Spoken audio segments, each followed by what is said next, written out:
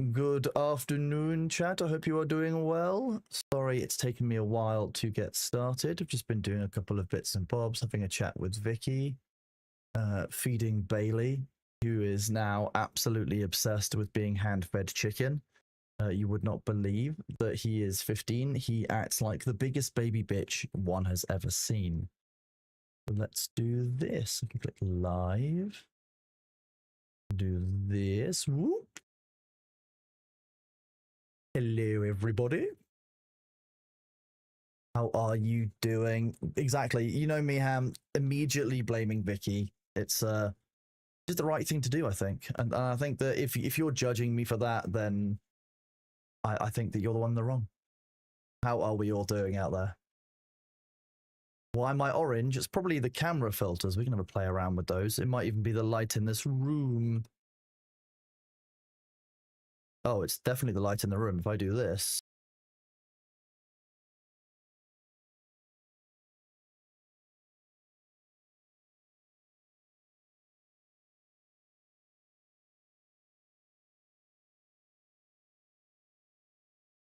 Blue blob.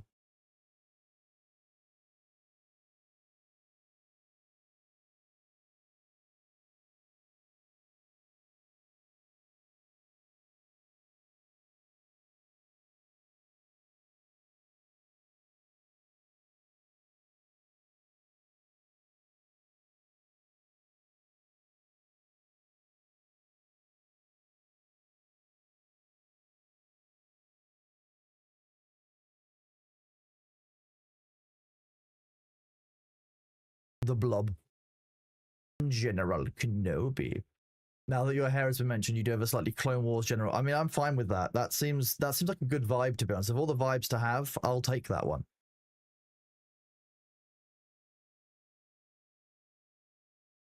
I am back. I am somewhat recovered from TwitchCon. Thank you all for being here. I want to do some massive shout outs because before we go and do much more, you guys went and kicked ass. I want to shout out Andy Finley for the resub at tier 1, Candice as well for subscribing. Good to see you. It was great to meet you at TwitchCon, Candice. Hope you're doing well. Hope you enjoyed your the rest of your weekend. Was it? Thank you very much for your resub at tier 1. You're an absolute prince. And then Foolish Sasquatch coming in with 10 community subs like that. Absolutely blew me away. I just remember like looking at my screen being like, I love you guys. I don't, you know, I don't deserve you all, so thank you all very much. And then Ashra for the resub. Then Balthazar coming in with a 13 subs. Again, absolute king. We're really, really close to our new emote release amount, which is king. I've got 5 new emotes to release. So the way we will do this is as every 100 new subs, we'll add a new emote. So thank you all very much for that. Balzar, you came in with those subs to Saitama, Nereva, Goshi, Brooks, bonus content, Orange Sea Cactus, Brentoni, Bale Rallas, Herulia, Coralash, and Evil Sar Gaming, Licks the Wolf, and Silver Slim. Thank you, Balthazar. You're always really, really kind. I really appreciate you. Oh, I'm glad. I am indeed recovering. Yes, I was on my cane on Saturday and Sunday because my back did deteriorate. And I'll be honest, the painkillers, like one of the issues I had this morning with going live was the fact that I was having some after effects from the painkillers. It meant that my voice hadn't recovered properly because it's a really heavy sedative. I was struggling to kind of bounce back energy-wise. But I had a nice chat with Vicky. You know, I've made sure I've eaten, done a couple of other things. So I've looked after myself and I'm feeling a bit better. I'm dealing with the after effects of TwitchCon a little bit better now. YouTube video is being uploaded. I need to record an intro for the video, but it should go live tomorrow during my stream. So I'll be sharing that with all of you then, which will be nice for my first. I didn't want to just raw upload my first YouTube video, you see. So I did actually want to, you know, do it a little bit differently. Also, I wanted to do a massive thanks to Lukewarm for the 5,000 bits, which is absolutely insane of you, bud.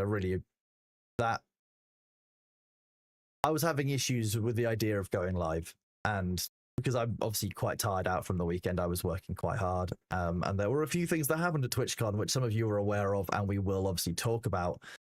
But yeah, it's taking me a little bit longer to bounce back and to recover than I would have necessarily expected, but I'm there now, which is the main thing. And I think that we would Balthazar.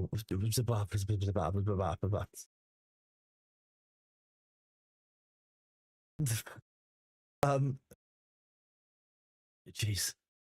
I'll keep going through this list and then we'll get that. Yeah, it's speechless. Lilithian, thank you very much for that resub at tier 1 and Alpha the 200 bits, taking us up to that level 8 hype train. Lady Emily with the resub at tier 1. No, the level 8 at 8% with 29 gift subs and 5,200 bits. You guys are absolutely awesome. Thank you for that. And then it kept going with Sindri resubbing at tier 3. Sindri, it's always good to see you. Thank you. Dax, good 6 months at tier 1. Goliath, Prime, Zidane, 10 gift subs. Balzar, 34 gift subs. I mean, that's smashed the goal. I'll read the names out for those just now, and then I'll get to uploading the new emote. Okay, well, I'll have to restart the goal. Let's upload the emote while I'm doing it, because it'll take some time to do this. Viewer rewards emotes. It's an animated emote. Oh god.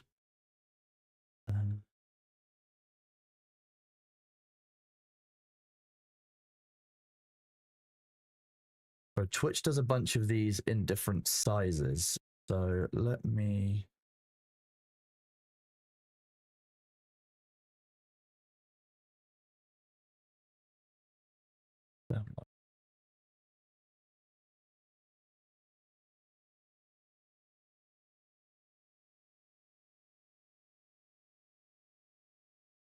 While I'm doing this, I will give you guys a quick 1-minute poll.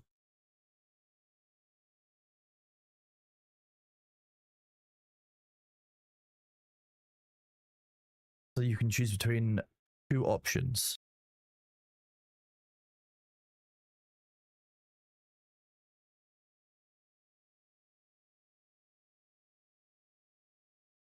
There we go. You have a 1-minute poll. Quickly, chat. Do your poll. While I'm uploading and downloading these.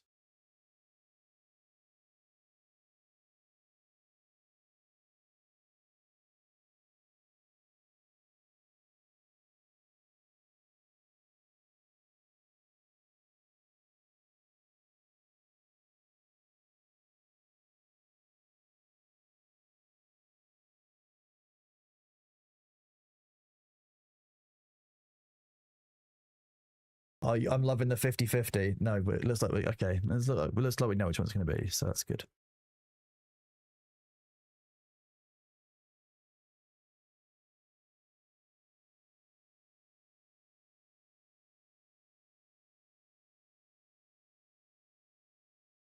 Shout out as well to Mr. Bushman, Mike 1029, and XZ. Thank you very, very much for the those resubs as well. Oh, you guys changed your mind last minute.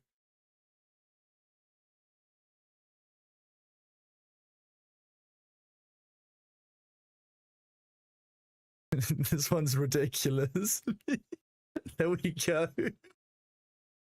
Okay, you enjoy the new Chrono Lick. Enjoy that one, chat. That's when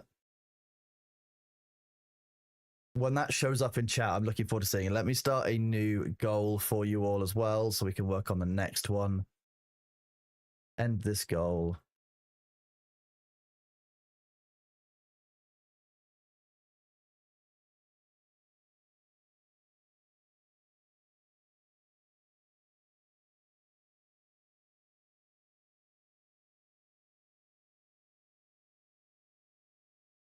There we go. A new goal has been started. You guys are all awesome. Thank you very much. Enjoy. There you go.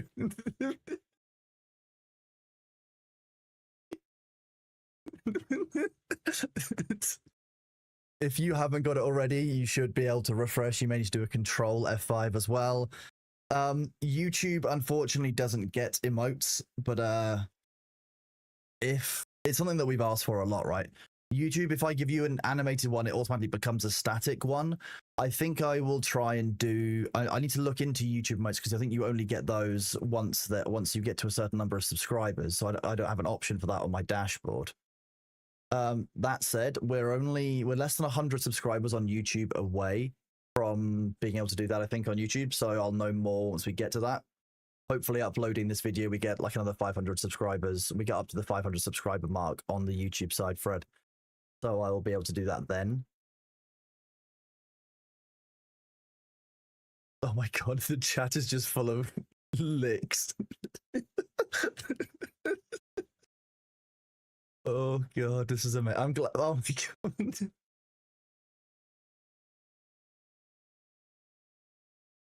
I'm wondering if, because you know how you can edit an emote?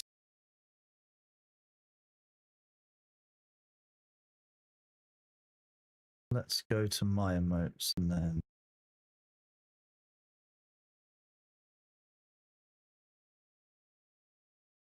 Oh, so I can't edit that one. Oh, because it's a follower emote.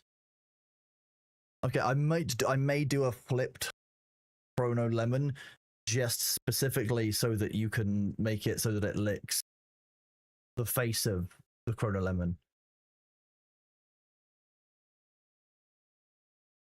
Anonymous Gifter, thank you very much for that gift sub to Private Jaws as well. It's very kind of you. We are working on that next goal for Chrono Raven. There was also 3 more afterwards. So there's some surprises to come. It's huge, you guys. Thank you very much for this love and support. Like I said, it was a struggle for me to go live today. I'll be really honest about that because my back is incredibly painful. So I don't know how long I will stream for today, and I may get up and do a couple of impromptu breaks. There is one starting soon, so I will just keep talking through. While we're in this break, I'll read out my thanks for the subs that Zidane and Balthazar gave, because I never want you guys to think that it's not appreciated, and reading them out is a way of showing that, because that's one of the reasons why you guys get to see me struggle reading out names, because apparently I suck. It's Thor.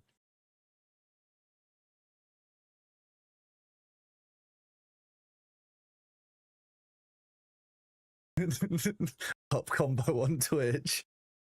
Yarcast and then Chrono Lick.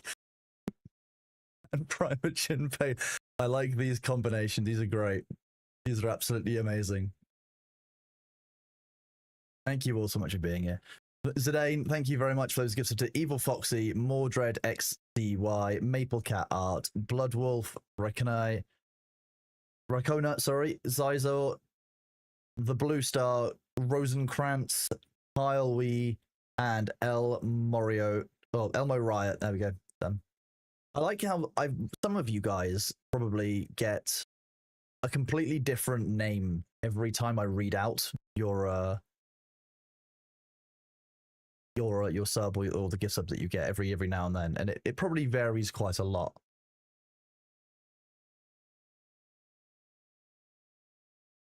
Because like sometimes I just completely read out differently.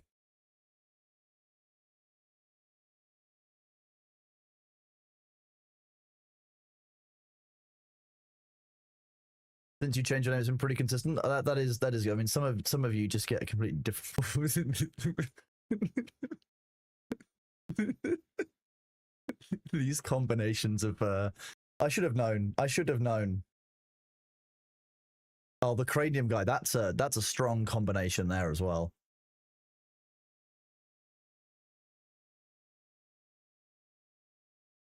Balthazar, thank you for your subs to EU Roper, to 23 Plaster, Aussie Raven, Stockage,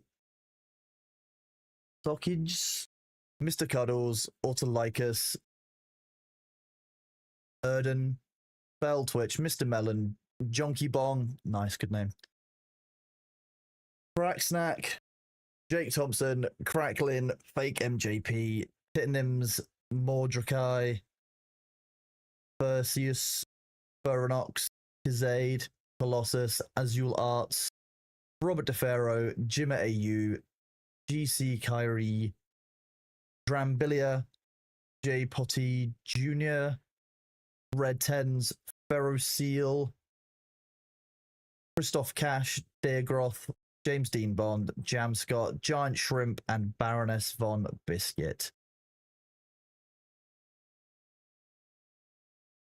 Lukewarm, you can't lick the sandworm like that. It's moisture. Not the moisture. That's not very good. You know, not very good water management there. I'm going to be honest. The worms. I'm not sure the worms do need moisture. Oh, like I said, you guys are awesome. TwitchCon was great fun. I had a good time there. It was obviously very tiring for me. It is work above anything else for me, so I end up spending quite a lot of time on making sure that Thor ends up where he needs to be, that all of the other content creators I'm with have a good time and are fun. I spend a lot of time personally on safety, and I will talk a little bit about safety and security because I know that's obviously a very strong touch point. A lot of people are concerned about that, and I want to talk about that in detail, and I'll give you guys my honest review on that. I know there's a lot to be said about the security at TwitchCon and everything that was going on there, so I will talk about that. But also, I would also be clear that like I had an absolutely great time. It's really lovely to spend time with my friends and to make new friends who are there, to meet people who, you know, I've had the the luck to meet on the platform, and people who, you know, I've encountered from a content creation perspective here while they're live. But it's not until you actually hang out with people in person that you really know what they're like in the moment, kind of content aside, without a screen in the way, and you get like that real honest view from people. So to me, TwitchCon not only is about making friends and reinforcing those friendships to already have, but like meaning that the people that like knowing that the people that you're interacting with are the people that you want to be interacting with. I did indeed get to meet Winky's Canadian girlfriend who goes to another school that we just don't know. Evie is an absolutely lovely human being. I've got so much time for her, and I'm very impressed that she puts up with Winky on a regular basis. I also appreciate that the two of them didn't get sick of my jokes about the fact that Winky is the British name for penis, which Winky occasionally got a bit frustrated about, but but I made sure to remind him. But it was really great to see Winky in person and actually hang out. Like, the dude is absolutely awesome, and you know, it reminds me that you know, and some of you will have seen on Twitter. Let me grab this for those of you who may not have seen it.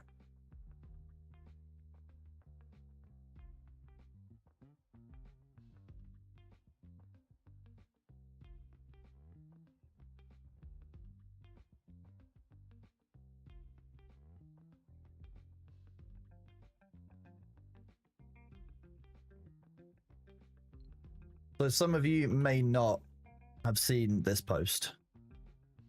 I'll put it in Twitch and YouTube for you guys. But this is my response to... No, I'm not sure if it'll show you the full post. Do this. Do this. If I do this button. This is obviously Twitter. Sushi Dragon is someone a bit like Winky. Sushi Dragon is somebody that we met last year at TwitchCon San Diego, who we spent quite a bit of time with. We met in person. It was really nice too. I bumped into Sushi. Most of you will know who Sushi Dragon is, of course. Sushi Dragon probably needs no introduction from me, but I will do a shout out. Just make sure I've got Sushi's Twitch properly. Yeah, I do.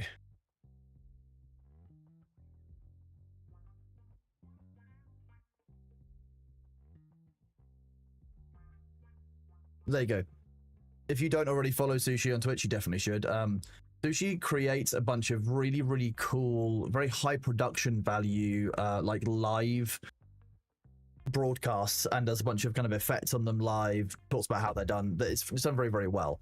But Sushi's a really great dude, and I had the luck to meet Sushi last year at TwitchCon San Diego, spend some time with him, spend some time with Thor, having conversations, just hanging out. Bumped in again this year at a couple of parties, couple of events, and dude's still absolutely awesome. I have a lot of respect for Sushi, because Sushi was one of those people who really stuck with Thor despite all of the drama and bullshit against him, and was really just really there for Thor in a really good way. I have a lot of time for that. But yeah, Sushi, actually, on the very final day after we'd hung out already at TwitchCon, we were just, Thor and I were looking for somewhere to get breakfast, and we actually bumped into Sushi and Sushi's mum.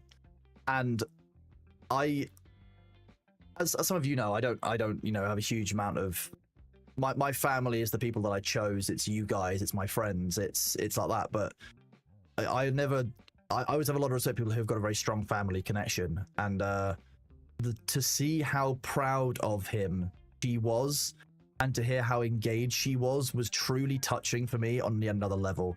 Sushi's mum is a really, really kind of kind and lovely woman, and all I could think of when I was talking to her, and like she was talking about how proud of him she was, and like, you know, talking about things to do with this content, talking about Twitch as a platform, like I was like, you know what, that's absolutely incredible.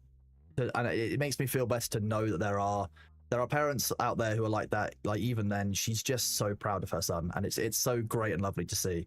So much time with them. Actually, one of the best breakfasts I've had at TwitchCon, funnily enough, just hanging out with Sushi and his mum, just talking about kind of like the future content that Sushi's trying to create, talking about a bit like her, like she traveled all the way across Europe in the 1980s, like before the fall of the Berlin Wall. So she went to every single capital across Western Europe, and to hear some of the stories about that was just so cool to hear.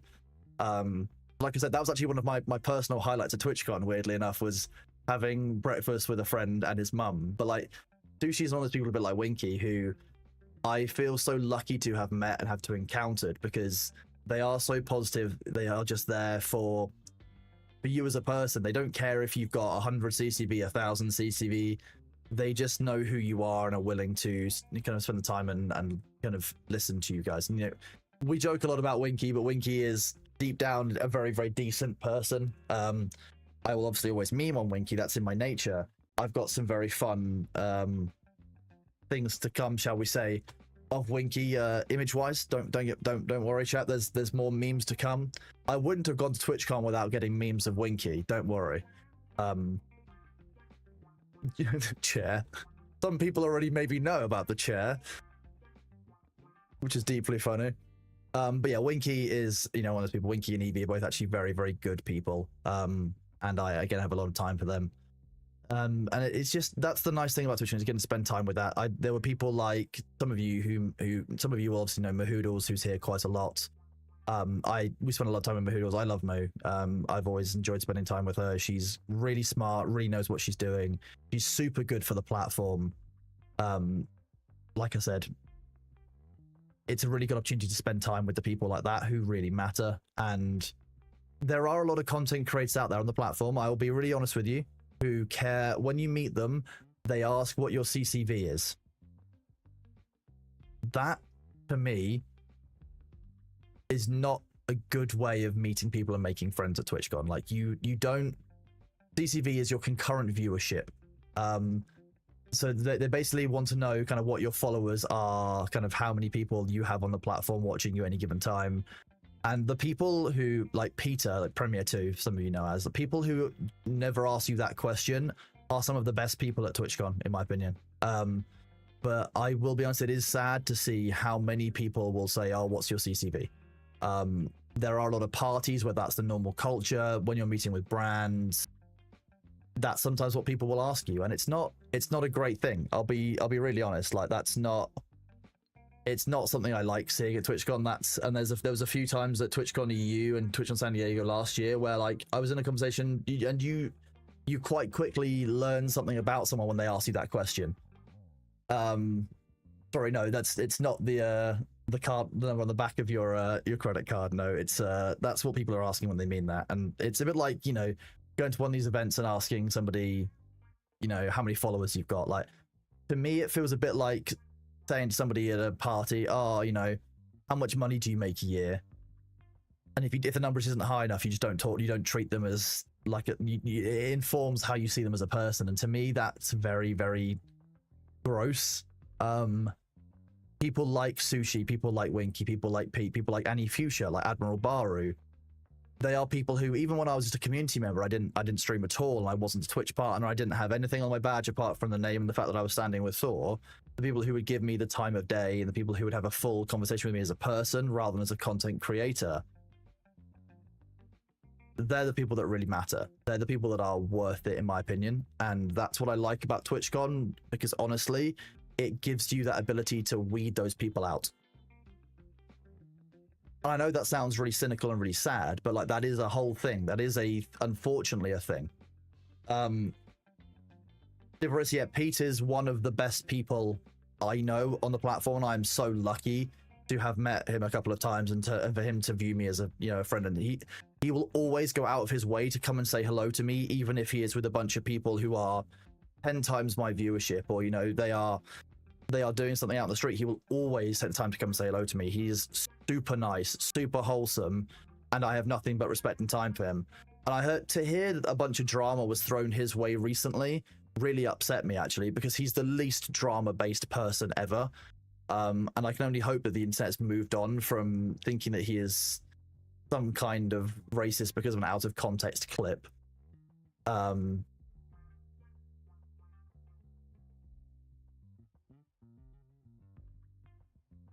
He celebrated his 42nd birthday. I mean, yeah, you would know. The dude is still absolutely vibrant, full of life, full of energy, and I've got so much time for Pete. He's just such a good dude. Pete waited in line for the Iron Mouse meet and greet, didn't go up front. Awesome of him. Yeah, that's the right thing to do. And the Iron Mouse meet and greet is another thing that I'm upset about with Twitch, to be honest, because to hear what happened with that, with the gifts that were left with staff members, makes me very upset. Had I known actually that Iron Mouse didn't have somebody there as a representative to pick up her stuff, I would have offered to go and pick it up for her and to work on getting it shipped to her or to Connor or someone, because like that's real bad. I think Twitch will likely have to answer to that quite quickly with that one, and I would hope that they do, because that's a lot of trust that was thrown their way that seems to me to have been wasted. I'll be honest with you. I don't like that. I think that was kind of gross. Yeah, Twitch. Sorry, Pete did have some drama recently. Pete went to go visit Ludwig, I think, because obviously Connor and Ludwig and Peter are all friends, and brought some gifts from Japan. Now in Japan, I don't know what the phrase is, and I'm not going to try and make it, but it's very common to use a specific greeting. Oh, hello Thurston over on YouTube, bud. Good to see you. How you doing, dude? It's very normal to do a kind of, I think it's a bow, to say something in Japanese when you give somebody a gift and when you greet them, because he's obviously in Japan. He is very culturally Japanese. Oh, Karade, enjoy Warhammer. Thank you very much. When he went to Ludwig's house, QT Cinderella and FanFan were doing a stream, and he did that to FanFan and to QT, and she made the joke of, did you only do that because you think that I'm Japanese? And she's not. I think she's culturally Chinese or Korean, or basically not Japanese. And a bunch of people online were trying to drag him for saying, he defaulted to thinking that she was Japanese, he's racist, blah, blah, blah, blah, blah. But it's not at all that. It's because he's married to someone from Japan. He lives in Japan. He's very immersed in Japanese culture. He takes great care to learn the Japanese language and culture in which he's in, because he knows what it's like to be outside of that and to come across as not understanding it. So he just did what he did was default, but people have taken that out of context and made an assumption. Exactly. A lot of you get it. People are fucking dumb, but Livestream Fails took it out of context, and people were going after him for being a racist, and it's just insanity. Because, like I say, Pete's one of the best people I know. So if anyone tries bringing that drama up about him, you know what the answer is now. You know basically where it's at. Like, the dude is culturally Japanese instead of Japanese, or basically made a Japanese cultural gesture, and it's just been overblown. I know it sounds normal. It's just so silly. But yeah, to hear that he queued up for the meet and greet and went through the normal route is such a Pete thing to do. He's just such a genuine and awesome guy. The Iron Mouse meet and greet and the meet and greets as a whole obviously are a topic of much discussion. A lot of you know that obviously Thor does do meet and greets. We arrange that every single time. We have at least one, if not two, of these each time. This time we had one meet and greet on the Sunday. There were, I think, 80 or 90 different people that came, plus their plus ones as well. So it was a really lovely turnout and great to see. I obviously sit with Thor throughout all of our Twitch cons. I have always sat with Thor at our meet and greets. Whenever he's done one, I've just been there on hand, whether it's to manage security, whether it's to keep an eye on people, whether it's to make sure that he's having enough water or he has the items he needs to. That's what I do. And some of you who have been there have seen that I sit with Thor when I'm doing those meet and greets. So some of you have come along and said hello. So yeah, typically if you go to a TwitchCon meet and greet and you meet Thor, you will also meet me. I'm just out there minding my own business. Some people want an autograph, like to sign their badge like the way Thor does. Some people want a photo, some people don't. Some people watch only Thor. That's fine. I understand that. Judge Freak, thank you very much for that resub, buddy. Good to see you. What is up?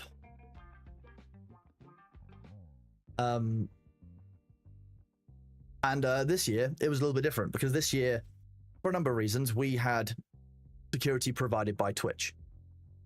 As some of you know, people on the internet are idiots. What a shock. Some of them like to threaten the lives of content creators, and Twitch takes that very seriously, including proactive monitoring and identification.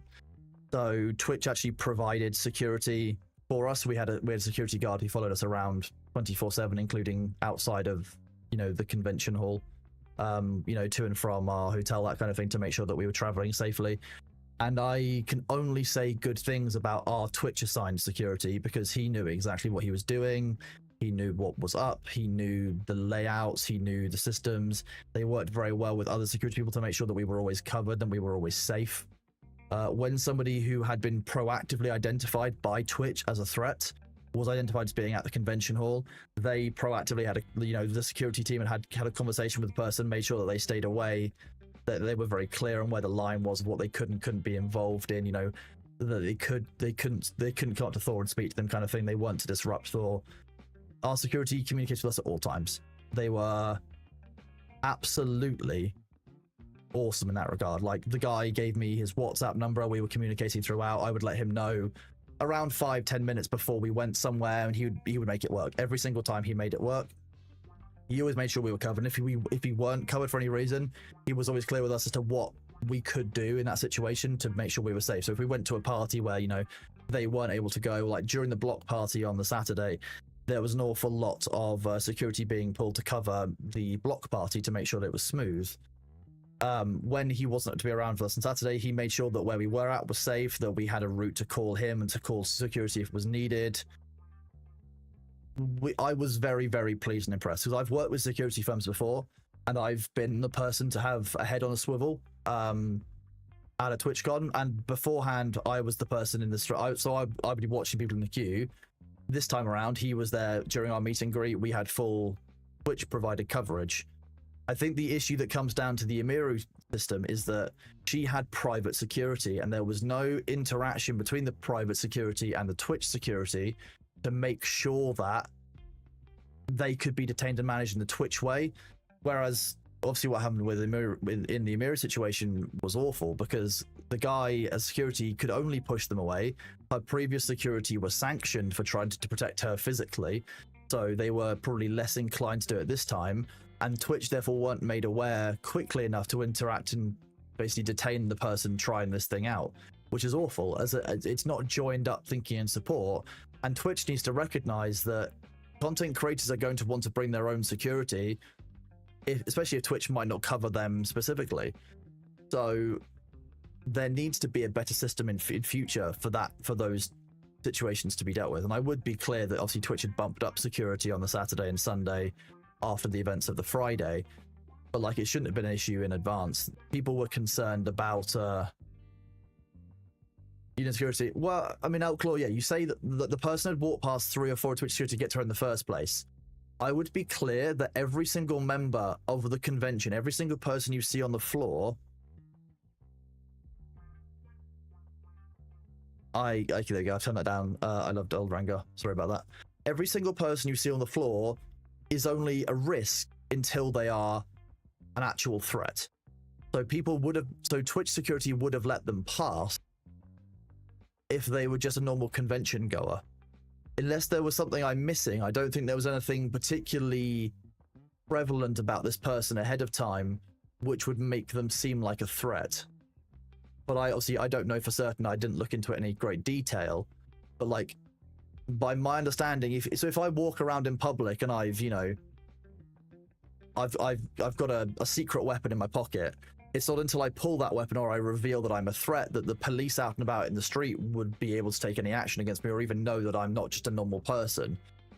So I'm not sure what this person displayed ahead of time. So I'm not willing to assume that the Twitch security who did let them pass made a mistake, if that makes sense. It depends on what they knew ahead of time, and I don't know if this person was a risk ahead of time, because to be honest with you, a bit like when you're out in the street, anybody could jump at you, anybody could, attack you. It's the fact that, we live in a reasonably safe society. One would hope that that's not the case, but like, I don't think the Twitch stuff can assume that every single person is going to be a problem until they are not. There's a line there, so I think that depends on what they knew ahead of time, and I'm not expert on that. I don't know if that person was known to be a risk ahead of time, because Twitch caught somebody who was a risk to us ahead of time.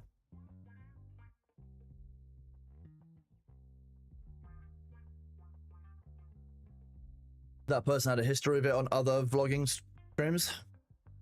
If they were banned from the platform, I think they shouldn't have been allowed into the convention at all, but as far as I understand it, that is the case. So I'd be very interested in knowing ahead of time what was actually possible to be judged, because I don't think I've seen that in detail. I think that Twitch's default to doing a 30-day rather than an immediate ban was very, very strange. I don't know why that would be the case. If somebody has committed a criminal offense, which assault is, then one would certainly think that you don't allow them to return to the platform, which the offense related to. So I don't really know what Twitch were thinking with the 30-day ban. That's very odd. But the thing to me that was worse was Dan Clancy's interview afterwards looked really, really poor. Some of the ways that the information was presented, I think could have been Twitch. I think he could have held his hands up on behalf of Twitch a bit more and been like, you know what, we fucked up here. We've increased the security. The comments being like, oh, well, that's, the nature of certain communities. It sounded a bit too much like victim blaming to me, and I didn't sit very well with me. I think the lack of support to creators is pretty poor. And I would also be clear that some stories have come out that last year at TwitchCon San Diego, 2 male streamers were assaulted, and Twitch did not give it anywhere near the level of coverage or support that Emira and others have been given, which makes me think that there is also a level of Twitch taking actions to support streamers and creators where there is a proportionate level of drama, which is wrong to me. I think assault is assault, and it should be dealt with in the same way, regardless of how much media outcry or how much Twitter attention there is around the issue. I think that blaming the creators or leaving the creators to deal with these problems is not a good way of managing the platform. And I think that ultimately Twitch could do more in terms of the mental health support after this, but also in terms of how they do this better onwards. I think, to be honest, being open about these actions is a good start. I think that creators need to start being Twitch needs to start involving creators in conversations around their own safety. And I think that genuinely ahead of each TwitchCon, there should be some kind of panel of independent streamers pulled together from all sizes of broadcaster to discuss what would be safe for content creators at the event. Because some of the stories of VTubers being asked to remove their masks to verify their identities in an open queue rather than a back room, some of the conversations around, whether there was sufficient security on site, that kind of thing, would be better if there were representatives from the community of content creators who could talk to Twitch about various viewpoints on it, rather than just it being dictated from the top by the company. I think that creators need to start being included in the conversation about their own safety on the platform. I think that's my view on it. And I was quite open about the fact that obviously we had a very good experience with Twitch's private security, but there were still times when one would wonder are we safe or are we not? And there's questions raised by things like the block party, where knives were available on sale inside of the premises, despite everyone being searched on the way in. That just doesn't show joined up thinking. And I think that had you had a group of creators who might have been willing to go around and have a kind of check out the shops and stuff, they might have helped. Yeah, so inside the block parties, there was a shop that was selling knives. They sold switchblades. So it's kind of strange that, yeah, you can't bring any in from outside, but you could buy your own weapon there and action someone. Very, very, very strange. Like I said, I think, yeah, there's lots of very well-intentioned things that have been done, lots of very good changes from the year before, but there still needs to be a way forward. Yeah, there was a shop that sold knives on the venue. Yeah, inside the closed-off area of the block party.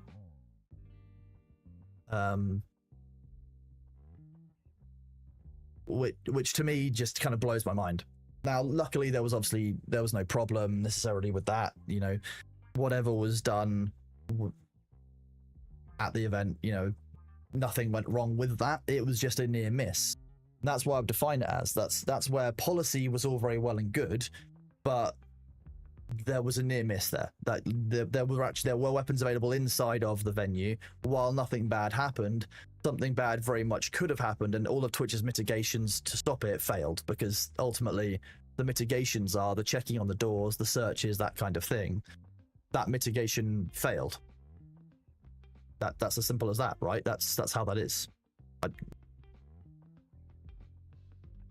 The security did a great job. The ones that I saw, the gun drug dogs on the premises. Well, the ones I saw were they looked like gun detection canines. They didn't look like drug detection canines, mostly because obviously California is a weed legal state. I'm not sure drugs are the biggest concern on the premises. The bigger concerns are firearms and explosives. So that's what that security was really for. And obviously there was no issues as far as I could tell with firearms or explosives getting onto the premises. So that seemed to have done well. But I think we have to look at and accept the fact that internet behaviors have gotten wild, and that's what Twitch needs to be focusing on next, is the people risk. Like you say, yeah, avoidable near miss. The guns and explosive booth guy had a sick day. I mean,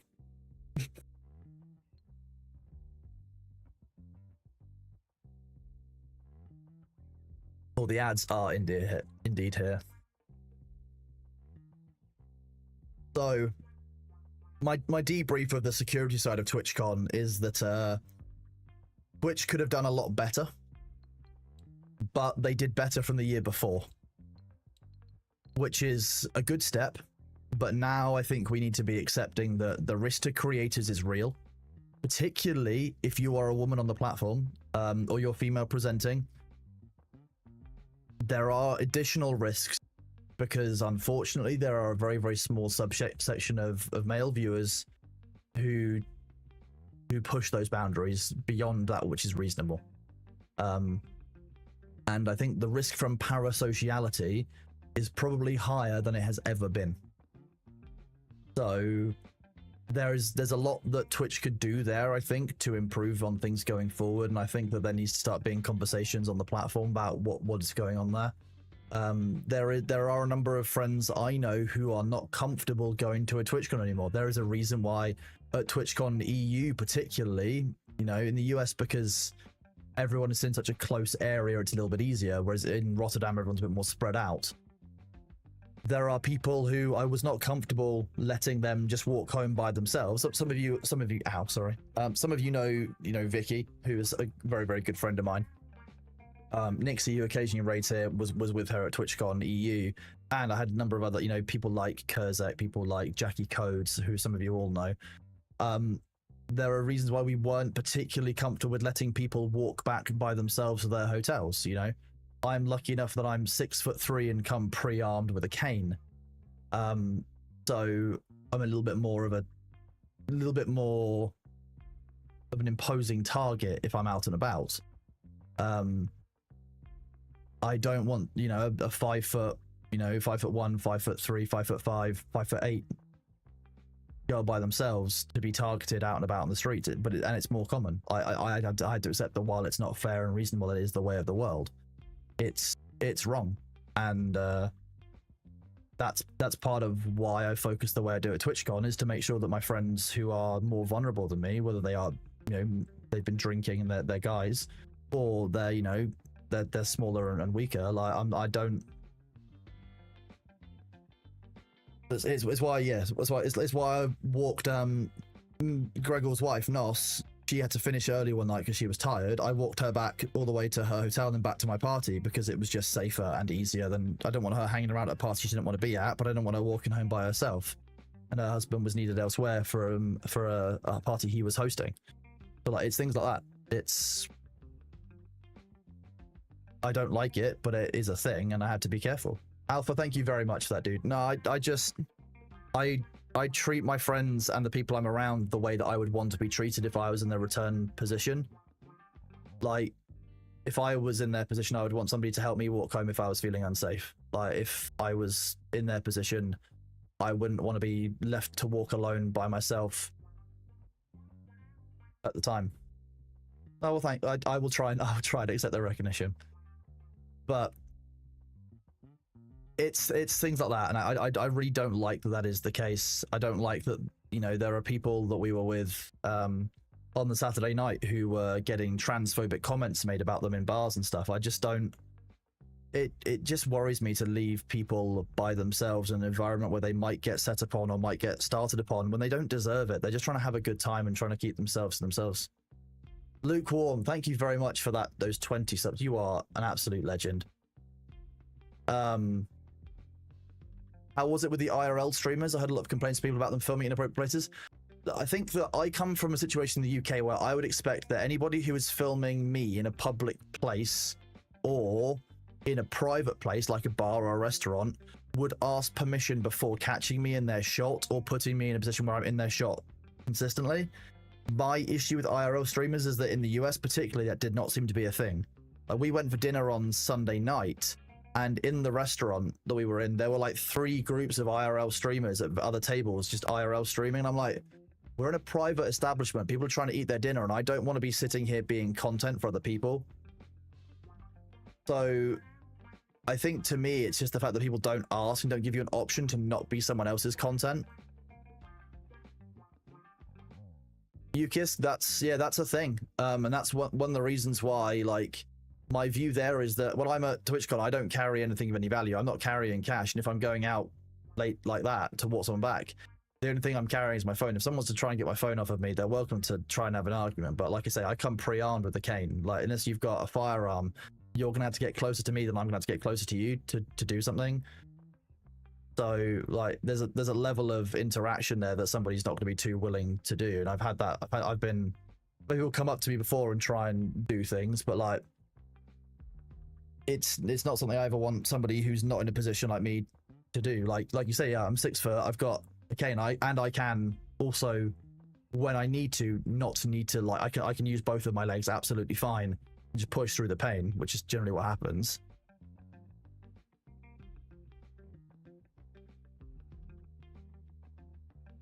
And like, I haven't got a collapsible cane anymore. This new one's heavy. It's strong and heavy and can take all of my weight on it. So like, but like I said, I'm still not safe. It's not a guaranteed win. It's just a deterrent. But like, well, exactly. I know you had an issue at TwitchCon last year, didn't you? I think that on the way back, didn't somebody try and start on you and Jake both? Luke, I just want to thank you for those subs to Terminal IDK44, IDK Aaron, Desaloco, Raptor, The Elder Potato, Big Tricky, Yasagi Bunny, Shoz, Roakami, Jam, Shiny Blue Dragon, Brick Steve, Vidal Cyborg, TMEG, Hero Silverstar, Demon Ent, Rafa Owls, Madge, and Black 08 Skull, Minchy Fox. Thank you very much, Luke. You're an absolute king. Thank you for that support, bud.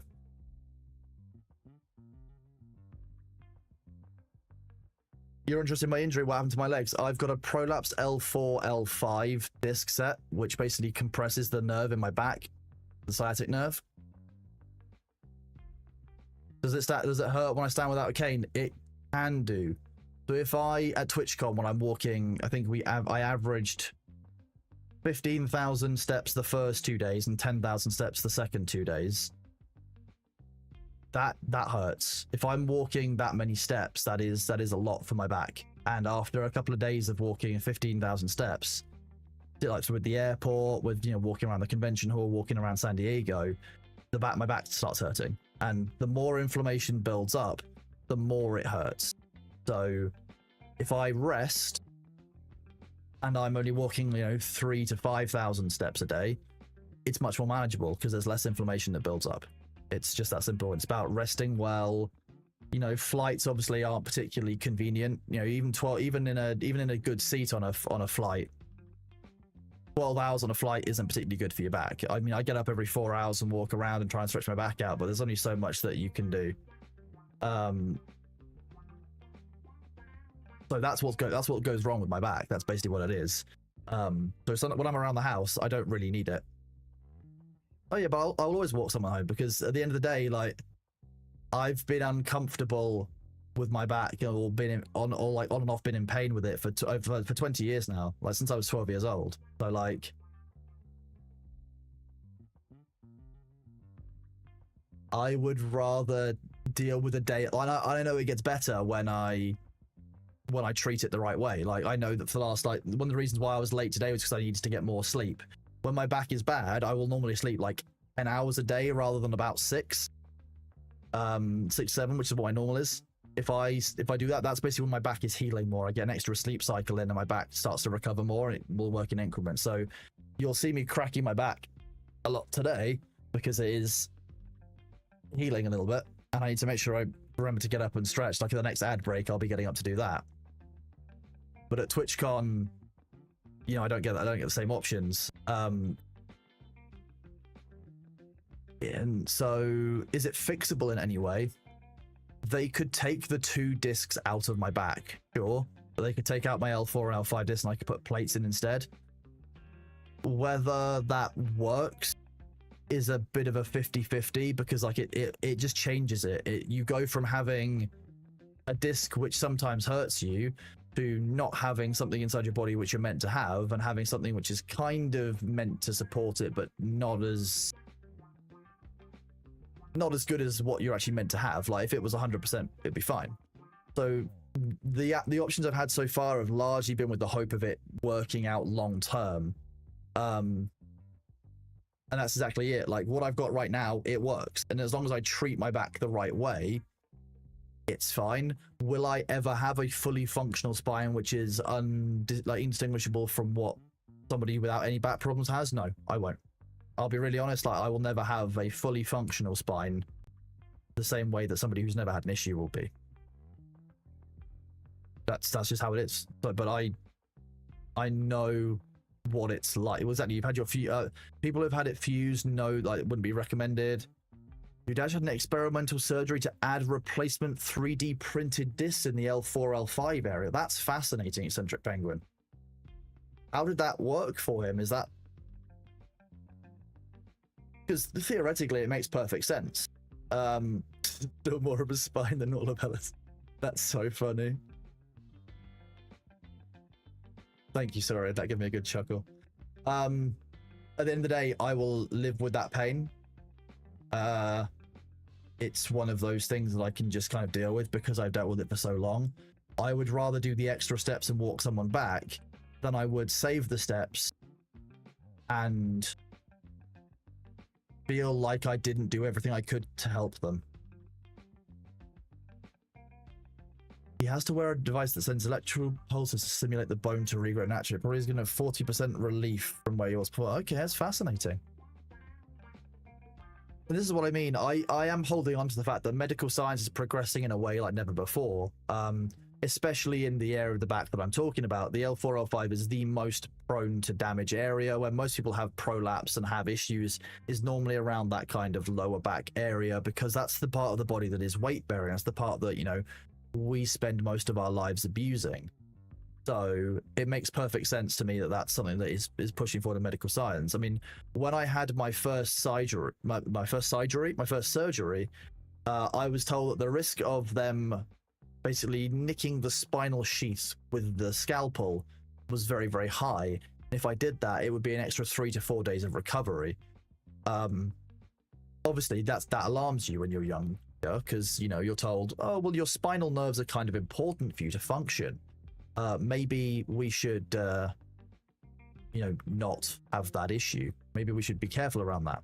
When I went for my third surgery, I asked them, well, is this still a risk? And they were like, that? Oh no, we didn't list that on the list of risks because that's no longer a concern. We now have a patch that we can place over the nerve if it is nicked, and the nerve sheath will repair itself. Basically, sellotape that works on nerve sheaths, and it's just like it just works. So like, that was a thing. That was 10 years of difference between the two surgeries. So like, I'm very confident that medical technology will push forward in this area, and that one day something is possible that isn't possible now. But right now, there is no possible for like a completely alleviated spine, and that's just how it is. I'm just kind of aware that for most of the time, and it's only kind of 2 periods a week.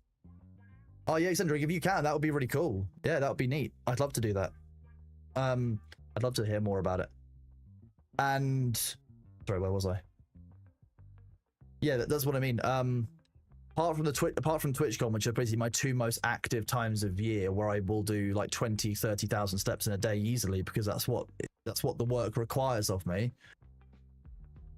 I'll just do that, and it's just a couple of days after. So like after TwitchCon EU, I only started streaming on the 5th of June. What most of you don't realize is that like the last, like the 4 days before that, I was basically resting up from TwitchCon EU, but I was in a similar position. Whereas this time I wanted to get back to streaming for you guys, and I decided that like I didn't want to spend so much time recovering, but it was also like I need to work out how much time I need to spend recovering versus how much time I want to spend recovering, if that makes sense. Because it'd be very easy for me to rot in bed for a whole week. I'll be real. Like we've all been there. We've all done that. You've been away on a difficult work trip and you spent lots of time focusing on stuff. Like you could 100%. I can spend a week in bed, like lying, and I'll basically just go today as long as I can do, or as long as I need to do, to feel like I gave you guys, everything I needed to. That's kind of how that works. So I'm gonna work out that I'm not forcing myself to spend loads of time in bed chilling, but also like I'm spending some time to rest where I can and where I need to. It's very, very easy, I think, to be especially in my position with my back, it's very easy for me to fall into the trap of, oh, don't do anything today, your back's still recovering, don't risk it. Sometimes I'm not risking it by sitting here. It's actually, if I was doing stuff around the house, or I was, lifting things and doing stuff, then it would be worse. But actually, sitting here with a well-supported back, making sure I'm getting up every now and then to stretch, making sure I stay hydrated, is actually better for me than what I would otherwise be doing. Sometimes I need to remember that. It's difficult for me just to fall into that kind of cycle of things. In the video broken parts, you did 14 months to get your knee looked at, 50-minute checkup, and now waiting for surgery to get them looked at inside and remove the broken parts. I've been there for about 15 years. It's so easy to put off medical stuff because you think, oh, I'll just recover, or oh, that's, everyone deals with something. Do I have specific exercises in each case of rest? I do have exercises that will work to decompress it. Over the years, I've gained quite a good understanding of how my lower spine works, and how the lower spine in general works. So I have a set of exercises that I personally use to keep my back somewhat limber that works for me. So you'll see me doing strange movements that don't make a lot of sense, like where I try and basically I'll bring my chest upwards like this. That's where I'm actually stretching my lower, I'm actually pulling my lower back upwards with my core muscles, which basically decompresses the lower parts of my spine, and I'll feel my back clicking like 3 or 4 places as I do it, just based on basically clicking it in ways that release some of that pressure and some of that gas that sits in the back. Oh well, thank you, Alpha. That is super kind of you. I don't necessarily feel that way, Alpha, but I really respect and thank you for saying that, to be honest, bud, because I try my best. All I ever do is try my best to be reasonable, to be the best that I can be for my friends and for you guys. All that I'm saying. And that's why I am at TwitchCon. Like that's why I am the way I am there. You could probably arrange a group of community members to carry my bed around at TwitchCon like a throne. I mean,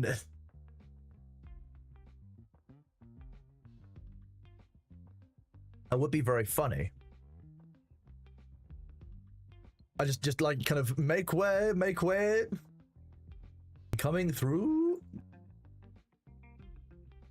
I think I'd still did you wake up and click on a cinematic emotional motivational discussion? You did, Winky.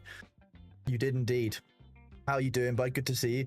I was telling Winky, I was telling chat, come up Winky, about how awesome you are and how much I appreciate you. And I'm not going to repeat it because I feel like being nice to your face would undermine the times that I reminded you that your name is the British word for penis.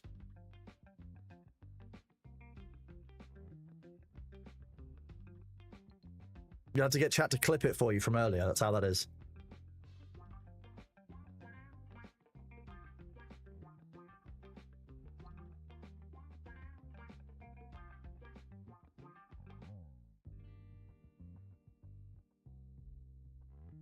Actually, I do have something for Winky, to be fair.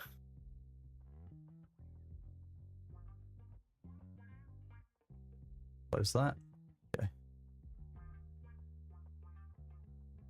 You've been hit with the post-con sickness. Good luck avoiding it. What sickness have you got, Winky? What did you catch?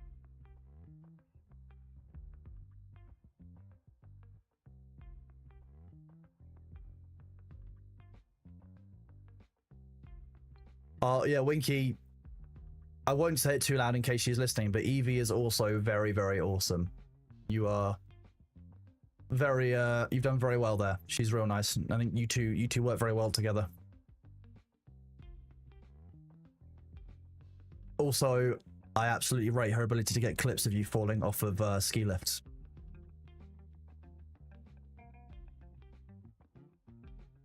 You'll never tell her? Perfect. Let me do this.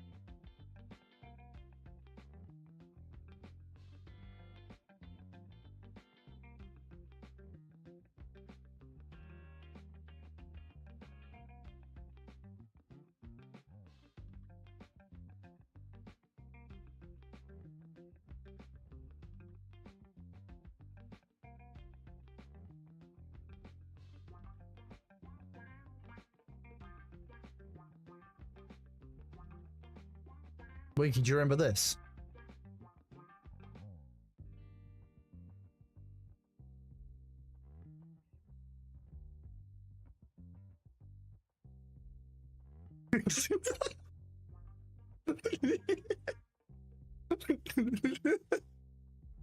Put it in the corner, you know what, you're right.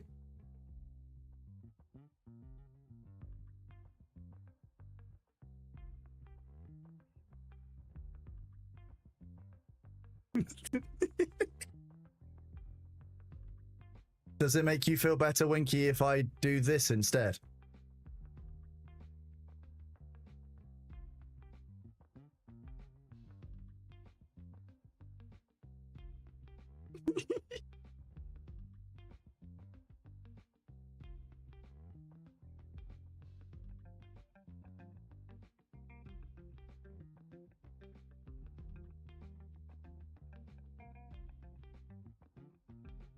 I would say this is my pet Winky, but actually that doesn't sound great either, does it?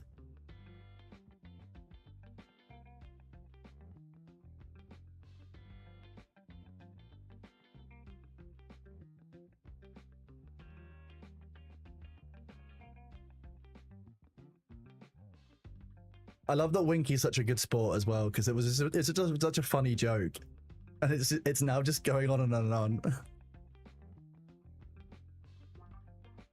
I found it even funnier as well that after all the joking that we have about Winky being in the chair, they didn't bring Winky's food out with everyone else's, so we were all there with food, and Winky had to watch with the food, and it it was just kind of perfect how accidentally the waiting staff managed to just be 100% in on the joke. It was just great. But yeah, Winky, I hope that you had a great time at with your plans afterwards, and that despite you obviously catching the con crud, that you feel better soon. Luckily, my sinuses so far seem to be okay, so I would hope that actually, like, that's you got that a different time. So far, I seem to have been, apart from my back, and then some really I had a really negative interaction with my painkillers. But apart from that, oh, thank you, Eccentric. I will have a read of that after stream, some evening reading when I've got B on my lap, knowing him.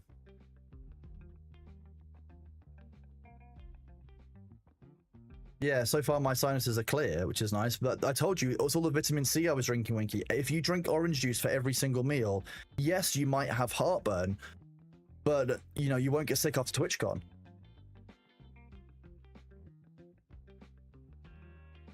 The heartburn's irrelevant. That's... Speaking of B, how is he? B is really, really good. Thank you. He had a vet come over while I was away. So on the Wednesday when I flew out, so a week ago yesterday, a mobile vet came to visit him from nearby. My friend works with, and they gave B a checking over. They checked his weight, they checked his fur, they checked his teeth, they checked everything. Most notably his heart murmur, because Bailey has a heart murmur, for those of you who don't know, is completely unchanged. They were a bit worried at first because they weren't able to test his heart murmur because he was purring too much from all of the attention for them to listen to his heart, which basically sums up Bailey. He was a bit nervous at first, got a little bit of bribery, and then when he was on a chair just being listened to, he was just kind of rolled over, just like, okay. He was purring too much to be checked at first, which is about right. But they're really, really happy with him. Apparently, they wouldn't have known that he was 13 by looking, that he was 15 by looking at him, apart from obviously from his notes saying he was 13 when his last checked. He's 4.8 kilograms, which for those of you, let me just convert that for those of you in the US. He is 10.5 pounds. So he's basically the perfect weight for his size. He used to be 13.5 pounds, which was quite chunky for him. So he's basically down a good weight. He's been down at this weight for a while now. So, like when I said that he was very overweight, like these are the exact numbers. I think that when he was last checked, they said that he was seen at 6 kilograms. I think actually he was about 6.7. When he came to us. He was about 14.5 pounds when he first moved in with us. So absolutely wild that here in the UK, don't they use freedom units? We use freedom units for our own personal weight. We use stone and pounds because of the way that personal measurements are passed down from your parents, whereas when you learn things like distances, you learn them in school, so you learn them normally metric. But we do use a mixture of the two in the UK because we like to be difficult. Like, we use miles per hour.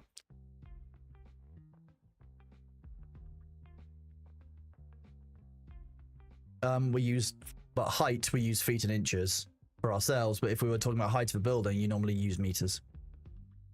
If you're talking about how high your ceiling is, you talk about meters. If you talk about how tall you are, you talk about in feet and inches.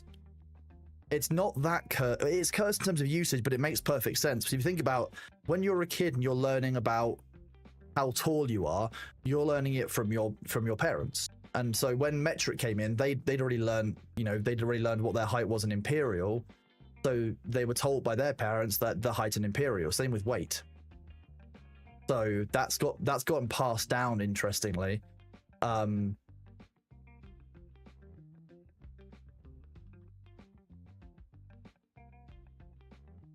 That's why, but I do know that I'm 6'3" or 189 centimeters.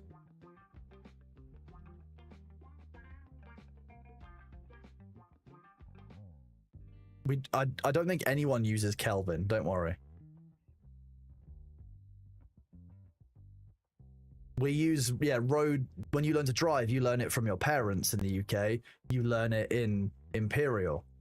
It's basically a where we've been taught it in schools versus where you've learned it from parents innately as part of existing.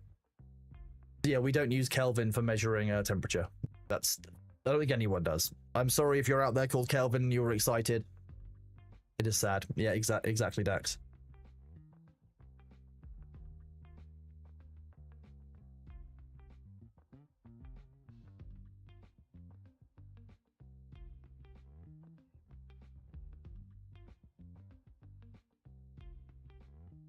Kelvin is used when talking about absolute zero. Yeah, exactly. That's when I would learn. That's when I would know to use Kelvin.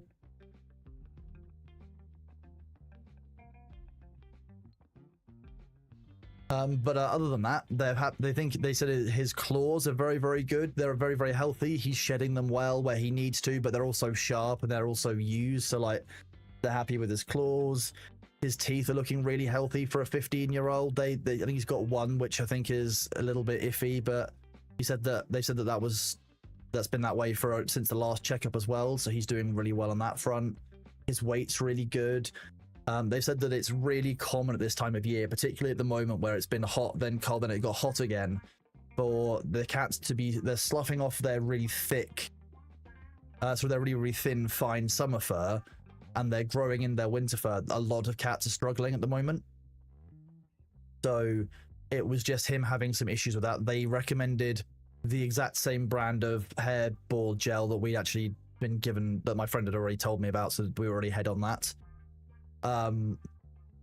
So they're happy that we're giving him stuff to help deal with the hairballs, and he's been happier. He's no longer being sick. Last time I saw, he was doing his normal cough for a hairball, which is a good sign for me. You know, cats do that kind of wheezy coughing, hacking to get rid of a hairball. He's back to doing that rather than what he was doing before, which was just retching when he was going to be sick. So he's no longer being sick. Funnily enough, many of you who have dogs will know that sometimes if you have dogs, particularly a Labrador or any kind of retriever breed, they need like a special eating tray or like a special bowl to help them eat more slowly. We've had to do that for Bailey. Yeah, so Bailey has now got one of those slow down eating bowls, and yeah, like a puzzle bowl. So yeah, it's dotted around, or like it's in that spiral, so he has to work at it and get it. So now if we're giving him chicken and stuff, we put it in that, and that seems to have been helping. He follows me around. He shouts at me for his food. You know, he plays fetch with animals and toys. He's basically part dog. He inhales. Inhales is actually like not even going to cover it. If I give him chicken, oh my god, like I thought he ate his wet food quickly. Giving him like freshly cooked chicken, which we just boil up, just a plain like chicken breast or chicken thigh, for example.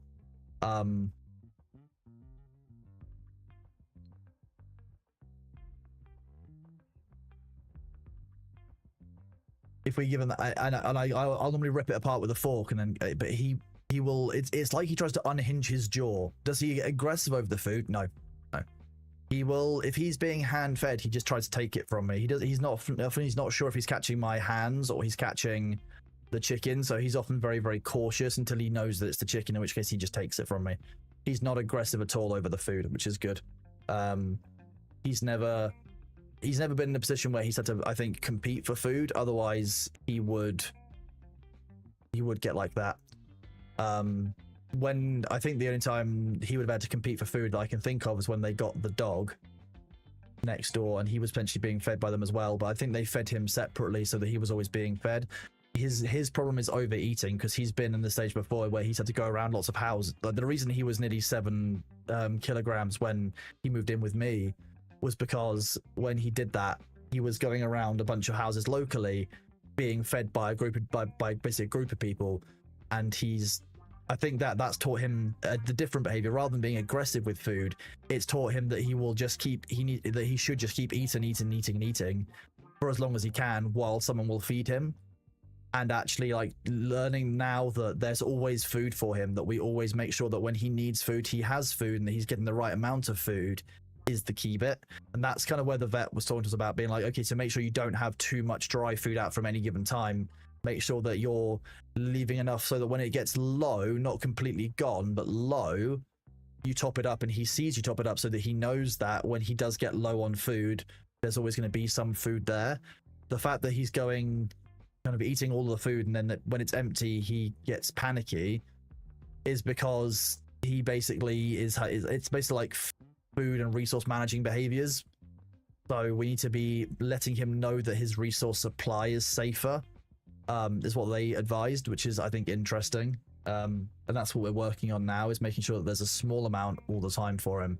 I think that's what it is. I think because he didn't feel safe going into his old house, he instead has wanted to kind of make sure he's always got food somewhere else. Riot Maker, hello. It was fantastic meeting you as well. Thank you very much. Yeah, thank you for stopping by. I hope you had an absolutely wonderful time at the convention. We've just been talking about the convention, actually, and kind of how we found it, how few things were, kind of my view for what Twitch, I think, needs to do better here going forward about security and other things, and kind of some of the issues that we had. I'm sure we'll cover them again later when people come back in from US time zone. But realistically, I think that Twitch did an okay job. I think they could probably do more, and I think there's some points that I would make that they probably should consider. Like my main point is involve creators in the conversation about their own safety now. Make sure that before TwitchCon EU and before TwitchCon San Diego next year, you have key creators across all viewership sizes, whether small or large, and you just get kind of a few people to speak about what would make Twitch safer, what the needs of various communities are. I think that's my view on it, because I think now that we're involved and we're aware and creators are working on their own security at all times, Twitch needs to recognize that the creators know about their own security best. And so I think that, like, Twitch needs to recognize that, okay, if they know their security best, they need to tell us what we need to do for their security. Did you hear about the VTubers getting their gifts put in the bin? I did hear about Iron Mouses. I don't know about other VTubers, but I think the treatment of VTubers is another thing that Twitch needs to be more careful about, because, you know, not having a side room for VTubers to be able to demask in a safer environment rather than the main partner queue is wrong. It's about security. Their identities are a safety thing. That is a safety feature that people were trying to protect, and to not support that safety element is insane. So I think that VTubing as a whole is something that Twitch needs to recognize, that they actually are a remarkably core community for Twitch, and also a really wholesome community. I'll be honest, like, the VTubing community are by and large pretty awesome people, and like that you see how much they do for charity, how much they do for each other. Like, they're normally a pretty good group of people. So that's behaviors, they're people that you want to keep on the platform, and therefore you want to keep safe, and you want to make sure that their rights and their freedoms are protected and, you know, supported. Why does Gordon Ramsay look he's about to punch someone messing with his lamb sauce? Probably because he is. I'm glad that you had fun, Riot Maker. It's I mean, easy to say, but like, ultimately, smaller creators are the lifeblood of Twitch. Like, you know, for every large creator, there are 100 or 1,000 smaller creators that make up the same viewership base, but also bring so much difference and life and joy to, you know, to TwitchCon and to Twitch as a whole. So I think smaller creators are the core of the platform, really. After what happened to Miri, Mouse said she'd never go IRL ever. That's completely fair. I think Mouse's situation is very different as well, but like, given her size and her health needs and everything, and her, and some of the way that people get weird in her community, that doesn't surprise me at all, and I completely respect that. With what happened to Emmy, I don't blame any creators for wanting to go VTuber. I can completely understand it, I'll be honest with you. It doesn't necessarily always feel safe when you're there as an individual, and there's definitely a thing. What the hell happens? there was an issue around an assault and probably Twitch not doing as much as they could have done, private security not doing as much as they could have done, and just generally not joined up thinking and working together between the security services that, you know, individuals are bringing with them, and also Twitch, especially where those creators have faced issues in the past. Like, you would have thought that given Amira had had issues with her community in the past, that she would have been top of the list, or at least on the list for Twitch to provide one-on-one security for, like we had for Thor. Obviously, you know, whether you like it or not, Thor's faced a bunch of threats and issues recently, and therefore we had security sorted by Twitch. And because they were part of Twitch, they were able to do a lot more than if they weren't part of Twitch. But like, Twitch can't bring security for every creator, so the people who do bring security themselves, or who want to be responsible for their own security, need to be supported more. Where online parasocial relationships are a big possibility? Exactly, no, you're 100% correct, Right Maker. I agree with you. Like I said, Twitch needs to involve content creators in discussions about their own security. Is she okay? She luckily is physically okay, but I think she's justifiably shaken, as anyone would be.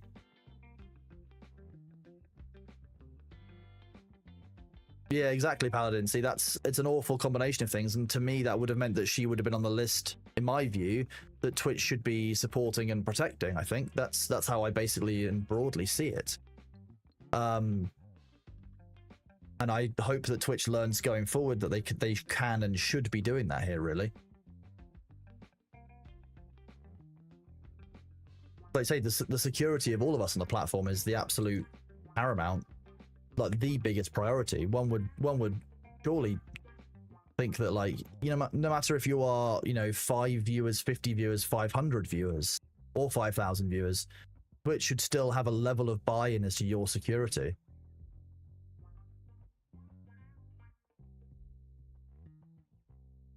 You think Twitch sees streamers as contractors and they're treated as such? I disagree to some extent. I'll be honest with you, Zephron. I know and recognize that Twitch does care for their content creators, but I think that they care where it's convenient at times, and I think that's the issue I have. Is there's definitely that. For me, at least, it seems that they care when it's convenient to.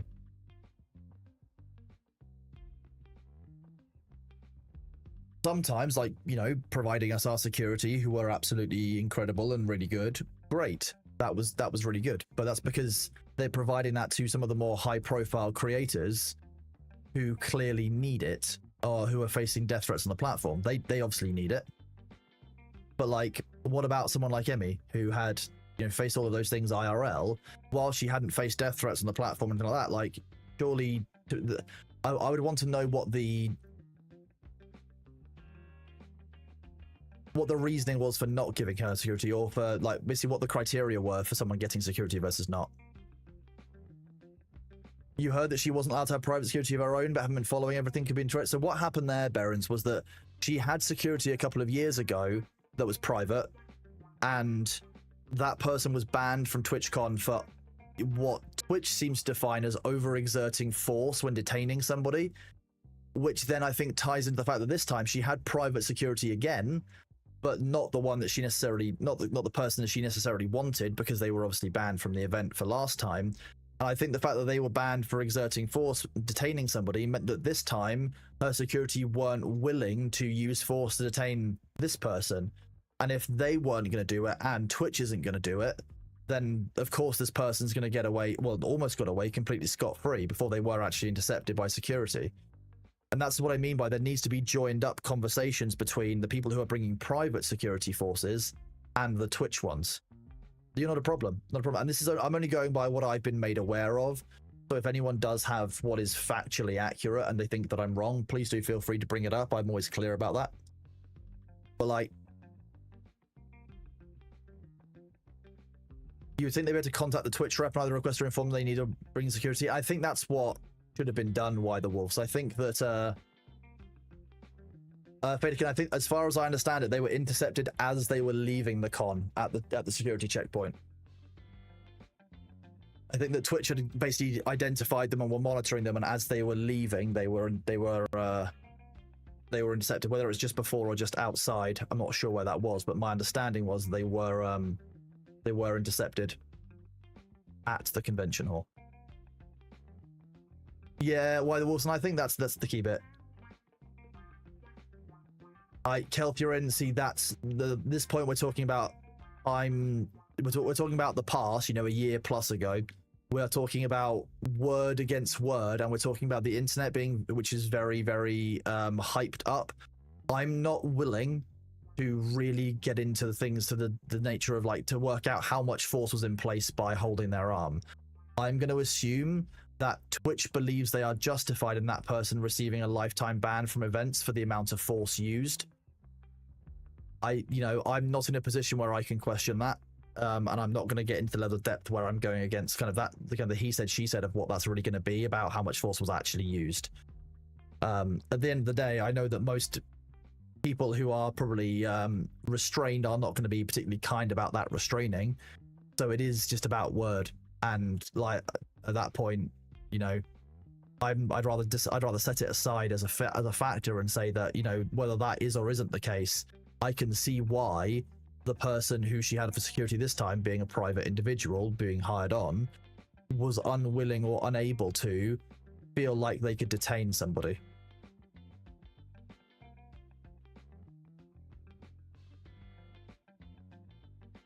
Like at the end of the day, like you said, like why the Wolf says, they should be able to inform their Twitch rep and be able to inform, like, request security or be able to inform they're bringing security. That's what it should be. And then once that security is on site, there should be a contact point or a command and control center where that security could call them, or at least inform them of an event. Even if they're not on direct radios, they're not in direct contact, there should be a way that Twitch can be made aware of that immediately, and that Twitch security can intervene where that person can't. Now, on the Saturday and Sunday, there was additional private security standing by things.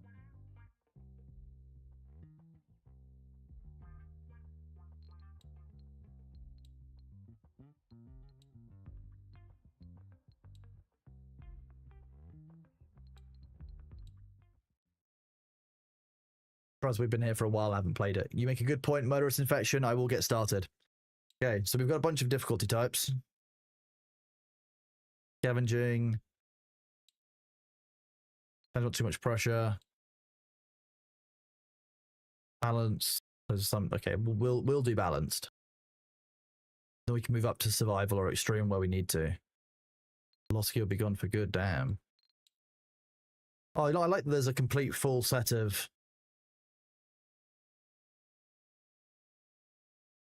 That's how many items you lose when you die. Okay.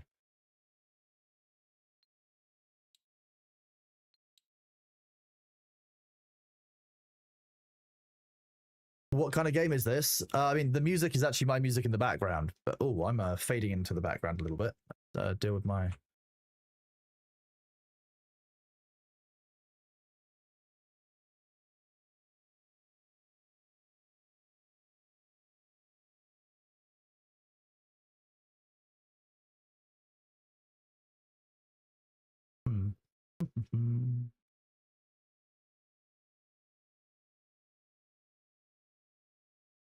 Who needs to be visible, right?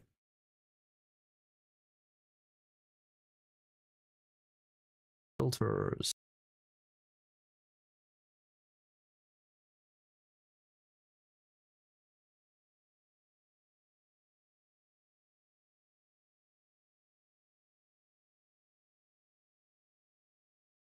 There we go.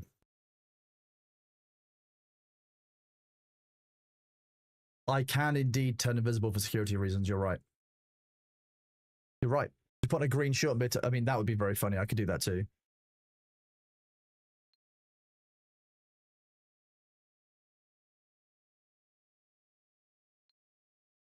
So yeah, in terms of game genre, this is kind of like Escape from Tarkov, but with ducks. Yeah, it's kind of. Oh, you. So yeah, the game is kind of like Escape from Tarkov, kind of similar a little bit to Dune in the regard of, like, it's a survival shootery, loot-based game. Oh, I did indeed hear that story, right, Maker, and that video is being uploaded as we speak. I need to add a little intro to it, but I should be posting that this evening or tomorrow morning, depending on my availability. Give me 1 second to do this.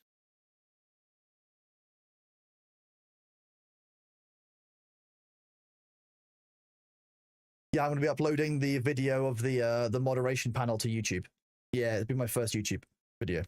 Pan Miyagi, will I play Arc Raiders? Most likely, yes. The only thing I'm wondering about Arc Raiders is what the progression looks like. How does that work? And I didn't get a chance to play it this weekend because all the booths were obviously very busy and it's an egg-shaped planet. Yeah, I didn't get a chance to play Arc Raiders this weekend, but I am very interested in it. I missed the evacuation. That makes sense. I was probably like procrastinating. I probably hadn't packed properly. Escape from Duckov. The planet is egg-shaped. Is it an actual... Well, all planets are actual eggs. That makes perfect sense. You know, I've seen Doctor Who. I know how the moon is. 1 second to fix something. Oh, no, I can't fix something. Never mind. I'll fix it in a minute.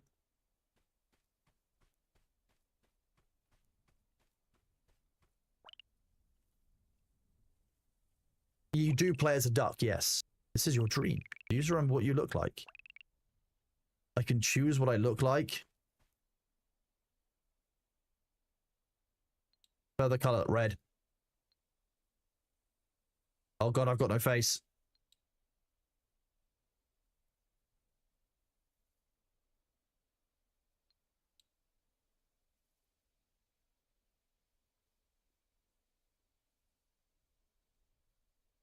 Sus.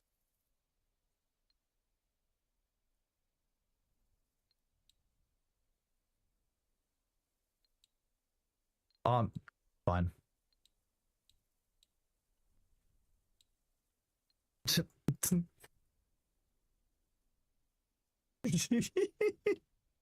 Why not?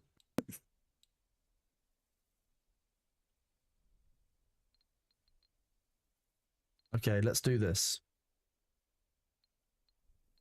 Pictures. Windows.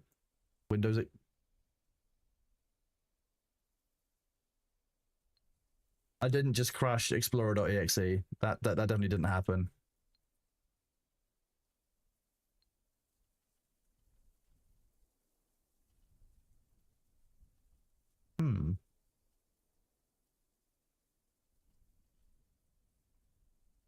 That's not great.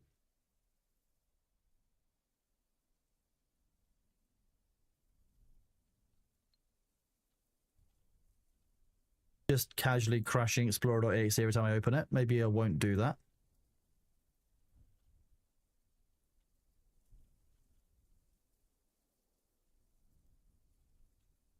Streaming stuff.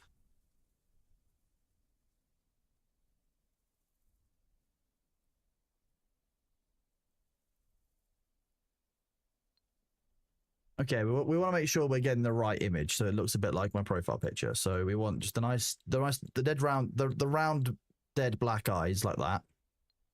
There's no eyebrows. The eye spacing can be a bit closer together.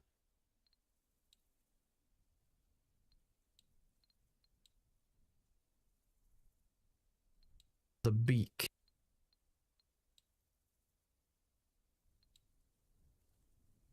Oh, that's perfect. Okay.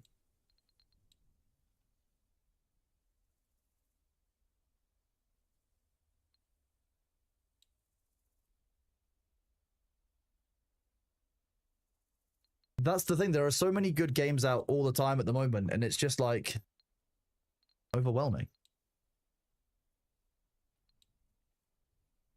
The tail also needs to be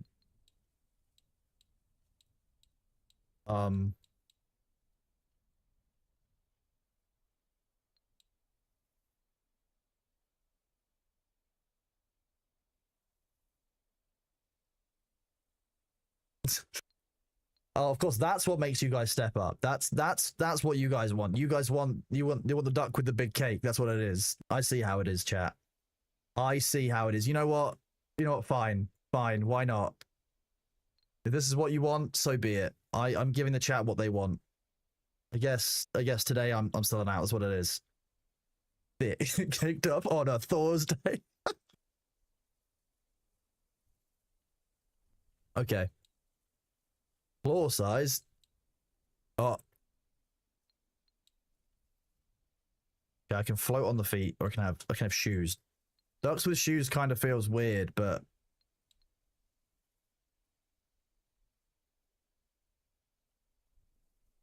I'm just gonna go for the massive feet. That's what's going on. that got dumpy. Fuck's sake.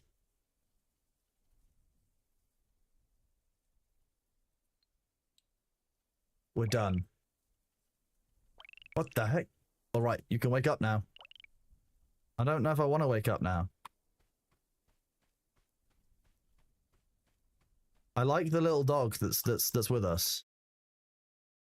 We really sell out. Oh yeah. You see, I've got back from TwitchCon and I've learned that that obviously like that having cake is the main thing that every stream needs apparently. No matter what, even if it's a duck. Just you wait.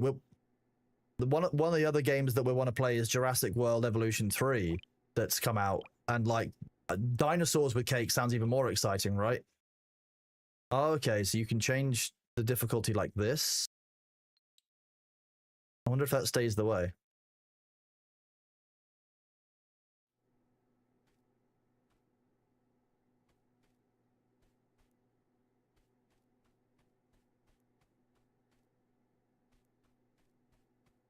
Look here. I love loot. Oh, I'll take a gun.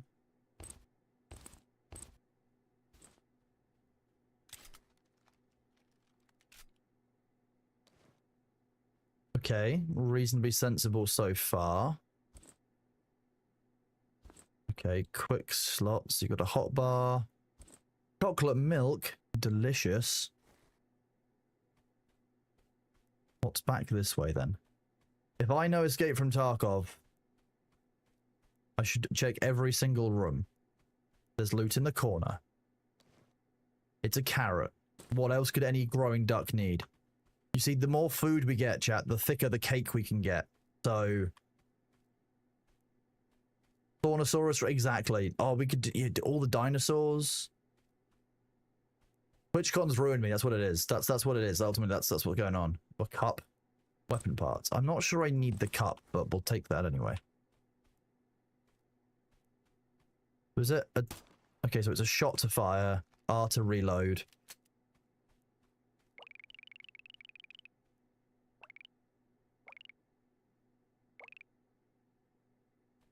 Base to dodge.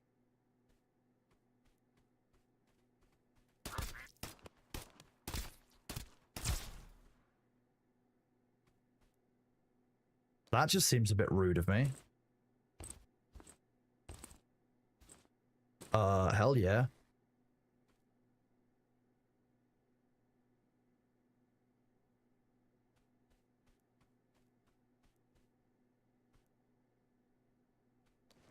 I like how you can lift the bodies and carry them around. I think that's neat. Oh, a pumpkin. I can wear it. Oh. It's Spooktober. You've been playing Jurassic World Evolution 3. You're super enjoying it. See, I've not played any of the previous games. To improve security, all got to train using the following tips. Aim. Okay, hold the right mouse button to aim for better accuracy. Aim the enemy's head before firing one of the more lethal shots. Okay.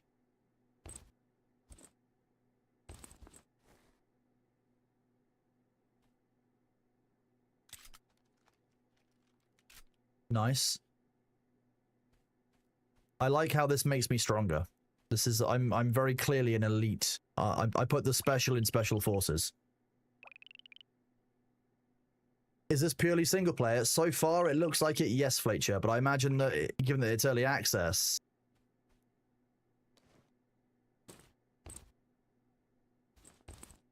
Was that a maximum stack of 3? Okay.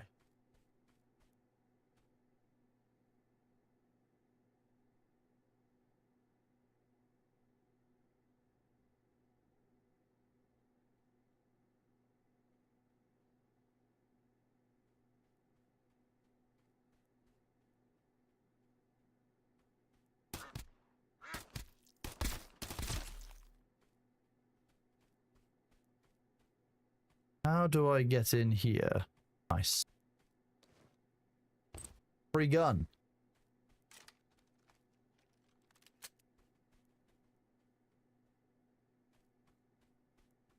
No, there is some background music playing. I will switch. I can probably...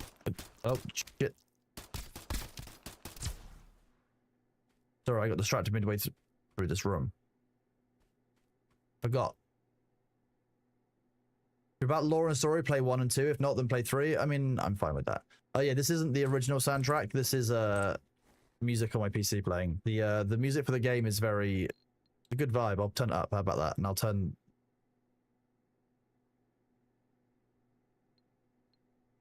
And I'll turn the Spotify music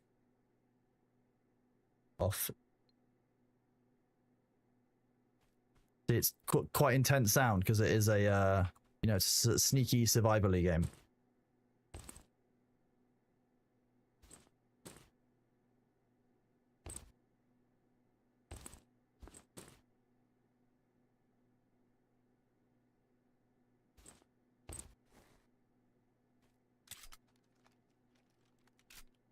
You can unload weapons you grab if you just want the ammunition. That's good to know. Thank you. Do that.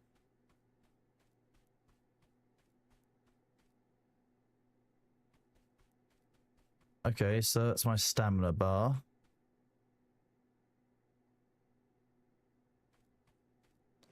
Yeah, it's a G-lick. It's a glick.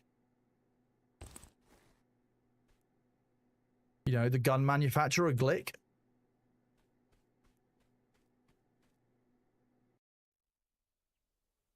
There's a harder enemy all the way back. I went all the way to the back end and I didn't find any harder enemy.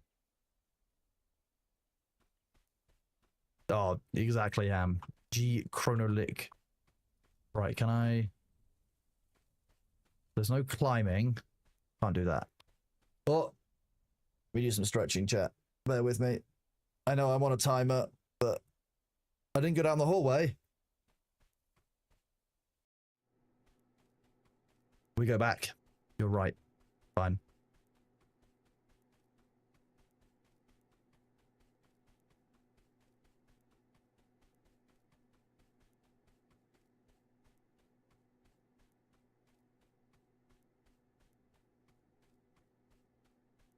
We'll go back and then we'll wait because I want to wait for people who are done with the ad, who are doing the ads. Can I do a bandage while I'm waiting? Okay, nice. A little bit of health recovery.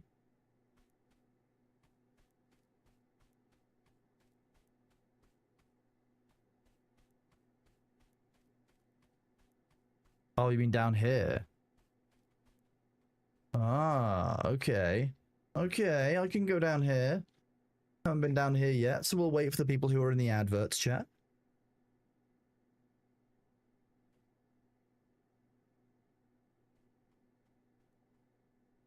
I should at some point record an intro for things. So how do you guys feel? How do you feel about it? Do you like it? Do you prefer it when it's quiet and silent, or do you prefer the background music that I had before? Because obviously the game is quite quiet to allow for the kind of tension of it, but I could also put some music on quietly in the background. I know that ultimately you guys don't really need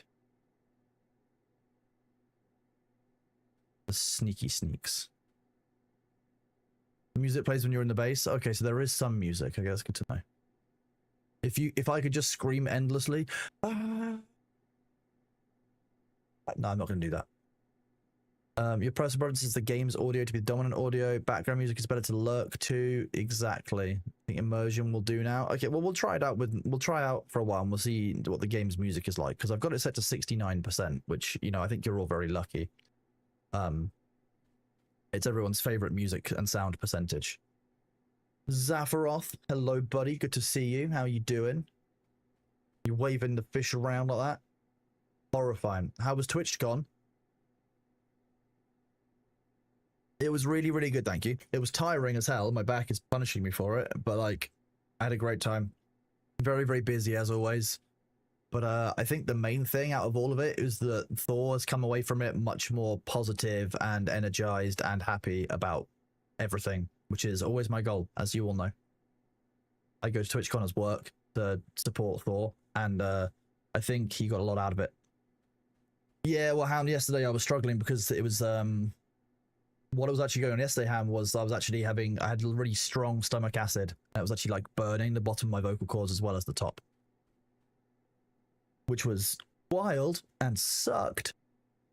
You were concerned that it would be grim. There were bits of it which obviously Twitch could improve on. We've spoken about some of that already, and I'll speak on it again later once we're still playing the game more and we've done a bit more. I don't want to yap for 2 hours and then yap more after 20 minutes.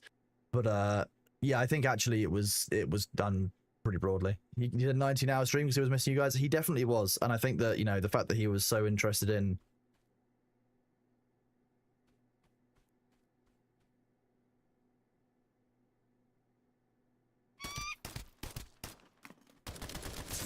oh my god.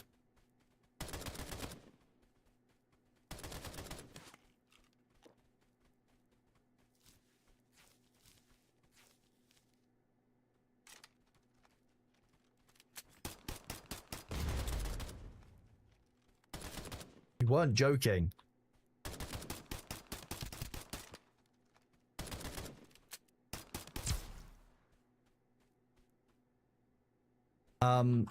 Okay.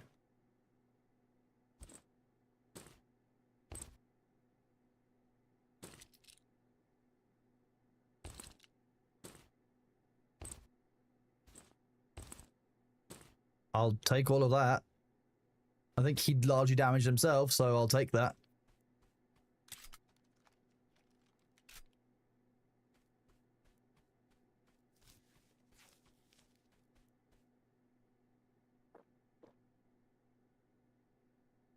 Hi, Bailey. Hi. Hi, baby cat. I can hear you. I can hear a cat down the hallway. I've turned the camera on ahead of him being here.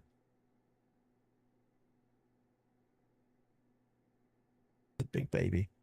Yeah, he seemed re-energized is how I would define it, and I think that's ultimately always been my goal for TwitchCon, because, you know, being online can be really shit at times, and the fact that he now has more energy, he wants to stream, that we've got a bunch of collabs and stuff that he wants to do, like, I just find it, that's what I find rewarding about it more than anything. Like the fact that, you know, we hosted another party, and as you mentioned, as Thor's probably mentioned, we host a party now at TwitchCon each year. We've done it 2 years in a row now, and next year will be the third, because we're definitely doing it again. Where myself, Primogen, Theo, Doug, and a few other people, and Thor obviously, host this party for TwitchCon on the Saturday night. So we can have, you know, either Sunday's a bit quieter, but also like that as well, just because I'm carrying a bunch of stuff. Just so that we can have like our own party where, like, because at TwitchCon, the one thing you will find is that 90% of the parties have really unnecessarily high volume at the parties, and there's just no reason for it. Like, people want to go to TwitchCon to hang out, to chill, to talk with their friends, to be a little bit more relaxed. And the fact that you're going and you just want to have a conversation with your mates is really important. And like, most parties have a really high music volume, which means that you just can't have that conversation. It can be really frustrating. So the fact that like we do that, and once again we had so much feedback this year that people were saying like it's the best party they attended at TwitchCon. Like, for me, that's it. Like, that's the goal. Like, people are able to enjoy themselves, people are able to relax, people are able to not think about, you know, all the various stresses of being a content creator or deal with security stuff. Like, security has been dealt with on the door, so they know that everyone there is safe. You know, we know that there are no problems with, I don't know if it's like Tarkov, people trying to attack you while extracting. There were no problems with people doing things like, you know, messing with drinks, that kind of stuff. Like, dealing with those things in the night, if anyone comes in who hasn't got banned on, that kind of stuff is all very doable. I can do that quite easily while I'm... Oh, okay, so the music is quite chill. I see. Nice. You can see you can pass time. Decent high damage and basic gear. Do we move out here in one piece? Hide something that's competent to put into test. Eccentric Penguin, thank you very much for the sub. 3 months. You are a legend. Thank you very much for being here, buddy. Very kind of you. Thank you very much for that DM as well. I will, of course, look at that when I'm off stream, like I said, which I'm looking forward to doing, because it sounds like quite interesting. Yeah, at TwitchCon, a lot of the parties are very, very loud. Ours isn't. We play music very, very quietly on purpose so that people can hang out and chill on Saturday. And everyone said, you know, once again, best party they attended at TwitchCon, which to me makes it all worth it. Like, that's the whole point. Like, that's why I'm doing what we're doing. Like, it's Jeff. Since you're new here, there are a few things I need to explain first. I'll take care of logistics, and everything else out there is in your hands. This is the warehouse. You can store your items here. Construction panel. Vending machine. You can sell unwanted items. The enhancer. Might come at a small cost. Bunker exit. Heading out from here. Oh, sorry, I didn't mean to shoot you, Jeff. Basic construction. Build a workbench.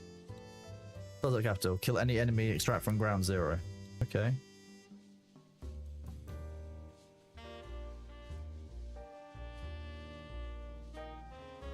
So to make a workbench, I need 2 wood. I don't have any wood. That's what I need to grab.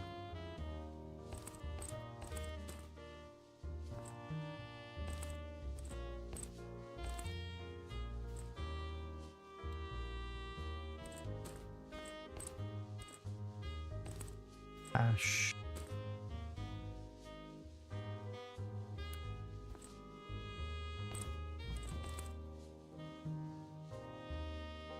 That's the whole point. Oh, Steel Generation, yeah, exactly. Like, while I'm not, you know, big bearded and ex-military, and I'm 6'3", and the fact that I come with a cane normally means that I'm at least a presentable, like, probably shouldn't get in the way. It's also very helpful, like, when I'm walking through a crowd, people will move out of the way. When I walk through the convention center at high pace on my cane, people are like, Jesus, there's a cripple moving way faster than I can move. I better move out of the way quite quickly. So one thing that a cane is quite good for is clearing a path quite nicely. But while I joke, yeah, one of the things I was doing at TwitchCon is, you know, while people were enjoying themselves or, you know, focusing on the party. Secret message. Buying. While people were focusing on the party and enjoying themselves, I didn't want them spending their time and energy on organizing or having to focus on stuff that they didn't necessarily want to focus on. So I dealt with a few things that night while Theo and others were having fun, while Thor was talking to people and having some time off. So I do that so that other people don't have to, and that's kind of, again, my whole focus is making sure they're having fun, that they're enjoying themselves, and the fact that they were able to do that to me is everything. That's the whole point of doing everything that I do on the platform and everything that I do at TwitchCon, is that, like, I want to make sure that everyone's having fun, everyone is safe, everyone is good, and yeah, anybody who is behaving the way they shouldn't do might get my cane on their foot. I'm not going to talk about the person that accidentally on purpose happened to while I was at TwitchCon, but some of you might know. If you don't know, I'm sure at some point I'll talk about it. No, B seems to have been distracted by his food. Oh, hello. Hi. You just sat right there. You want to come say hi? Are you thinking about chicken? Yeah. Yeah, there's stuff in the food room, isn't there? Hello. Hi. You're having a clean, are you? He's right there. But, like, he just doesn't want to come. If I do this, he might come. Hello. Hi. Meow. Hello. Meow. I know, you're such a cute baby boy. Meow. Yeah, there you go. You got a brief visit from B there, chat. Now there's just a little sneaky tail. I don't know, like, at some of those parties we've all been there. Like, you know, people will act in a way because they're drunk that they don't mean to or they shouldn't do. people won't be as respectful as they might otherwise be. People will let egos get in the way because obviously there's a lot of content creators and there can be a lot of ego involved at some of these parties. Like the parties that we run, we make it so that's not a thing. Like people know how to act, how to behave, and like we know that there's no bullshit, no drama. You want to head back, you've done the bunker from here. Further out, find some green smoke, that'll bring us back.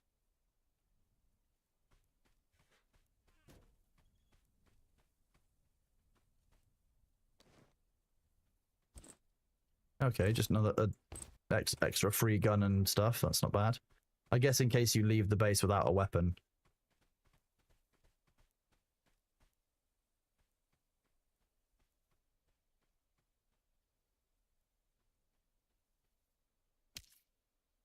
Okay, fire hurts. Who would have guessed?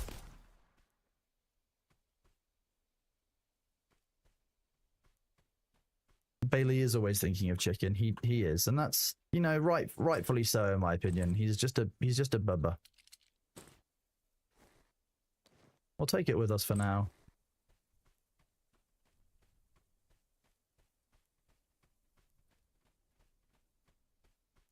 What is this? Data box. Potato graphics card. I don't know what that means, but we're taking it.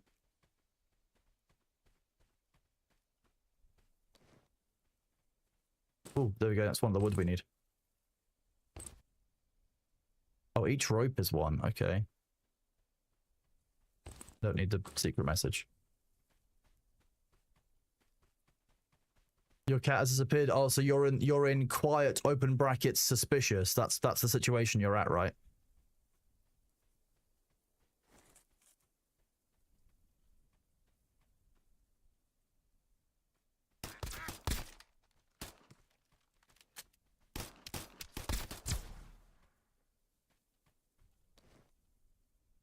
Homemade candy. Use.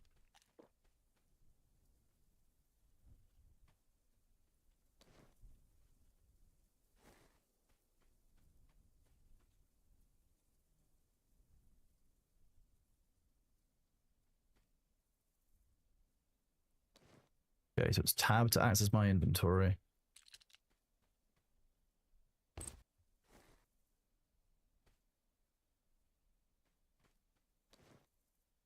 I've still got a bunch of candy left in it. Okay, that's good to know. If I use the bandage, I can also take the pumpkin, which apparently is also wearable on my head. So when your ferrets get out in the main area of the house and it's, oh, you're too quiet, what's going on? Is it quiet, open brackets, suspicious?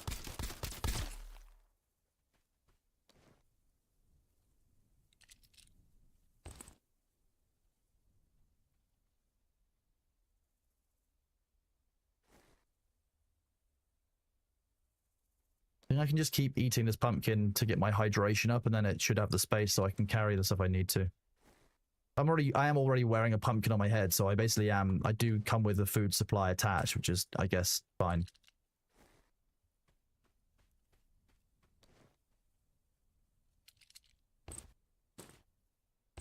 I'm glad those stack. So how large is this area? Is there a map? Oh, there is a map. Oh, it's a big map. Okay, geez.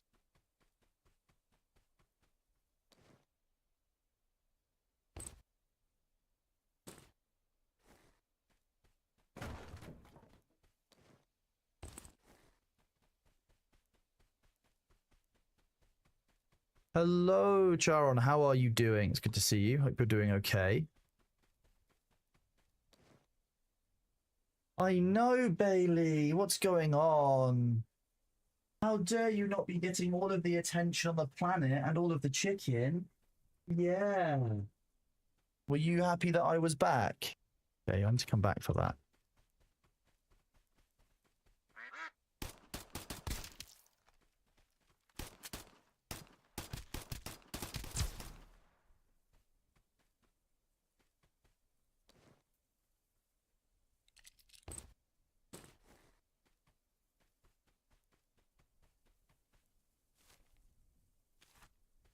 I don't know how I avoided that duck before. Wait, ducks with guns? Exactly, this is ducks with guns.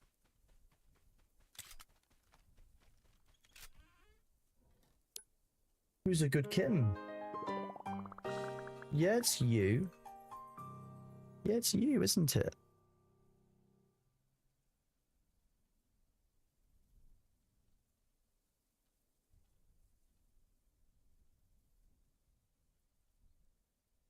Look at how adorable he is. Hello there, Mr. Greggles. How are you doing? Good to see you. Look at this game. Look at this. I'm a duck.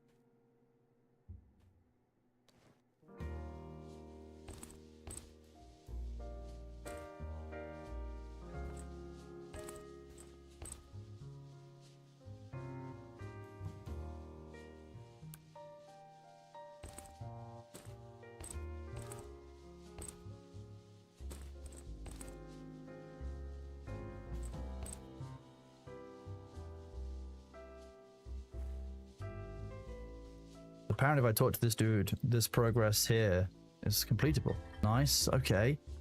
How are you doing, Greg? Good to see you. This is my game. I mean, I did design the perfect Kronos-shaped duck. I don't know if I can see an image of myself. If I take off these, look, I'm just me. It's just my image. Perfect.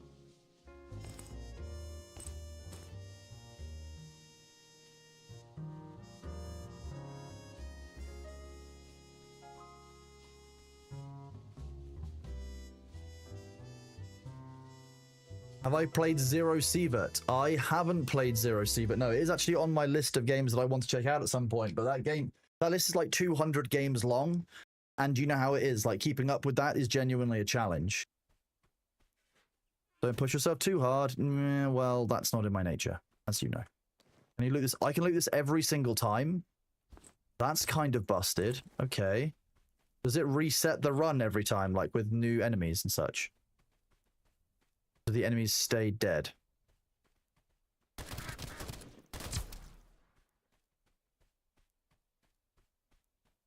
It looks like the enemies don't stay dead.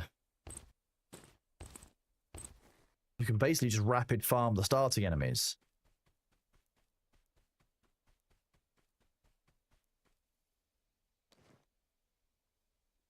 Battery and a Sippo, nice.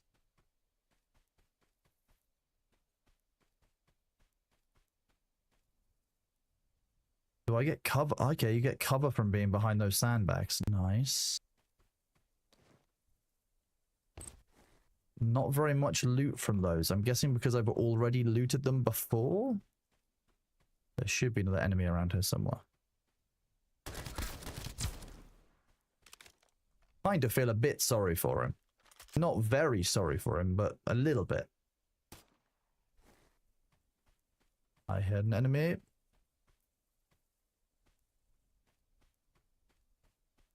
Spotted me.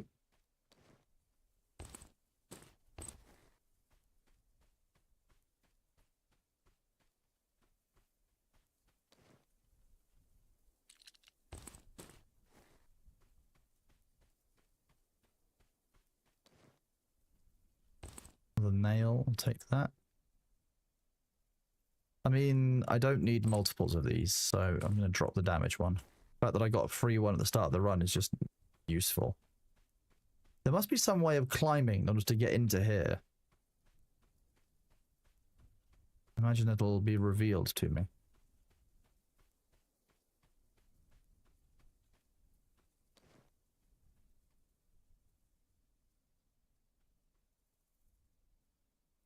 See, I have played Tarkov and I enjoyed the game quite a lot. In fact, I enjoyed the game an awful lot. The problem with the game that I did encounter was the cheating, to be honest with you, was absolutely egregious. And the fact that it was just the same every single wave, like, why would I want to keep taking part in the same loop of just broken gameplay and hacking? Like, it just kind of felt poor. So that was my issue initially with it. I'm hoping that the single player obviously changes some of that, because that's storage fence key needed. Okay.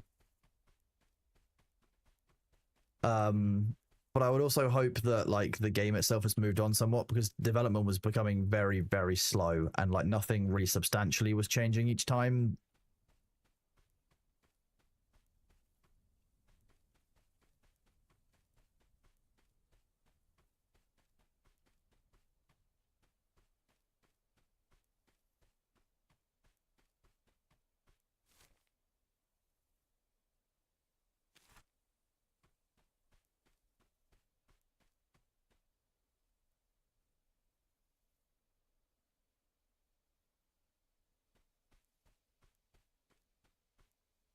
Oh, look. Loot. More loot. Ooh, standard. Okay. Now I'm seeing what's going to go on here. Vodka makes you feel good, then leaves you dehydrated. Okay, I don't need to... I need the opposite. I need hydrating food. I'm guessing whiskey doesn't stack either. We're gonna need to get to a backpack or something like that. You look friendly, but I don't know. Mud. Who's there? I see great potential in you. How about learning body training from me? Body training makes you stronger and smarter. Look at him. He is ripped. That is a ripped duck. Look at that. That is, whether you like it or not, chat, this is the peak of what pure duck physicality looks like. You might not like it, but that's the case. What? Teach me your ways. Balanced nutrition. Bring him a duck egg. Do squats while searching. Discipline sets you free. Okay. Okay. Food box. Yeah, I'd love if there's a duck egg in here. There isn't, but I can eat this.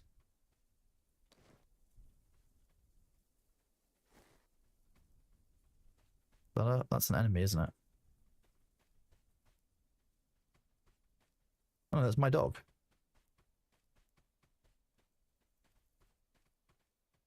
Hi, Bailey. Hi. Yeah, who's a sweet boy? You're a sweet boy, aren't you? Okay, you just came for another flying visit to say hi to chat. That's fine. I don't blame you.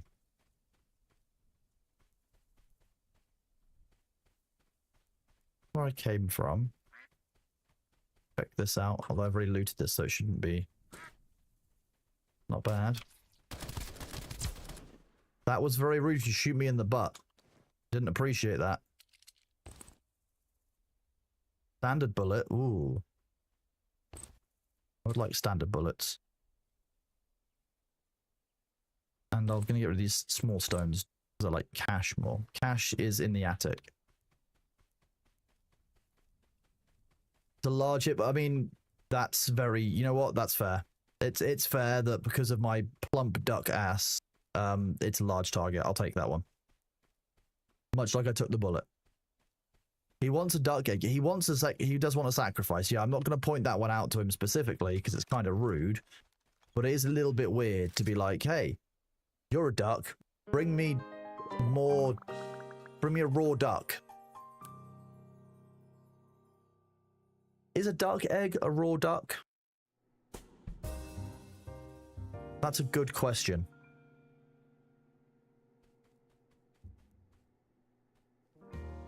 Yeah, I'm gonna go with yes. I'm going with yes, chat.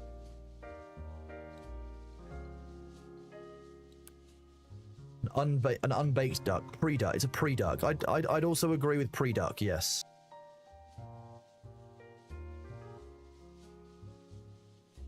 Oh, look at this base building and like base design. Register keys. Okay. Okay.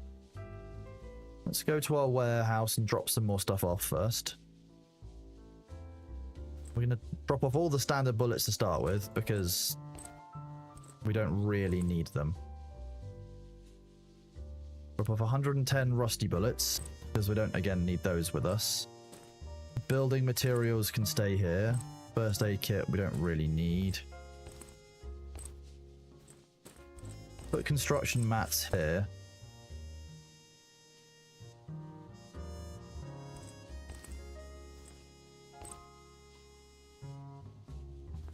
going to leave the aspirin and the health stuff behind as well. Essentially a little bit silly of me, but...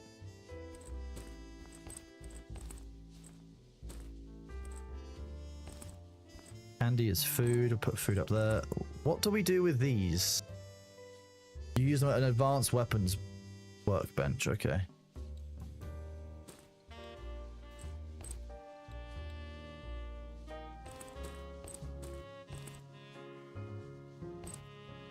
We'll use one for storing guns.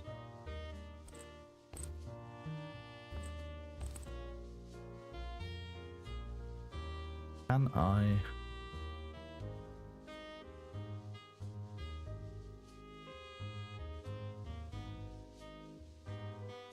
Fire rate of 6, fire rate of 7.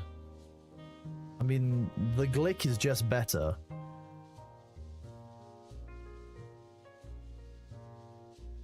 I might save the Glick and then sell off the 2 TT-33s.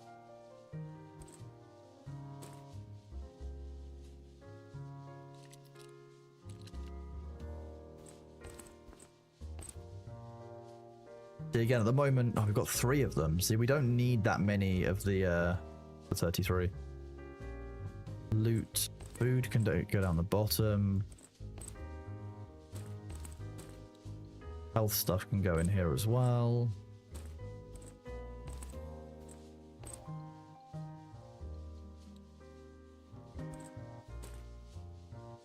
Building mat. I feel like at some point these are going to come in handy, but for now, this seems to be okay. 21, 5, 2, 8. So this is still faster, the police baton. This is a... I didn't realize that was a melee weapon, to be honest. What we would really like is a backpack.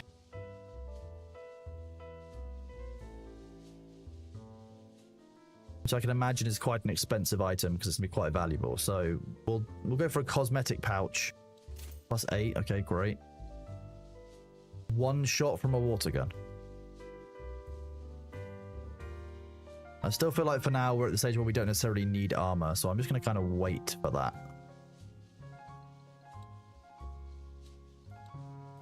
I don't know where we're going to get a duck egg from though. It's kind of a weird one. Oh yeah, now we're cooking. Storage.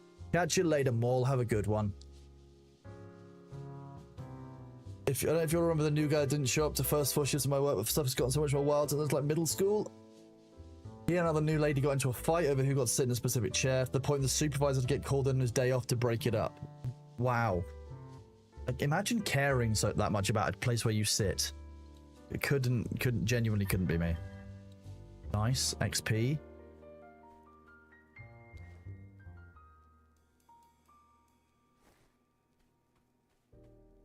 Okay, so do you have more quests for me? You do. Oh, bleeding control. Use bandage. Fine. Flathead screwdriver. Submit letter from an old friend.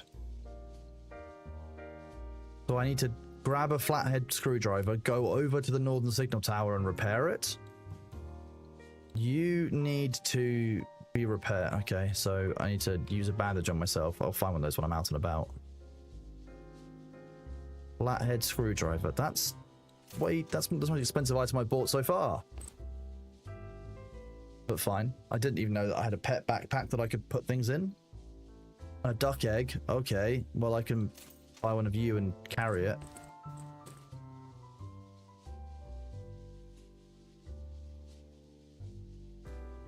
Probably need to be saving up to make sure I've got backup weaponry. Gordon Ramsay. Yeah, he thinks it's raw. He wants to make sure that your scallops are cooked evenly on both sides. Gordon Ramsay. Chat, I'm going to stand up. Give me a second. Whoop. Ooh, legs. Who needs these? Ow.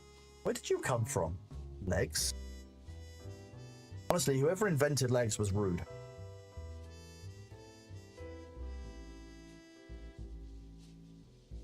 Those of you who aren't in ads, I hope that you are de-scrungling your spine.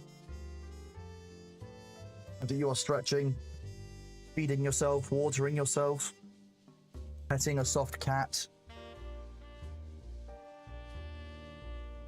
Who wouldn't want to pet a soft cat? Oh.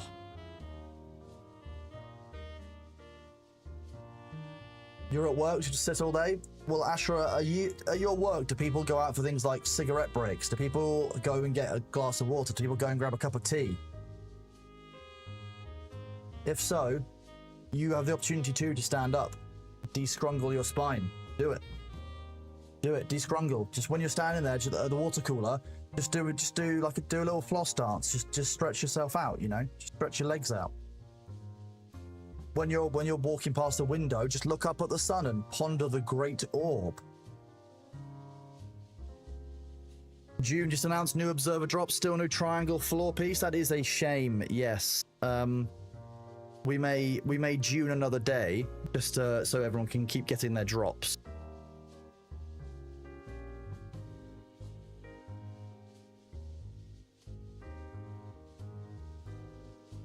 It did start only half an hour ago, so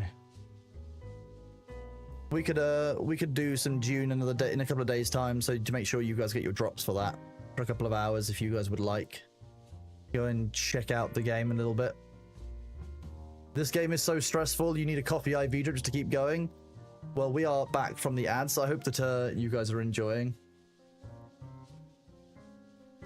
so far. It's currently night and dangerous out there. Why not rest until dawn? No, I want to go outside at nighttime and learn my lessons the hard way. When we say it's dangerous, how much more dangerous is nighttime?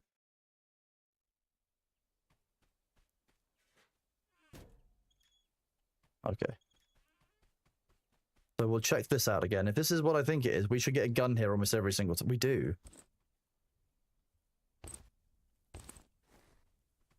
Okay, now my dog has a gun.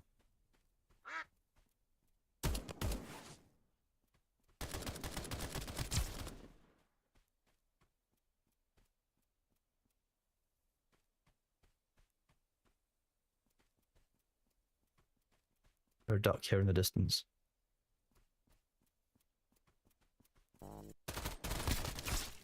Oh my god, what was that?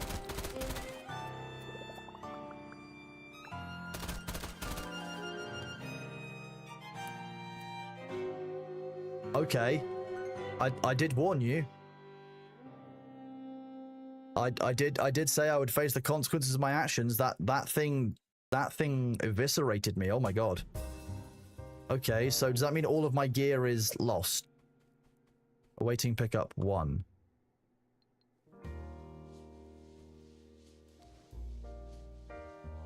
Okay, that didn't get lost.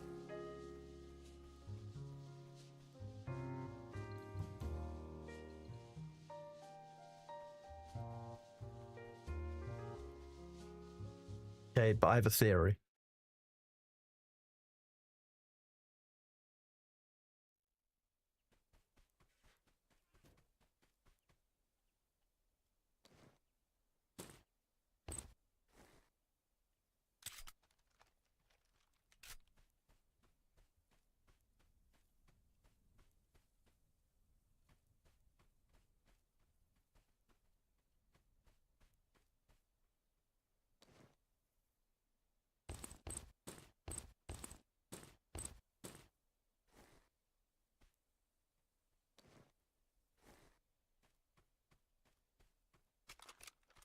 Okay. So we've learned a lesson there.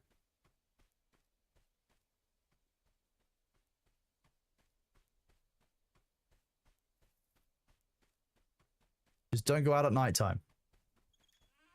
It does warn you, to be fair. Are you sure you want to go out at nighttime? I'm going to be honest. I did deserve that. That was fully deserved. Do we do a death counter of some kind? We can do this.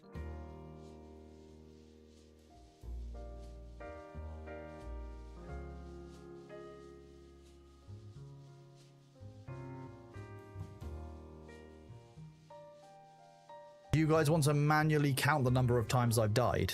Oh wait, I didn't realize I wasn't on camera. My bad. Just you guys manually count the number of times I've died for now. And then every now and then I can update this text that I'll put here. Oh, no. Death count.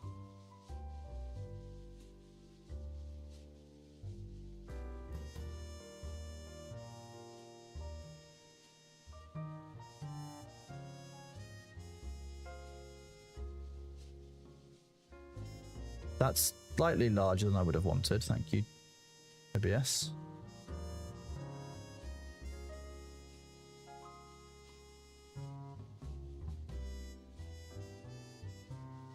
How's that?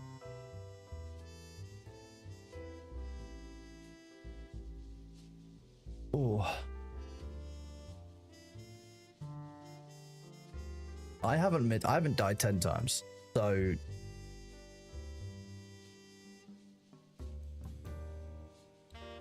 even I can count better than that.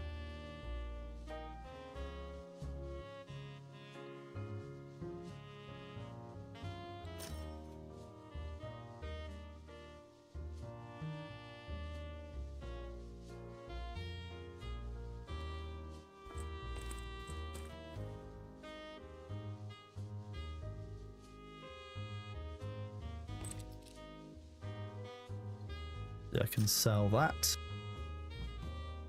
So they only get, I'm only getting 40 a time. Okay, so that's actually not that worth me saving up and grabbing. The shovel, though, I can sell. Nice. The candy's quite valuable. The cash is not that valuable. I'm not sure what that's for, but I'm going to keep that around for now because it seems like it might be a tradable item of some kind.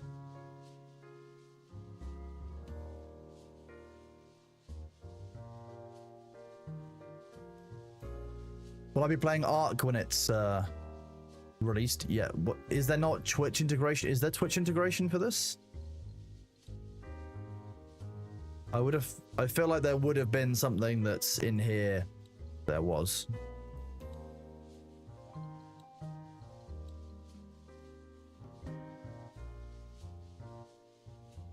Will I be playing Ark when it's released? Quite likely, yes. The only thing I want to know about Ark Raiders is what is the progression like between runs? Afternoon, Maslov, how are you doing?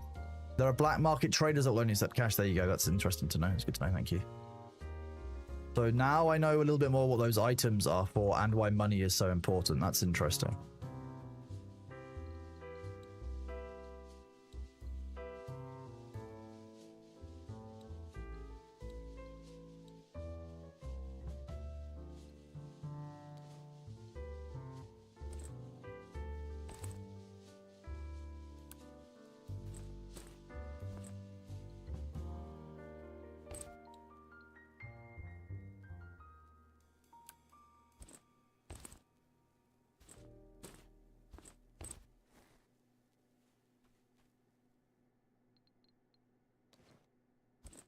I think I can use this in here, can't I?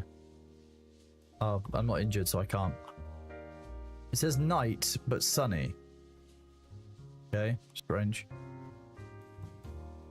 Doggo wants you to go out. Enjoy, Pan Miyagi. See you in a bit, buddy. Good to see you. For a start, there's unlimited free scavs. Second, if we run a rooster. Saves the fume when you lose gears, you get it back. What's go down? Can I do weird chicken rituals?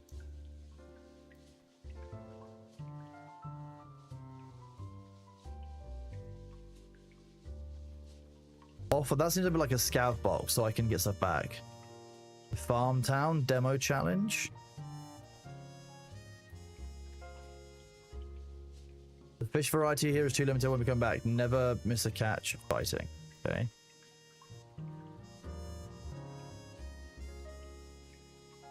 Leave bunker. The manhole cover. Okay, so that's the secondary exit somewhere else. Interesting. Interesting.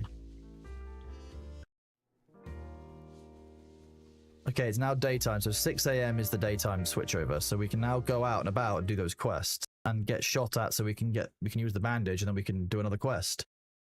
Hello, Aren Duran. How are you doing, buddy? Great to see you.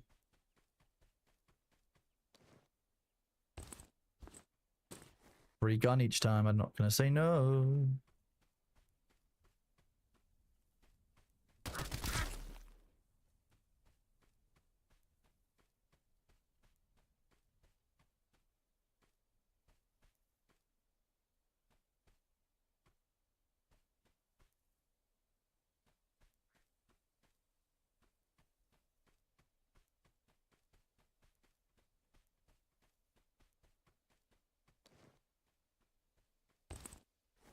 Oh, it's the same. Okay. The same one as before. And fix this. This is the northern one. This doesn't feel like a northern tower, but fine. I would have thought it was further north, but we are where we are. 3 flathead screwdriver as well. Didn't need to buy one. Could have saved my money, but hey. Road camp is the most valuable location, but also dangerous. That sounds about right, that.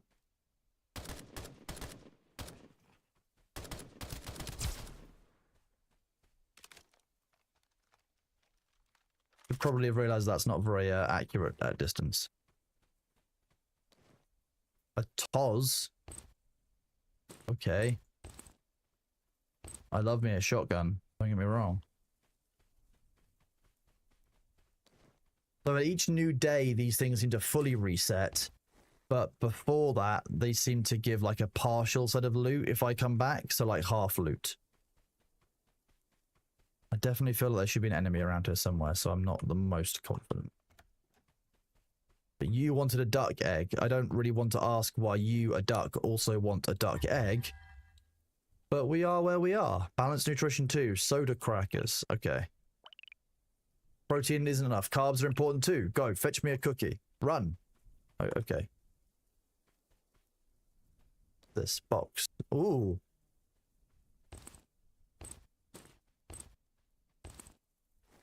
I didn't realize that there was loot there. Misc box. More wood, which we use for building stuff.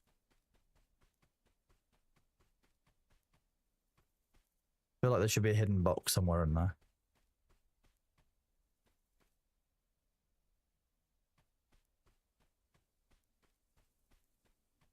Really don't trust it.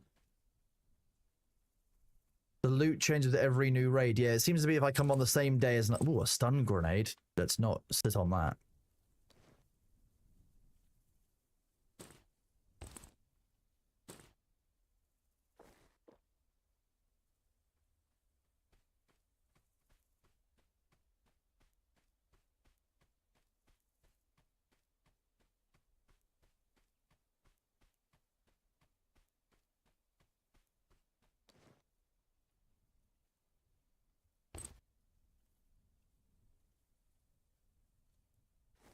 Eat the potato. Eat it. Delicious potato. I'm okay, thank you.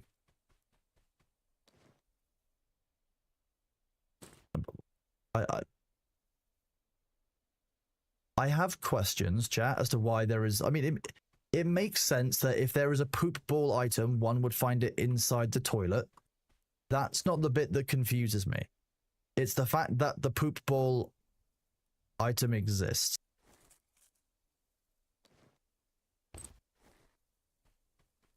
Was that necessary? Was that needed to be a thing? Did anyone ask for that to be a thing? Did any of you in chat specifically ask for the poop ball to be a thing? I would believe it. I know what you're all like. You're goblins.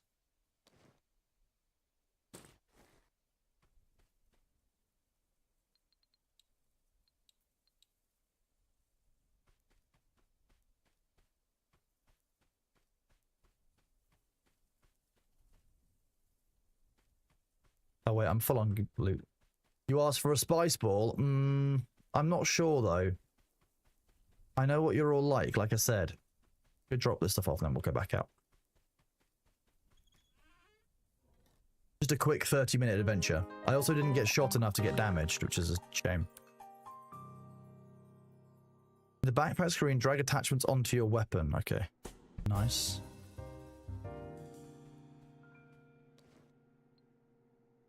Okay, so I've got double of those blueprints. I'm gonna see what happens if I try and sell one.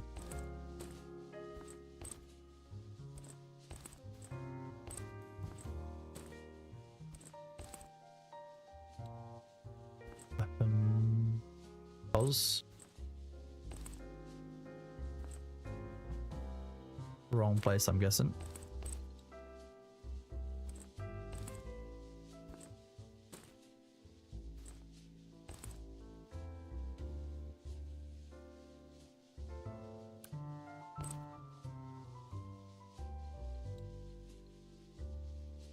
Chat is deranged, you just want spice? I mean, fair.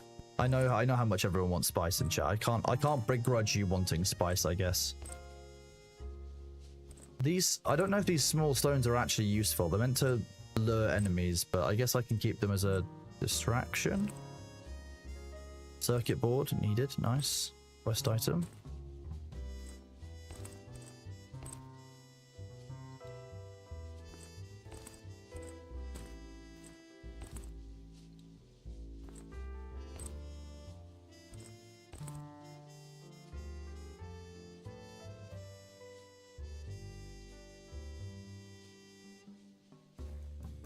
Spice everywhere. The spice is in the air around you right now. The spice is rapidly approaching your location, chat. Basic construction, weapon shop, upgrade workbench, tech expert. Oh, well, one of those we can do, I think. Electronic parts.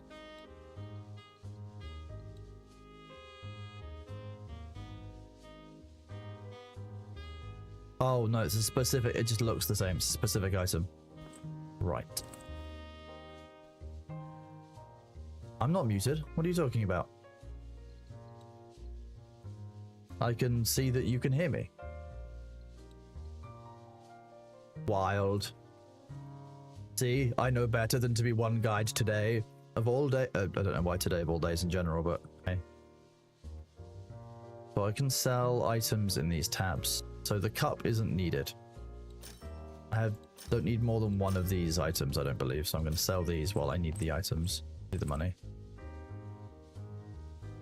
The extra blueprint isn't necessary as far as I understand it.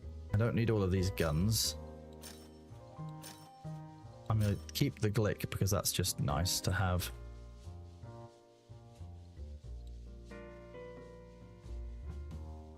You will need a cup later on. Keep one. Okay. I'll keep the next one I find. Shit.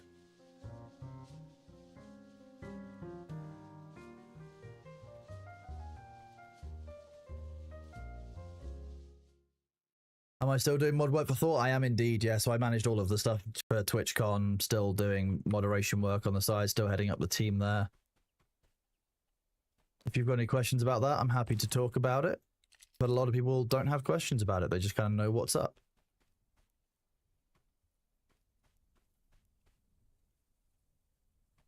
Any news on desk upgrade? No, it's not. I've not thought about that really. I've had other things to think about since and from TwitchCon. It's something that I'm gonna do, but it's just a matter of when, not if. I need to think about what my options are, what I actually need from my desk and the space. I need to be thinking about. I've got a conversation with a friend who knows more about dual streaming setups for PCs, because while for a game like this, absolutely fine. If I want to be doing like a top end game and running it native, it's probably better for me to use two PCs, and then I can also do things like switching to my Warhammer setup so I can start doing Warhammer painting streams. Like all of that kind of thing is easier to do with an additional machine.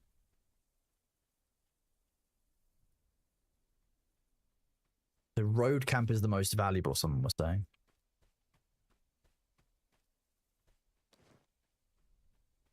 The only question we have is whether the mod team, you and Thor, are holding up well. It's been a rough year overall. Yeah, we are. I would say that we're holding up very well.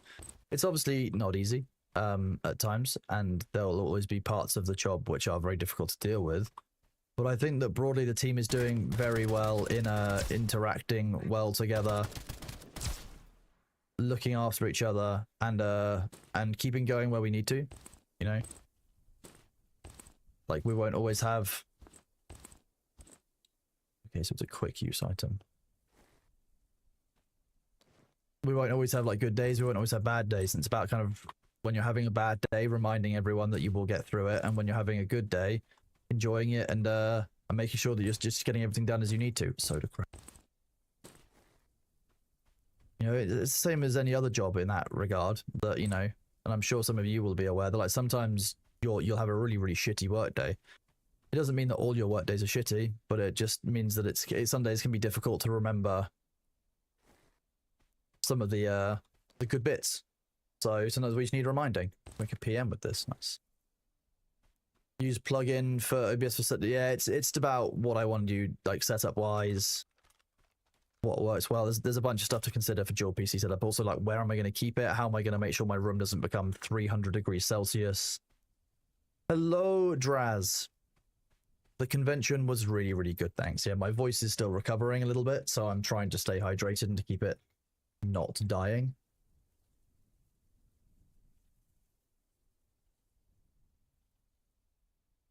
I checked in with the people for the HOSAS right before TwitchCon. I got an email back from them saying that they're expecting it to be shipped out in the first week of November, which is good. I'm happy to know there's an update on it. I can't do any more than that, really. Item on that box, south past the wall.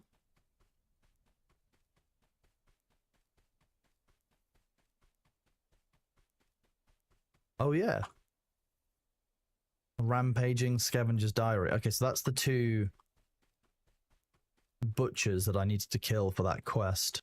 Or one of the butchers I needed for that quest. Now, people said Road Camp was the valuable one, but I'm not sure I'm going to have the inventory space to do, like, the most valuable loop, so I might just do everything leading up to it beforehand. That's been looted. Normally an enemy up here, there is.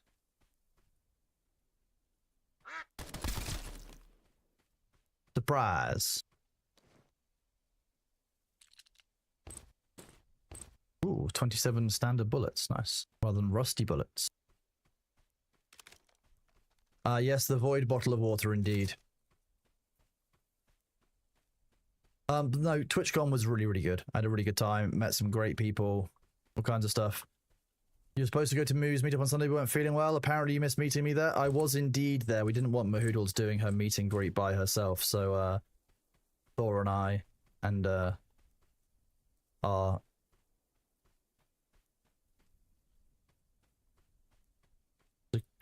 security setup helped out with that. We didn't want Moo like by herself.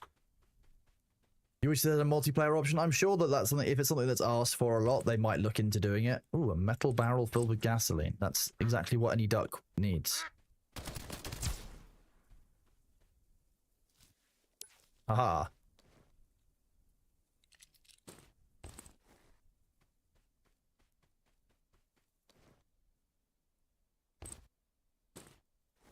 Oh, I'm really glad, Aaron. Like I said, I know what it's like, and obviously with all the concerns and stuff around the con, like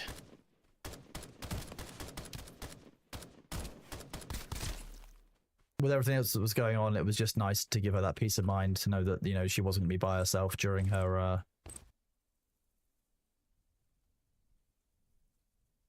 her meet and greet thing.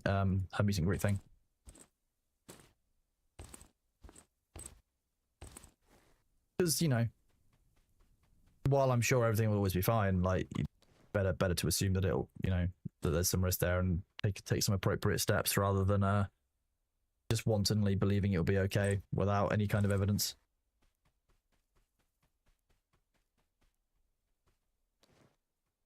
I've looked into Ratatan. Maybe you could join Thor and others for a co-op run. I have not looked into Ratatan. What is that?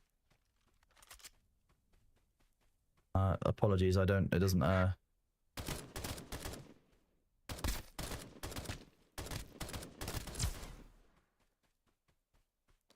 doesn't sound familiar. Sorry, I can't look right now. I'm ducking. Okay. You wanted crackers. This was I wanted.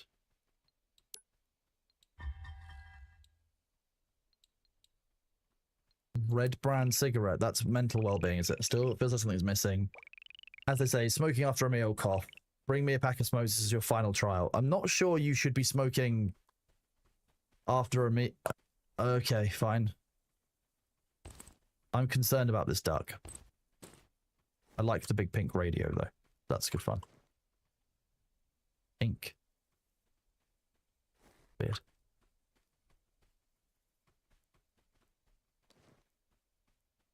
Oh, that's perfect, isn't it? Ideal. The quest item I need is in your own room. I'm not sure red brand cigarettes count as food, but fine. Switch, build gym. So you're moving in with me. Build a gym at your place and I will move in. What if I don't want you to move in? I didn't ask you to move in. I was just doing you a favor, getting you the food you needed. Come on.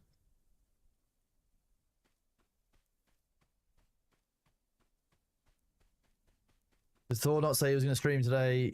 Yes, the day after. Yeah, I mean, Thursday is his day off. He has a bunch of stuff that he needs to get done. He needed to write some Heartbound stuff for the month. He also does need a day off just to decompress from everything and to travel. Like, you know, Winky and Evie are recovering from being sick, and I don't think either of us need to deal with that. So resting is really important. So he should be live tomorrow as normal.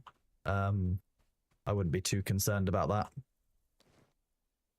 At the end of the stream, he said, see you Friday. That makes much more sense. You know, he did say that he would stream Thursday and wouldn't stream Friday to me when we were at TwitchCon, but that's obviously before we know that, it's raw. Raw. I'm actually really enjoying this so far. It's just fun and quite chill. I can imagine it's going to get much more difficult at times, but I also kind of want to get my own back and fight against those, robots that killed me, because I now have a vendetta against it. Butcher knife. I think I can make one of those. Nuts. Bolts. Wood. Wooden stick. Energy bar is food. Standard bullet. Hot blood injector. Okay. Hot blood injectors in your area, chat. Sorry, I don't know. I don't really know where that came from.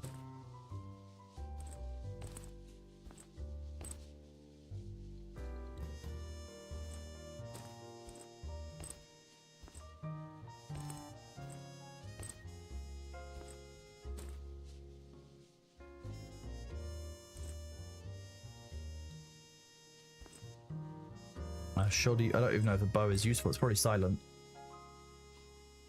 Being really good gear, then losing all your shit, dying someone so dumb is enraging. It's great. You're never safe. That sounds about right. Yeah, I mean, the one thing I've learned is that Thor just kind of doesn't know what day of the week it is at any given time, which I find deeply hilarious. It's looks at the calendar and is like, what day is it? Oh, it's this day. Okay, this is what's happening today. Love it. Good energy. Very funny. Importance of bleeding control. Basic construction medical. Okay. So we actually could check this out and see what we can make, which is a gym and a medic station. So we need a tire for the gym, but we're actually not too far off everything else. That's going to be the road place. Same for the weapon shop, I think. Night falls at 10 p.m. because we can do a fast loot trip before the night. We're at dusk. At least he knows it's his birthday. Exactly. He knows that every day is his birthday. That's what we know about Thor, isn't it, chat? I love I love the animation, to be honest. It's just the idea is just great. Like Escape from Duckov, like whoever came up with it, great idea. Very, very funny. A lot of respect for that as a creative concept.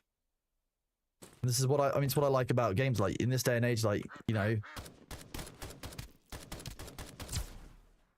you could basically any dev can make almost any game, and that's one of the reasons why I don't like copywriting and trademarking gameplay mechanics inside games, because I think that it impedes the creativity of devs. Because like, how's a dev going to know, you know, all the various mechanics that could ever be copywritten, and they might accidentally use it themselves or come up with it themselves, but have no idea that they've done that. I heard a quack. Probably the other side of this fence.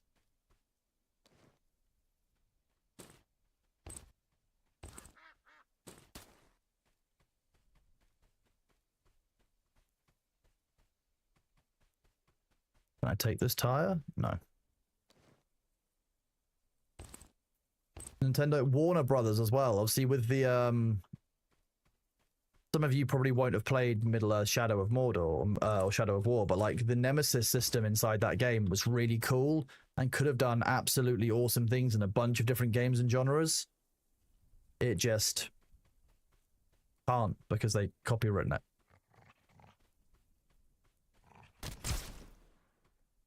Which I think is grim and I hate. It makes me sad. Because like that's actually, it's a really fun system when you interact with it inside of those games. Like you have a lot of fun. And to have that taken away purely because, oh, we came up with this. Well, the idea of facing an enemy and then it coming back stronger and more powerful isn't exactly a new idea. You just built a system which allowed for that. So the idea itself isn't unique or original. I guess the fact that you were the first people to do it and then to slap a copyright on it is enough. Like it just kind of makes me feel weird about the whole concept. Like, why? Not needed. Higher. Sweet. Catch you later, Daddy Drunky. Have a good one. I think patterns are what it's meant before, but it's good. Well, exactly. And I think that that's using it to control the industry and to kind of impede creativity elsewhere is just kind of sad.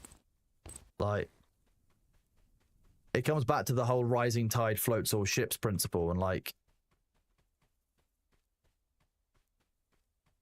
believe that, you know, if devs were allowed to use that system, or at least to have an opportunity to use that system or an avenue to use it, then some really cool stuff could be created from it and for it. But like now people are just never going to bother trying because the devs are like, oh well, that's copywritten, we're not going to bother trying or speaking to Warner Brothers because, you know, we can't afford their price, or, you know, we don't want to deal with the hassle. We can't afford expensive lawyers to help us tell us what we can and can't do inside a game. Like, it keeps games less accessible, which I don't like.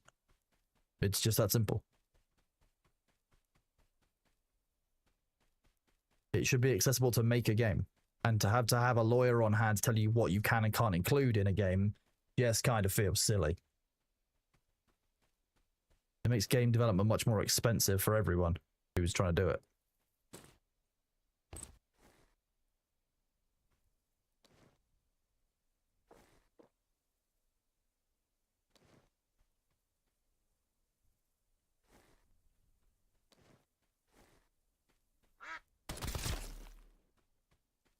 Surprise.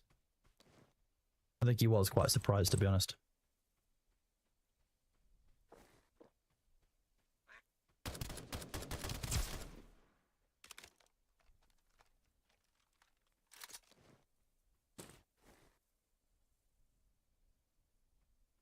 In the Crawl Space 2 people trademark popular sayings or basic design phrases. I mean, I know there was one in the lit RPG space a while ago that people made fun of for copywriting a phrase that like everyone had been using for a long time.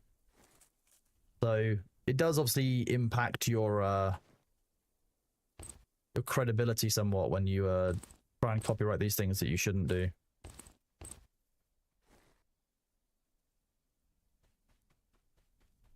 It's nighttime. Flee!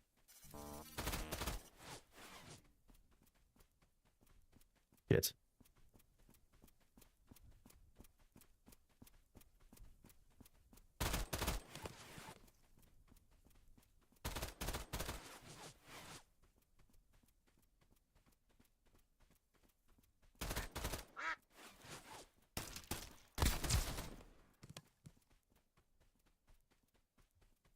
Competition breeds innovate. Well, that's exactly the principle, isn't it? You know, a good set of competition inside the gaming space is good for everyone.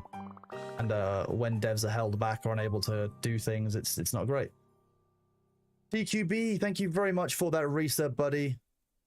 Appreciate you. I'm doing good, thank you. How are you? It's good to see you. Thank you for being here.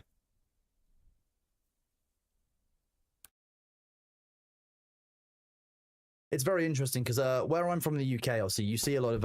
I described when I was a little bit younger, my sister, when I was doing an economics A level, which is, I guess, one of the high school classes, I guess, that you guys equivalent could choose in the US.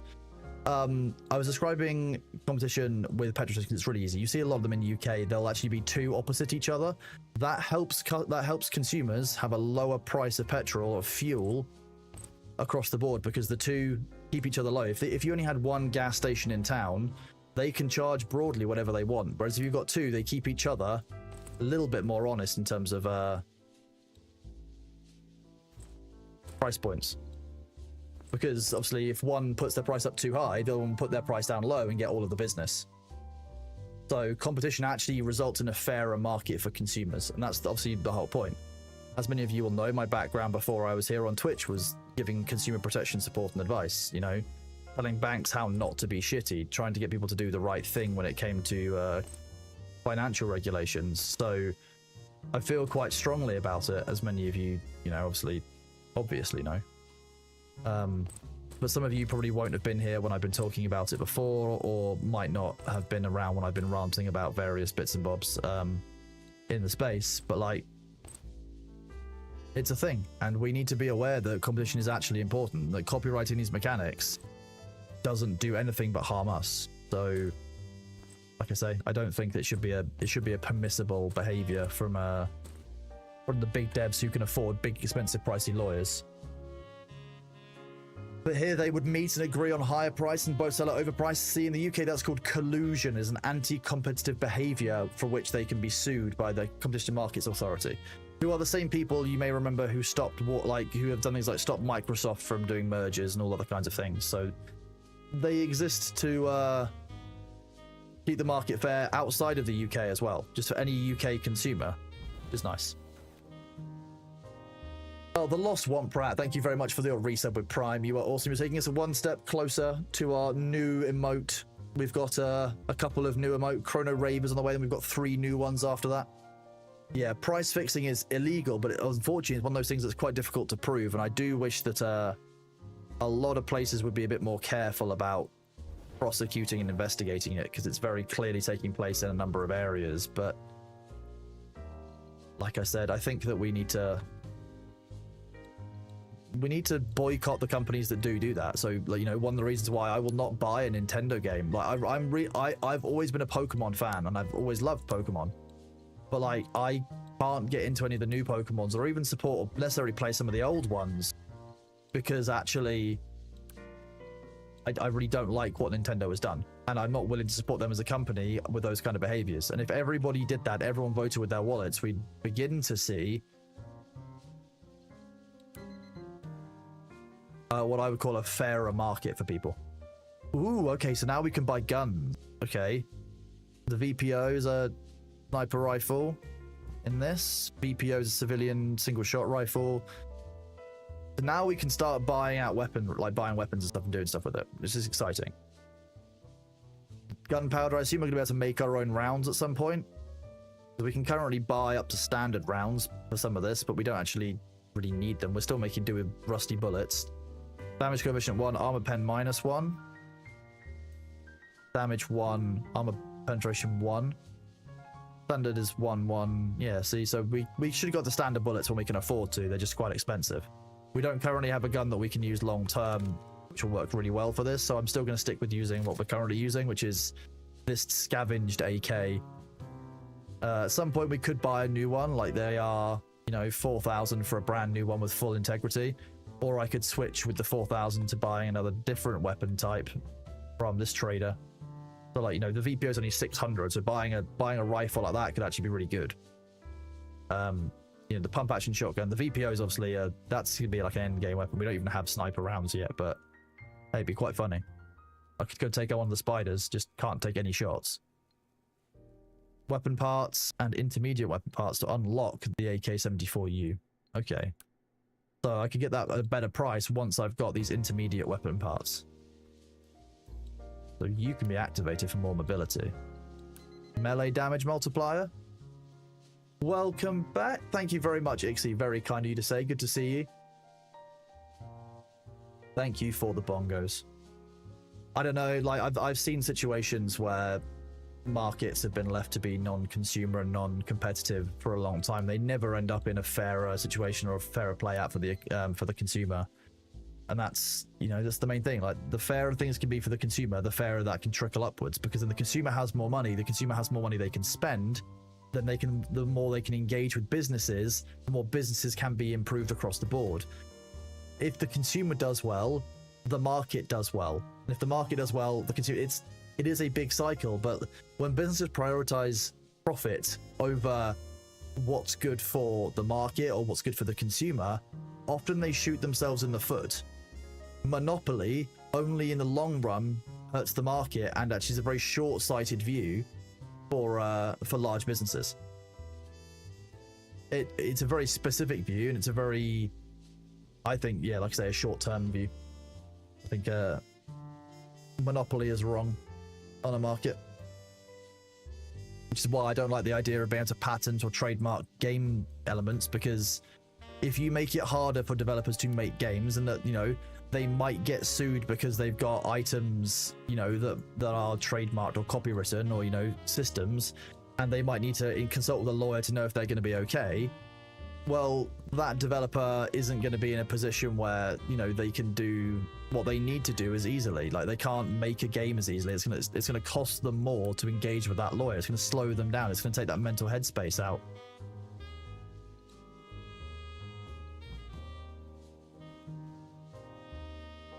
Well, broadly unstoppable. You're not hugely wrong there. You know, after a while, you limit your own expansion by necessity. Yes. There's holdings that are terrible to fight with the strategies since they own a lot of brands. Your doesn't know that. Well, yeah. There are some very, very large companies in this world. Oh, newly unlocked shows like that. That's interesting. Okay. What do I need to make my next stuff? Register keys. I need a CD drive, a pile of medicine, or a syringe. Let's pick up this stuff first.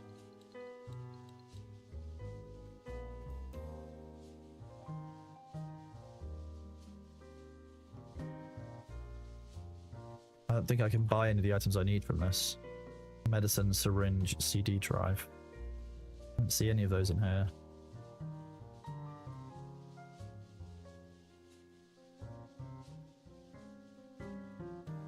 No.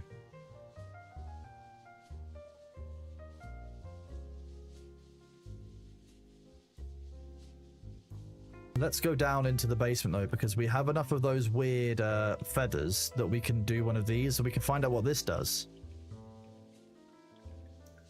Ooh. A totem. Okay, so that's how we get totems.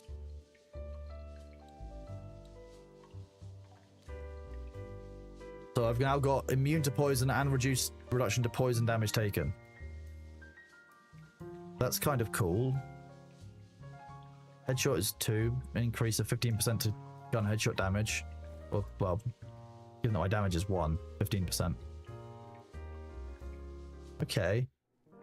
The only plan is short-term growth, long-term is the next guy's problem. Well, that's exactly the problem. That short-term view means that everyone's just out for themselves. Everyone's fine causing damage to themselves or to themselves in the long run, because in the short term they benefit. But like, in the short term, most of us have to be in the same market together. You know, we all have a level of responsibility to each other. Hello. For example, in the short term, Bailey wants chicken. He wants it all the time. He wants it 24/7 because he's hungry, he's a cat, and he's a predator species. Like, that's to him success. But that's obviously not perfect for him health-wise. Like, you can't do that forever, can you? You can't just have endless chicken. You'll end up being a fat piece of shit. And you're so healthy and happy the way you are. Yeah, you're a good boy, aren't you? Meow. Yeah. Yes, hello. You. Yeah. Giving a clean. Here he is. Look at this bubba. Yeah, I mean, like for most mammals, the success state is being able to sit in the sun all day, relaxing, you know, fed, happy, and spend minimal energy to get your food. So in that regard, he's a very successful creature. But if I gave him food all of the time, like 24/7, he'd be ridiculously chonky. Like, you know, there's a reason that we got him down from 6 kilograms down to 4.8, which is his, like, he's 4.7 would be his normal. Oh, sorry, TQB, let me allow that. 4.7 would be his like norm, so 4.8 is pretty much perfect and bang on. Like, that's good that he's a little bit on for winter, but £10.5 is good, isn't it, B? Yeah. Yeah, I know you want to have another pound worth of chicken in you, but unfortunately, you can't. Yeah. Good boy. He was very happy to see me home. I'll be honest with you. It was very nice to see. He was very grateful. He was immediately friendly, didn't get too weird with me. He was a bit confused because my voice sounded different. He did look at me with a bit of confusion when I came around the corner, being like, hang on, you look and smell like the main human, but you don't sound like the main human. But apart from that, the max weight 3, so this just requires food for training. Okay. That's a healthy weight? Yeah, exactly. He's 10.5 pounds, which is the vets were very, very pleased. They said that he didn't seem like a 15-year-old cat.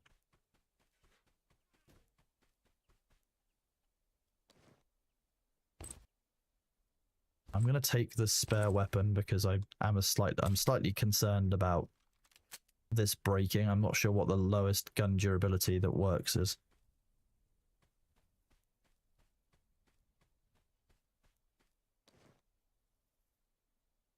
You would highly suggest adding the item rarity mod. Ooh, what does that do, Kebster? Also, welcome on in, buddy. Thank you. Good to see you. This is Bailey. Hello. Yes, you know it's you. It's a lovely baby boy. Yeah, you're a lovely baby boy. Yes, you.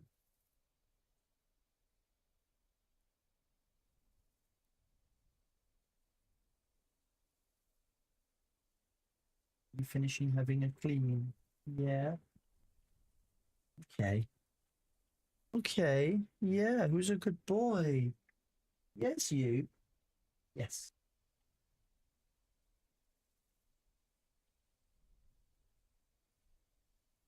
His heart murmur is doing very, very good. For those of you who were wondering, it's unchanged or even slightly improved based on the notes from the vet, which is great. Because, you know, it's one of those things. Yeah, let me do this. Exclamation point, permit. Not petmit, permit.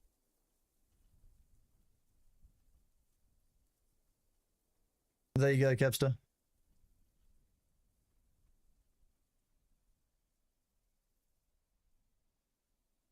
So inventory count, live boss markers, better key indicator, and item value, rarity display, and search sounds. Okay, awesome. I can... Where does one get those? Are they from the, Are they just from the opening menu?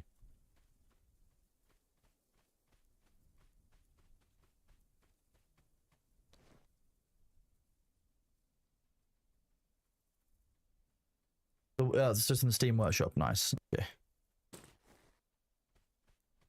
Sweet, thank you. This is the game is really good, thank you, Luther. Yeah, it's good fun. I'm enjoying it so far. It's tactical, but with ducks. My duck is thick. Just free money at this point to grab that stuff, but I can drop it if I don't need it. Go to the butcher camp that's down here first.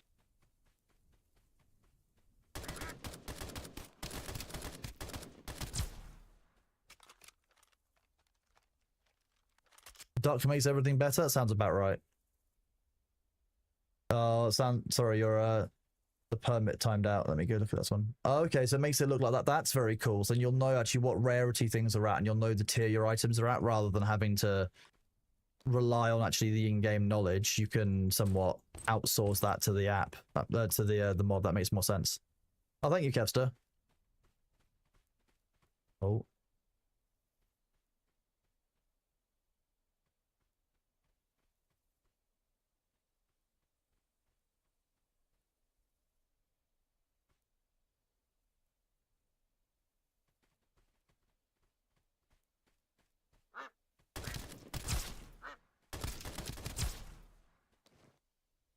Golf club and some cash. Oh, that duck was clearly out for golf.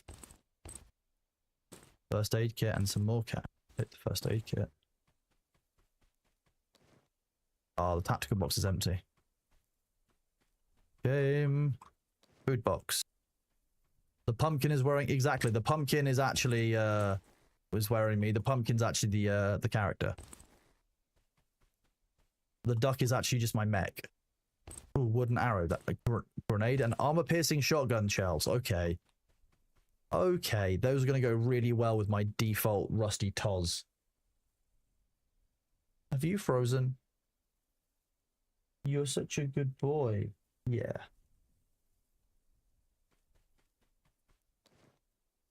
But the PM, yeah, it's the PM again. I'll see if that's worth 25 as well, just for some testing.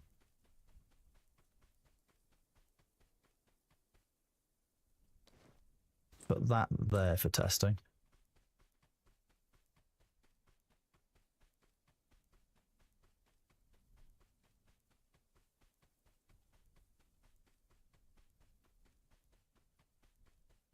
I mean, to be honest, I thought this game was going to kind of be like a 4 to 5 hour meme, and then it'd just be like an early access for what's going to be in future. But actually, there's a surprising amount of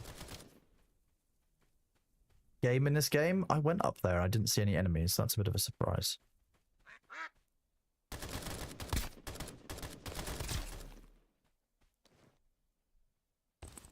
Metal plate.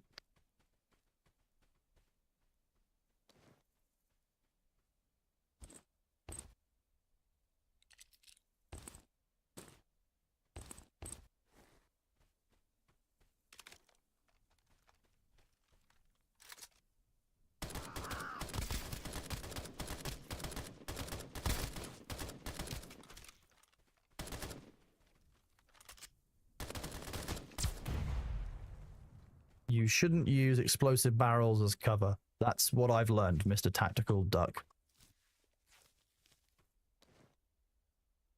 Loot roll, perfect. Okay. So that was a PMC duck. That's what I'm hearing.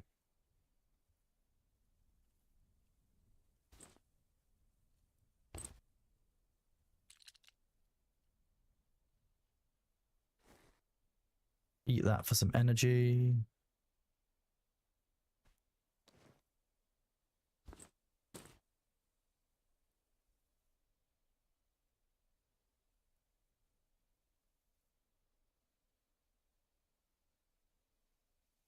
I'm guessing these injectors are worth something.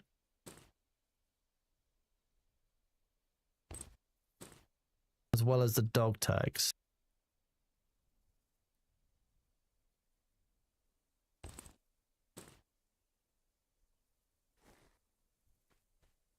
Ball X-Pit and Megabonk are sucking your time. I mean, they are very solid game. Megabonk was really fun, to be honest. Like, I'm kind of worried about how much I enjoyed Megabonk, because like I really got into that. Like, I could play a lot more Megabonk. I can see why Baru enjoys those games the way he does.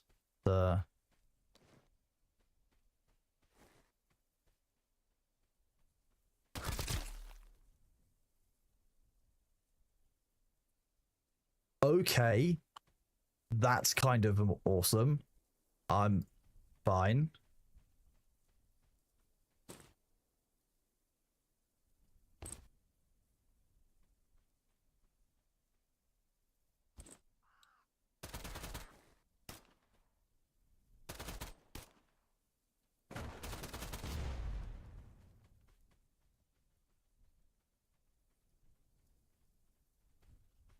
Yeah, hi B. What's up? Meow, okay.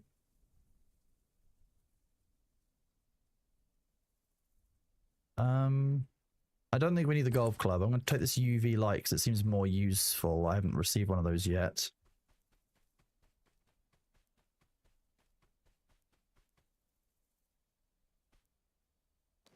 The honey is also useful.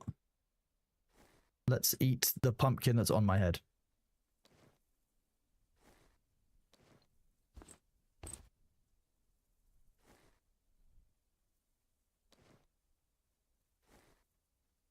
If I eat this pumpkin, I will gain lots of hydration back. I can then pick up the honey and I can carry that back to the base.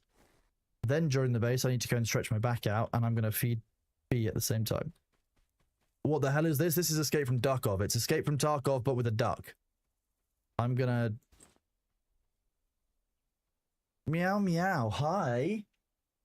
Yeah, what's up? You're a beautiful baby boy, aren't you? Yeah.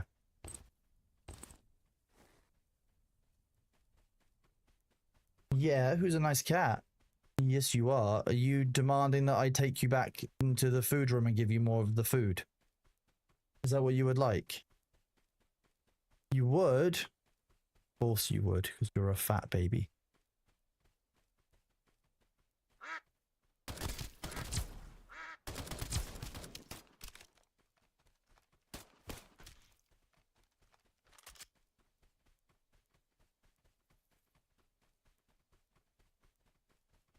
Let's get back to the base B, and then I can feed you.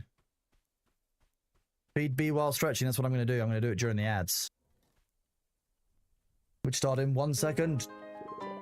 I very nearly died. You also identify as a fat baby? Fair enough. Well, I won't be feeding you guys, but you guys should probably do that while we're you know, in the break. I'm going to feed B. You guys should get some food too. You're back.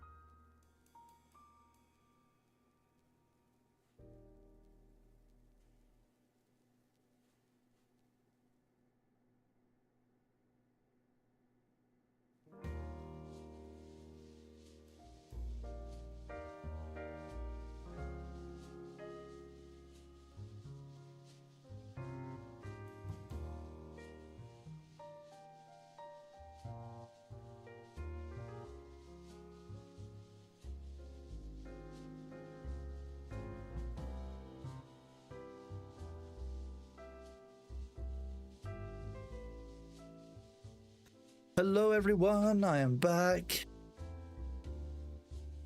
If bees have knees, do they also have knee pits? Bees with the knees, hello, it is lovely to see you. I wonder why we were talking about somebody whose names were familiar. How's it going? You arrived right as I was leaving with Bailey. You should definitely get some food. How are you doing? Those of you who don't know, Bees with the Knees is also with SideQuest Media. Absolutely awesome. I met her this weekend at TwitchCon. Absolutely lovely. So much time for her and for Curly. You should definitely give her a follow. 100%.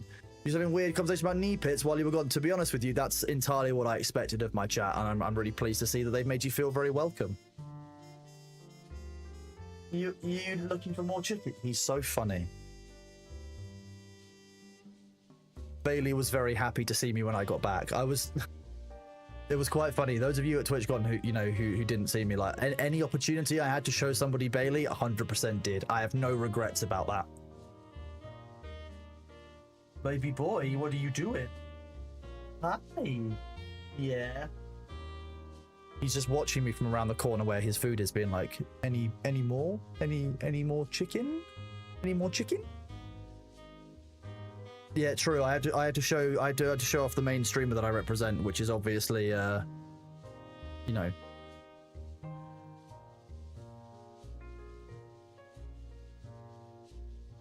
Right, let me turn that off. We're playing Escape from Duckov. Anyway, how was your journey back, Bees? I hope that you are recovered. I know that a few people have managed to get the con crud, but most people seem to broadly be okay, thankfully, which is quite a nice experience.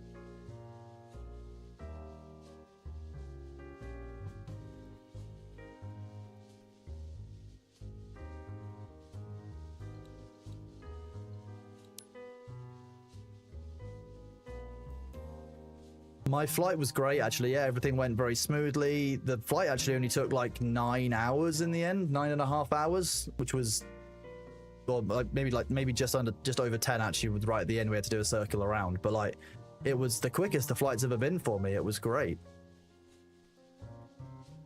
I had a great flight, to be honest. I was very pleasantly surprised.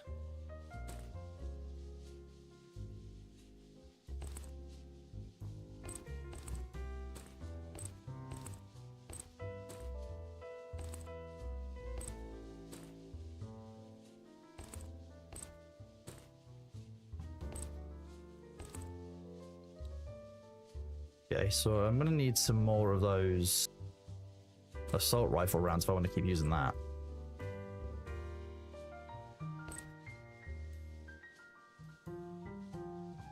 They cut down your flight by an hour. The pilot was zooming. I know, right? Like, I'm impressed at how quickly they managed to get the planes out. It was kind of concerning, to be honest, at times. I was like, okay, well, geez. An AR, okay.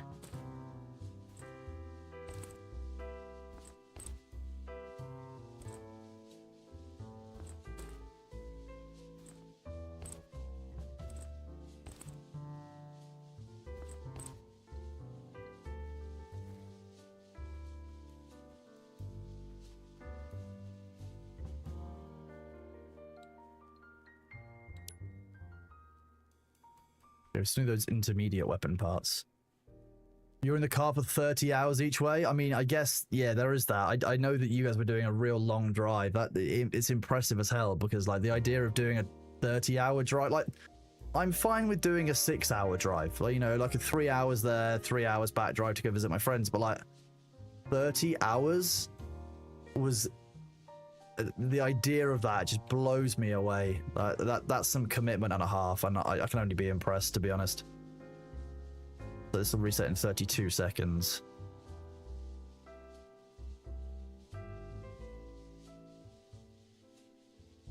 I'm doing reasonably well for money, though. I could probably sell some stuff. Stuff I've got multiples of.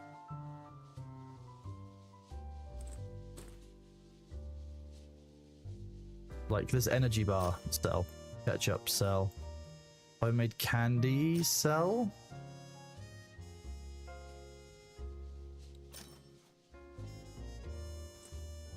So we still need to find another cup. A few other bits in there. The Tozzes are all you can sell. You're 90. This stack of rusty bullets can sell 240. We're definitely keeping that STG.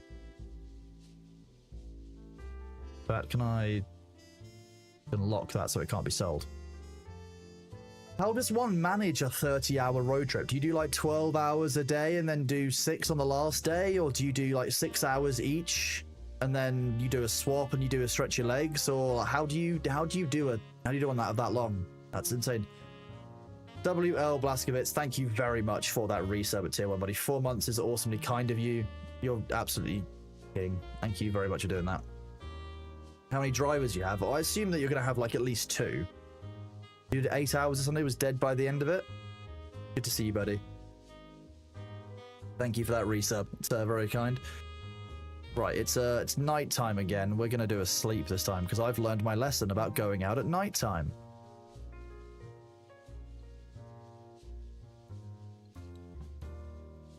You did a 13-hour drive to see a friend a week ago. Can't imagine 30. I know. That's my point. 30 hours is just... I'm impressed and kind of appalled all in one go, which I think is a good position to be in, right? That's fine. Oh wait, I've already got... Why did you say I didn't have any? Oh, that's because they're on standard bullets. I will return the standard bullets. I don't want to be using those yet. I haven't got a sustainable, like, supply of those. You've done 50-hour drives to Alaska several times? Oh, wild. My trip to TwitchCon was really good, thank you. I met a bunch of really awesome people. I felt really included. It was my first time there as a Twitch partner, as a streamer, so it was actually, it was a little bit of a different experience for me. But ultimately, I had a really, really good time. I met some wonderful people, and I think I'm very, very lucky, I think, to, you know, have the friends that I have and to be able to hang around with the people that are as awesome as, you know, as I've been able to hang around with. Because like I've said before to a bunch of you, like, the way that you are treated by people at TwitchCon, I think, is like one of two ways. Like, there are a certain group of people who will treat you based in line with your CCV, and then there are a group of people who will completely ignore your concurrent view account and will treat you as an individual. And I think the people that treat me like an individual are the ones that I have a lot more time for. And I'm lucky enough, you know, that I've got there's a good group of people around.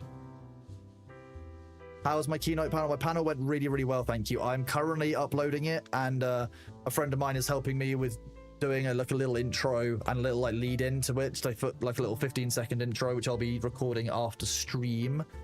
As my first YouTube video, which is very exciting and not something I ever thought I would be doing in my life, is uploading my own YouTube videos. But it went really, really well. We had some great questions, to be honest. And then at the end afterwards, after the actual session, when we ran out of time, there were some great questions that followed afterwards, and I'm really pleased that people got a lot out of it.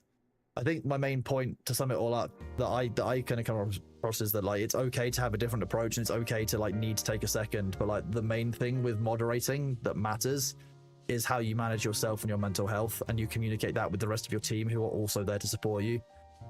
And that's, I think, true of most good groups of people. Like, you know, if you've got a stream team but one of you's not feeling up to it that day, it makes a difference if you can say to your group of people, hey, you know what, I'm really not feeling it today. Is it okay if, you know, I don't moderate, I don't stream, whatever? And that, of course, they'll support you. That's what we all need. Like, you know, it can be a difficult time on the platform. It's a difficult time on the internet for a lot of people. I think that recognizing that supporting each other is the key part is the main thing. What if you just treat me as a hive mind? You can treat me as a hive mind, that's fine, as long as you treat us like we're a person.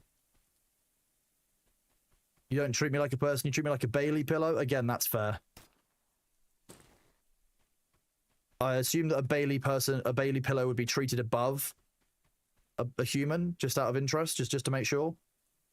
Like, it goes like, you know, animals, cats, up in the top area. And then you've got, like, you know, Bailey pillows, and then you've got humans. Yeah, that's how that works.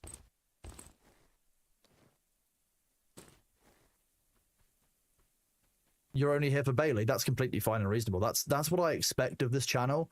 If people weren't here for Bailey, we'd probably be starting to have some difficult questions and conversations. Normally about taste, etc. Like, what are you even doing? Like, why would you be here for anything other than Bailey? Bailey is all. Oh, well, that's just it. Yeah, too many people feeling a loss of the psychic damage of the internet. The internet psychic damage is just getting worse and worse, it seems. And so, like, I think recognizing that difference and recognizing that people need to be respected and supported in what they're doing is important now more than ever. Like, a lot of trust and safety teams have been drastically reduced or downsized in the past couple of years. And so, like, now more than ever, the people who are there kind of unofficially moderating or doing this work, who are, a lot of mods do it for free, remember? Like, you know, it's not... Thor is one of the very few people who actually does pay for his moderators. So, you know, it's important to recognize that a lot of people who are doing this are doing it for the love of the industry, love of their craft. And like that can take a toll on people more than you know, because doing something for love, often you will work harder than doing something for money. Some of you will probably seem silly, but like some of you will completely agree.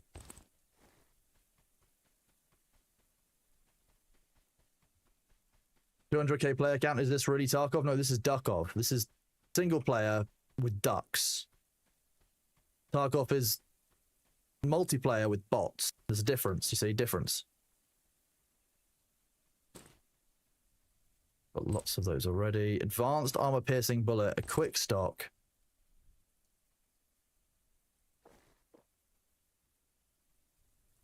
Hello, Shadow Wolf. It is great to see you, buddy.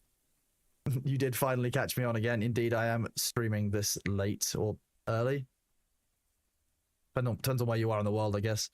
Yeah, I was obviously off a few times before TwitchCon as I was dealing with B not being very well, and I didn't have the headspace to stream. A couple of those days, I just literally sat down at my computer and I just couldn't get it together. Like, I was just tears on my face kind of thing, worrying about B. And like, I wasn't in a position to go live on those days. It wouldn't have been good for you, and it wouldn't have been good for me.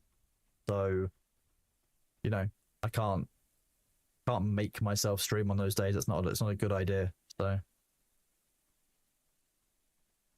what have I done so far?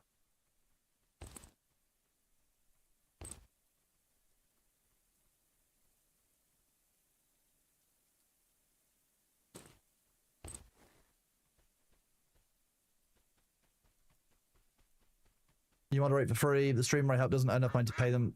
Doesn't pay themselves. Yeah, that's often the way of it. Like, a lot of smaller channels, the moderation work is sometimes even more than what you would get on a large channel, because there's this gap when you're an affiliate where it seems that people will like target you more than somebody who isn't an affiliate, and it's just kind of a bit odd to see anywhere at any time that people would be so weird towards affiliates, which are, like I say, smaller streamers are the backbone of Twitch. While you know the larger, bigger streamers might draw in the headlines, at the end of the day, it's the smaller streamers that make this platform, you know, what it is. More stones. Let's take the cables. Cellar key and some scissors. I don't know where the cellar keys go, but that seems important. So.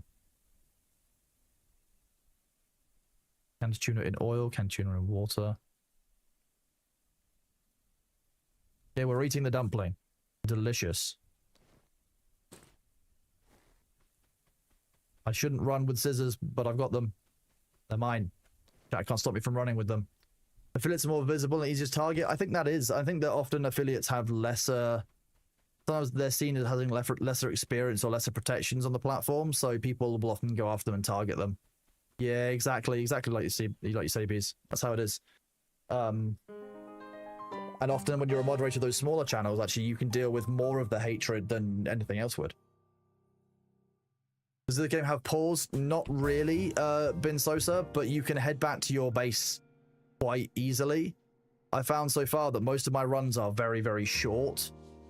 So actually, I've not been having a problem with having to like go back with like having to pause the game and go and do stuff, because I can do it while I'm nearby the base.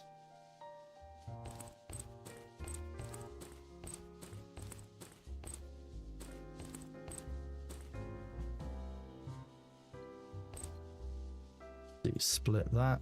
74. Slightly off, but fine.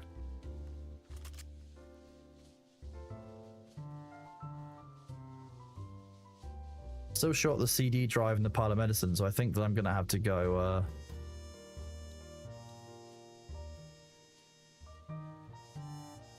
Oh, okay, so that just collapses the one that I already have.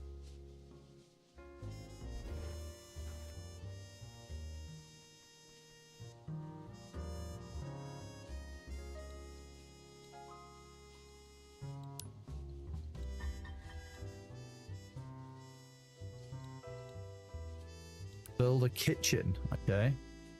What does building a kitchen entail? Lots of words. A pan. A cup. Okay, that's what I need the cup for. Great.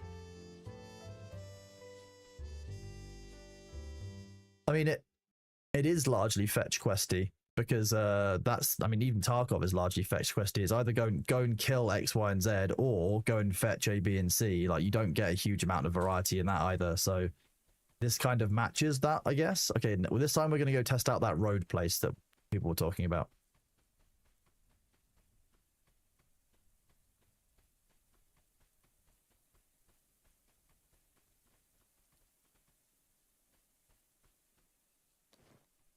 Though we'll check out these boxes too. Power bank, that sounds exciting. And food.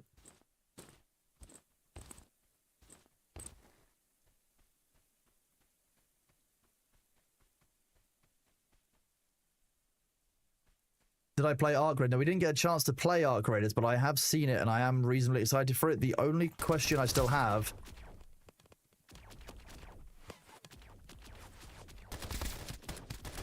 What?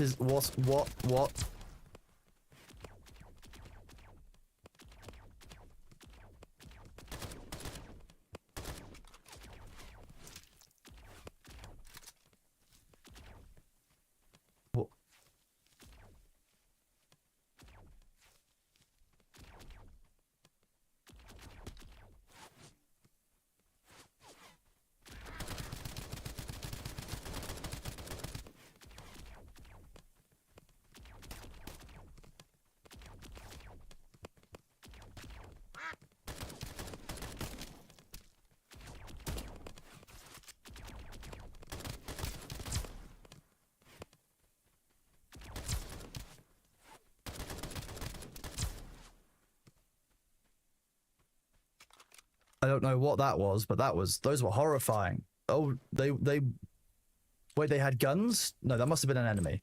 Surely. Surely that mushroom didn't have a gun. Surely it was just a mushroom. Please. It looks like they're missing something in the primary slot. That's kind of strange.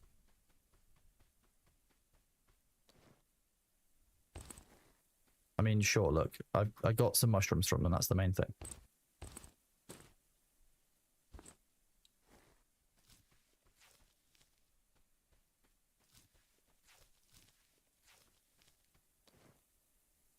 Some mushrooms deadly than others. Damn right. That was definitely some deadly mushrooms. If you see a white guy here, don't mess with him. Don't ask me how I know that. Okay, I'm guessing that they messed with him and he messed them up. Super glue, bleach, and Mike. Hey, look, it's chat's favorite thing. Apparently...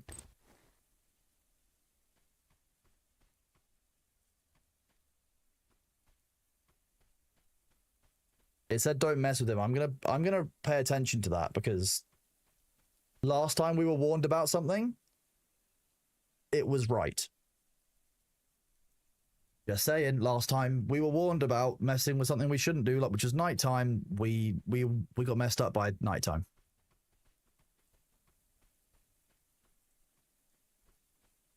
Praise the sun. Exactly. I hear someone.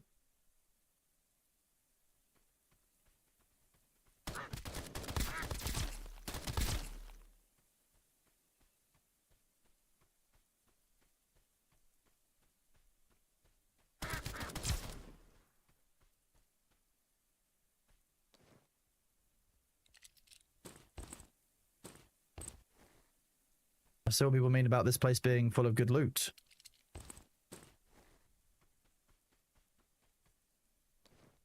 At the very least, the loot from these guys, just like the bullets alone. Once we have every bullet is worth 1, so like if we can get 240 and just sell a full stack again, we're doing pretty well. What is this weird house? Got a blueprint inside of it. He'll chase you with a close come up and you'll be fine if you roll. Okay. I don't do a lot of rolling. I should probably do that more often.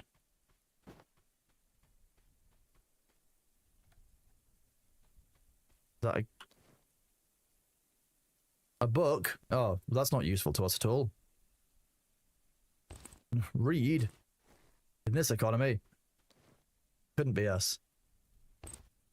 Sanatorium room key? Okay.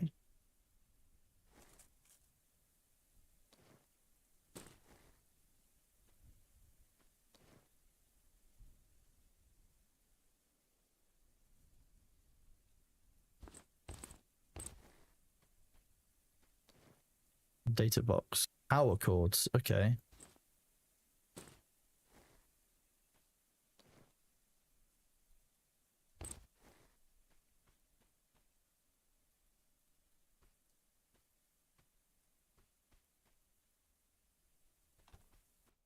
I can trap my little dog inside. I feel so harsh. You can come with me. I'm guessing that is the equivalent of the Ooh, okay. Yeah, I'm guessing the dog is the equivalent of the like the gamma case, for example, inside Tarkov.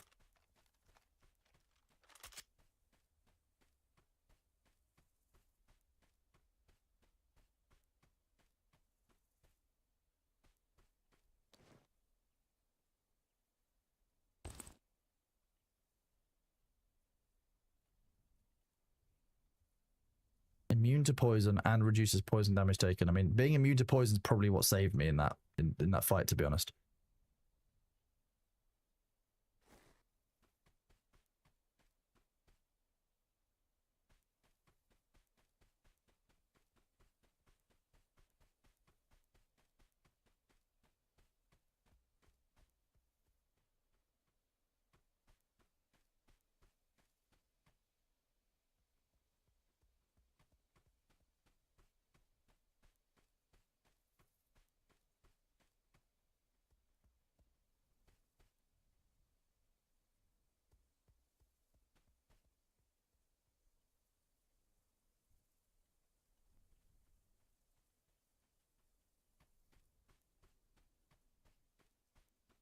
Heard footsteps. I don't trust them.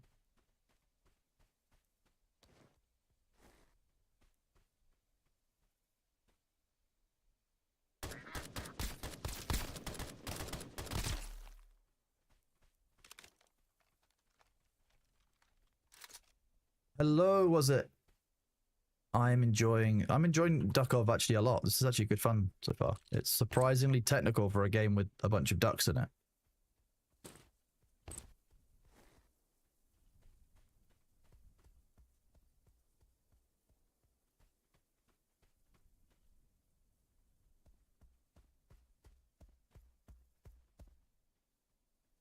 That's a surprisingly heavy footstep.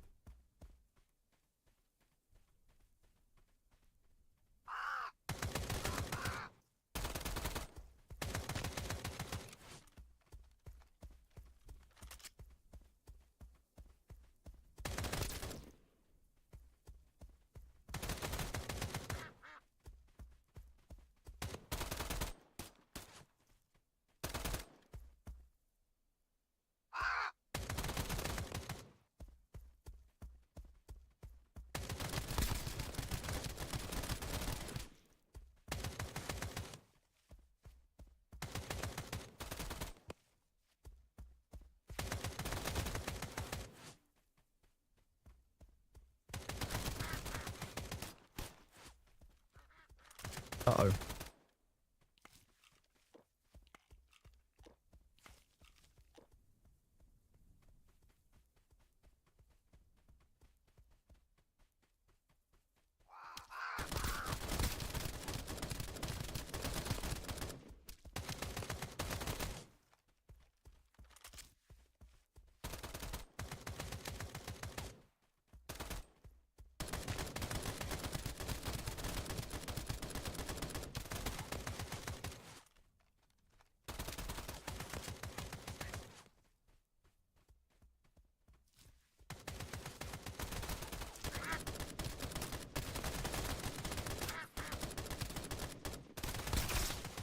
Oh no, I was super dead.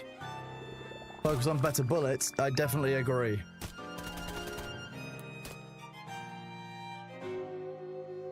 Okay, that's my second death.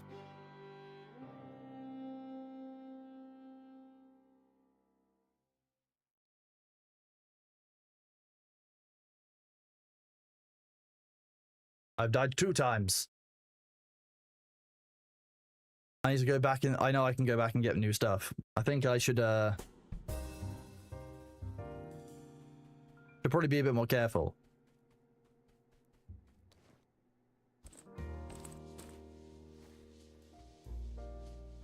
Did I finish a quest? I did. Nice.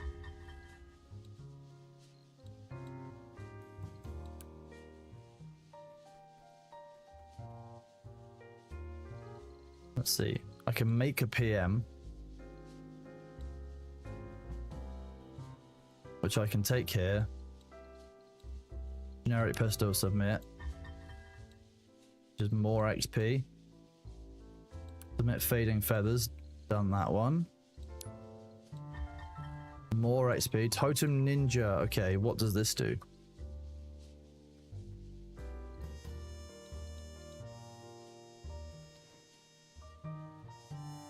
The ninja totem. I need to deal with my stash. Okay, that's just great. Firearm headshot damage, but reducing sound transmission and while walking and running is okay. We'll try this out.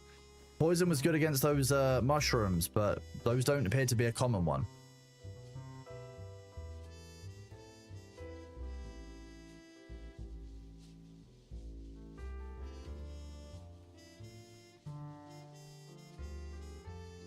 I can improve my gun master. Let's do this. This will help me out. We have to carry more stuff. Excellent. We love carrying more stuff. Quick reload or perception range. I'm gonna go quick reload. So far, this is only PvE. Yes, only no other players yet, which is reasonably helpful. I'm gonna have to sleep. Oh, hello. What do you want?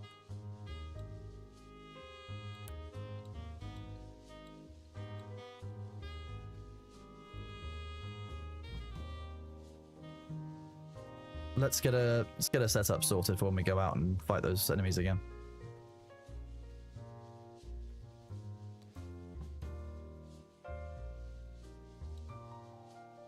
We will take the Glock with advanced standard bullets, maybe?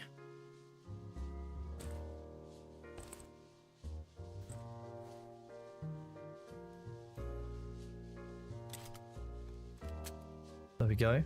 That gives us a weapon, at least.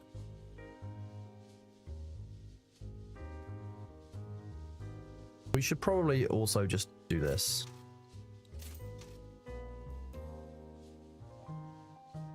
I should actually just have a backup set of...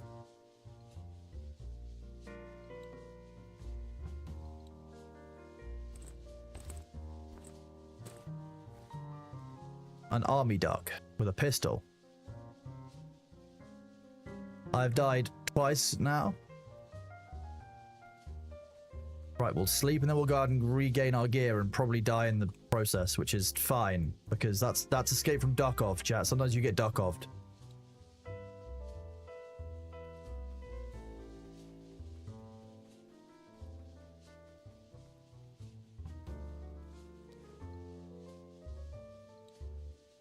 Take a first aid kit with us as well.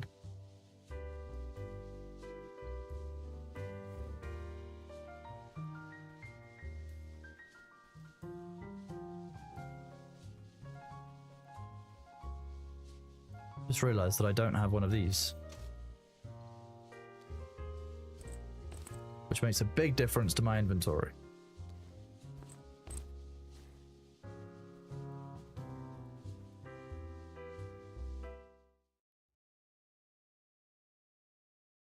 Okay, when firearm durability drops below 50, but that's actually very good to know because the weapons I'm always using are damaged ones rather than fully intact ones. So anything that's under 50% durability is actually not doing so well for me in terms of spread. So actually that might have been contributing to the fact that I that more mushrooms? That sounded like more mushrooms to me, so I'm gonna not go that way.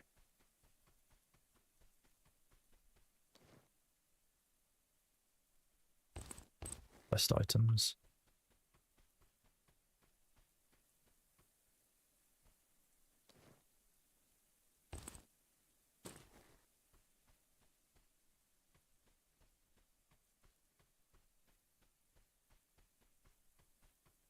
I think if I recall correctly, okay, this house, okay, not quite. Need to go further north.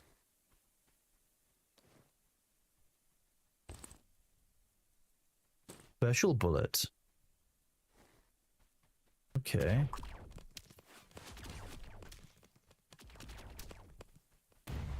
Oh, that's gonna kill me. That's just, I'm just flat dead. Nice, okay. They do, that is why it's so important to carry stuff then.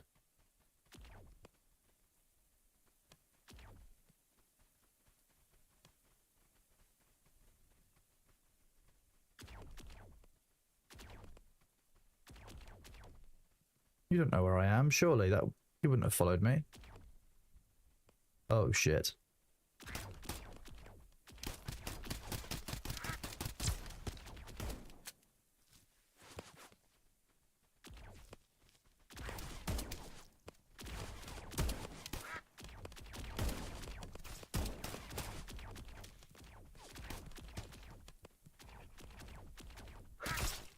Nope.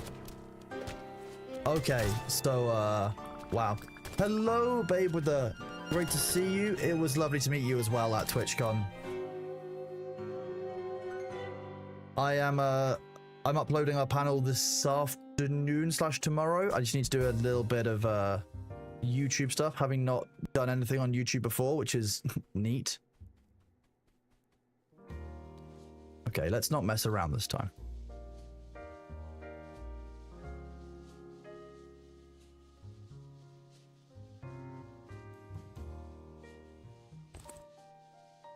Let's mess around a little bit.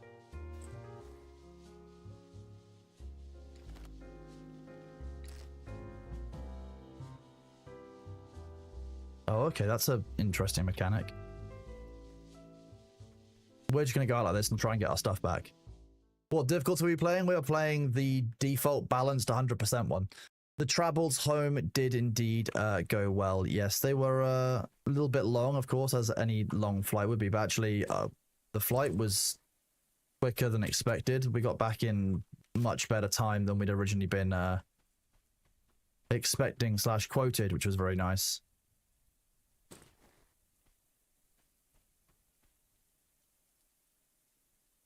So yeah, my travel back was okay. How was yours, babe Buddha?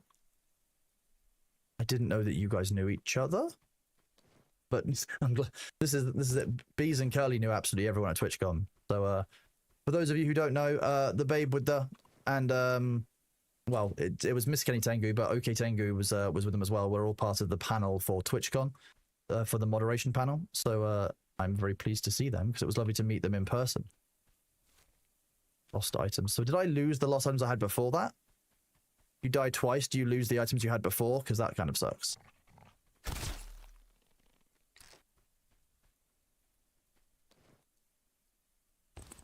Cold water, not bad.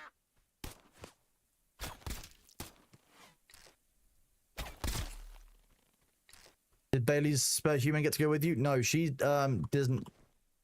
TwitchCon's not really her kind of environment, so she didn't actually come along, and to be honest, she wouldn't have wanted to come along. So, a bit like a house cat, she's kind of happy being at home.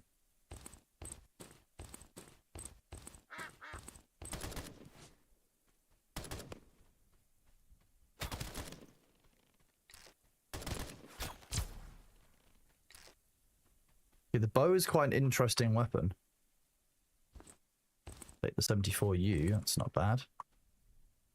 The duckening is going well, thank you, Winky. Yeah, I've died 3 times as the counter goes, but I'm understanding where I died each time. I actually need to be a bit more careful about how I'm clearing through.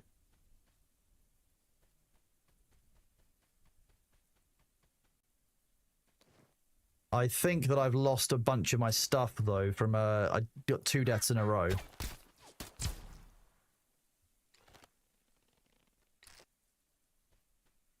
I don't know why reloading the bow takes so long, but fine.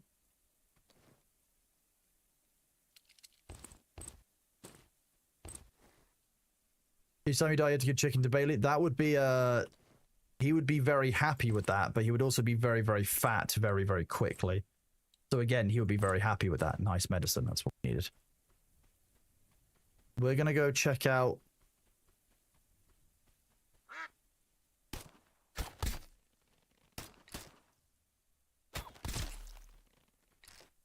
We died up here earlier. I'm not sure if because I died twice, I died on the way back, whether it means that I lost all that stuff, which is entirely possible and would be mostly fair.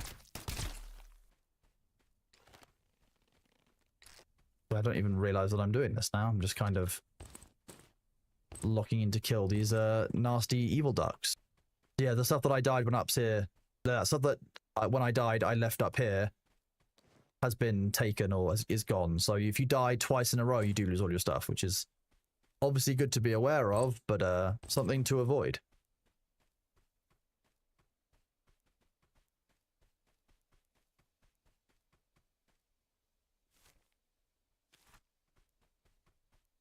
Might be a longbow. I mean, yes. Ooh. What did I hear? Footprints? Did.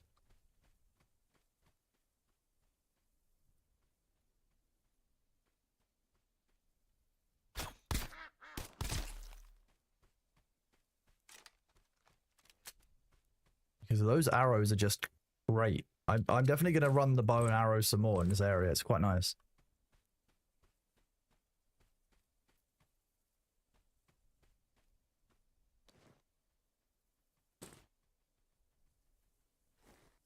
Do people use shotguns and bows? I imagine that people tend to. I mean, I'm choosing a pistol and a bow at the moment, and it seems to be working quite nicely.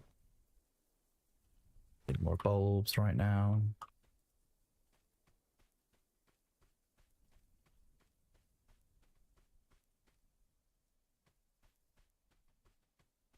I'm definitely hearing footprints around here.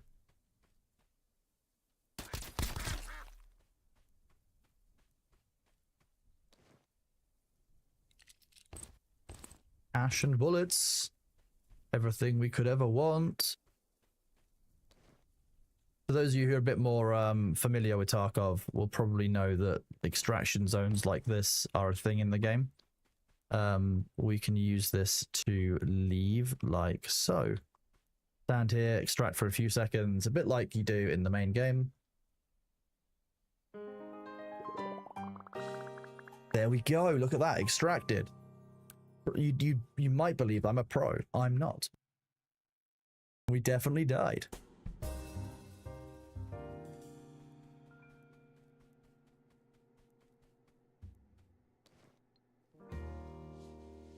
Okay, so what we've learned is rusty bullets don't really have a home anymore. We could definitely just be selling those most of the time.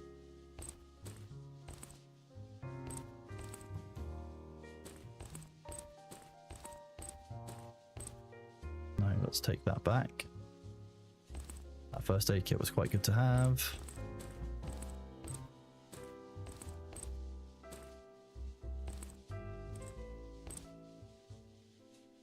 We'll leave the AK for here for now. And we'll split this because we don't need to be taking the full amount of our ammunition out at any one given time. We want to take less than that. We need to get some bow and arrow ammunition. I wonder if we can manufacture this here out of wood. That would make sense. You can. What a surprise. Explosive arrows, if we had dynamite, would be quite funny, but I'm not sure that's exactly needed.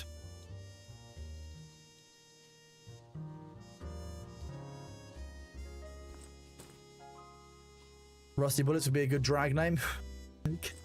I don't know why that's what you thought of for your Sasquatch, but I can't necessarily disagree with you. Our duck is thick. We made sure that the butt slider was dragged all the way to maximum, which is obviously the most important bit. Right, chat? Right? Letter from an old friend. Upgrade workbench. Ground Zero highway. Gunpowder 30 and we haven't got the currency for that yet. Let's see if we can sell some stuff. Because we're carrying a whole lot of stuff that we don't probably need.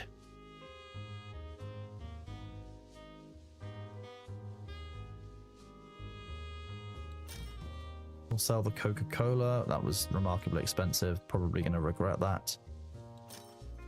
Sell those in oil. Need the money.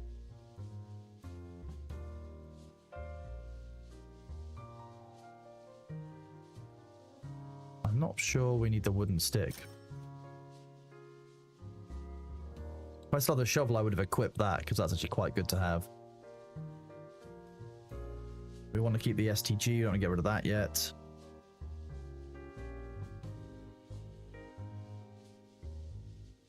The hot blood injector, that's worth so much that I'm just going to sell that now.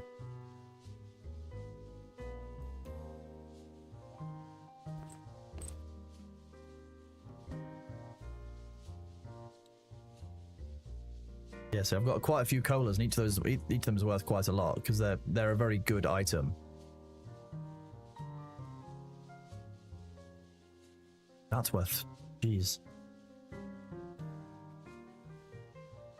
So while we're in our base, we can, I believe that our our hunger and hydration are going up over time while we're spending more time in our base. So the downtime is incentivized quite well. It's nowhere near as slow as Escape from Tarkov, so that we can actually have a little bit more of like a genuine gameplay experience, as it were. Toadnar, how are you doing, buddy? It is always nice working out that that people that you're friends with are friends with each other. It's actually really nice to see. That's one of the best things about TwitchCon actually, was seeing how many awesome people know each other, and actually like lets me know that I'm interacting with the right people if they're friends with the same kind of people I'm friends with. You know, that's kind of how I kind of feel about it. It means that, like, you know, my friends rate them highly as much as I rate my friends highly.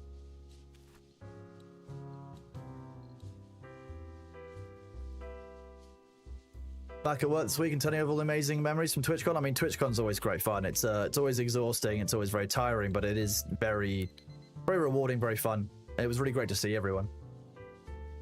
Oh, thank you, babe. I'm really glad.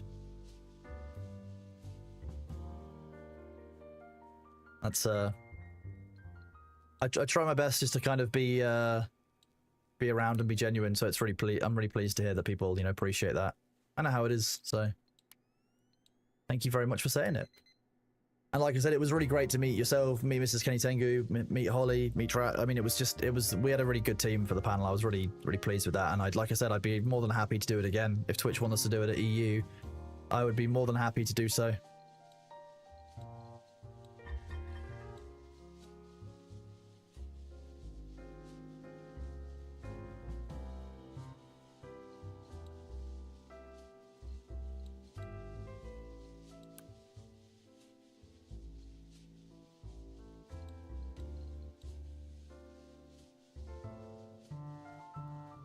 I'm not sure I can craft a glick, can I?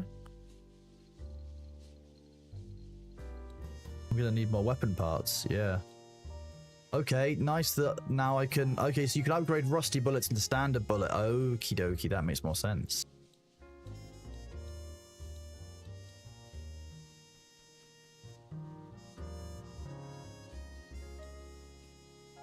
Gonna sell some more of those rusty bullets as well.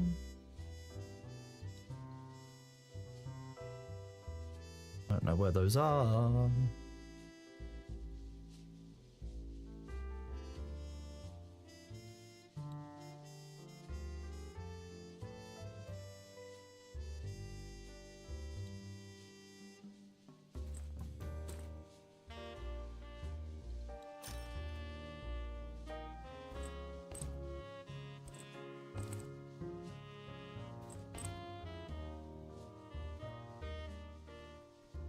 It's still daytime. We've still got time. Jesus loves you, bro. Thank you very much for those 50 bits. Have a blessed day yourself. Whatever whatever deity, non-deity you believe in, the flying spaghetti monster, fine. I hope he blesses your day. But whoever it may be, I hope that you have a good day yourself, bud.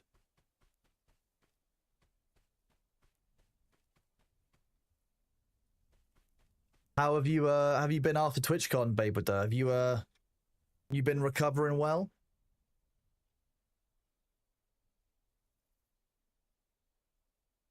Is there a wristwatch alarm sound in the game? I believe so. That sounds vaguely familiar.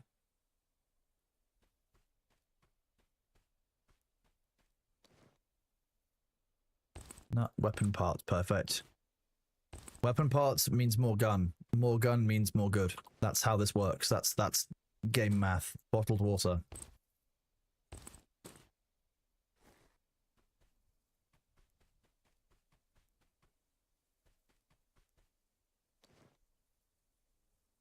I don't need small stones. Quack, quack. That's what this game needs. The game needs more like... Quack, quack. A bit like the Newt Newt from Pingu, but slightly less aggressive and horrifying. There is no higher power, only firepower? I mean, that's just a good sentence by itself.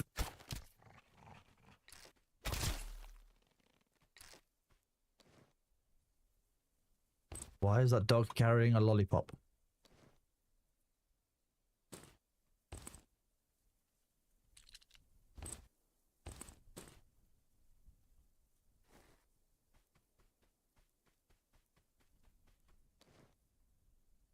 Organic fibers, metal plates, and bolts. I like that each run is different as to what you'll encounter, because encountering those mushrooms every time would have been an awful challenge, but like... It also means that encountering specific enemy types is, not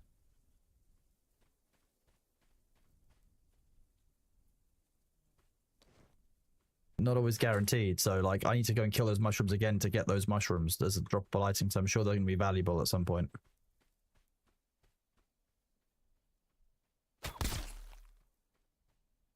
Okay. The one-shot headshot did the job.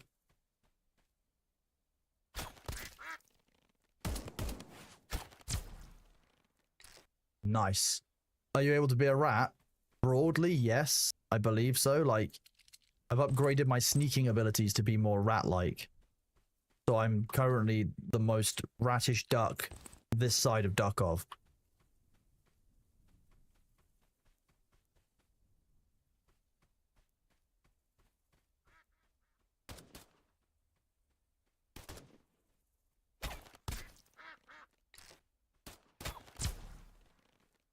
A duck with buck teeth, a duck with buck shot.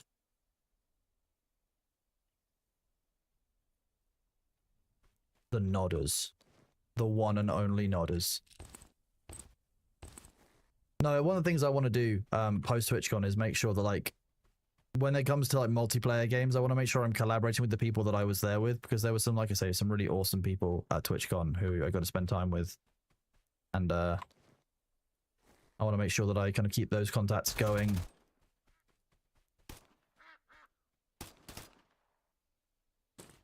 Now I'm back. That's perfect.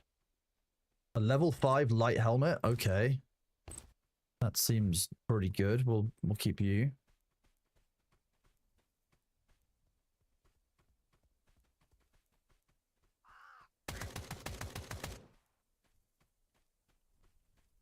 That's some kind of intense gunfire. I'm not a big fan, to be honest with you. I don't think that's necessary. I don't think you need to be using heavy-duty weaponry.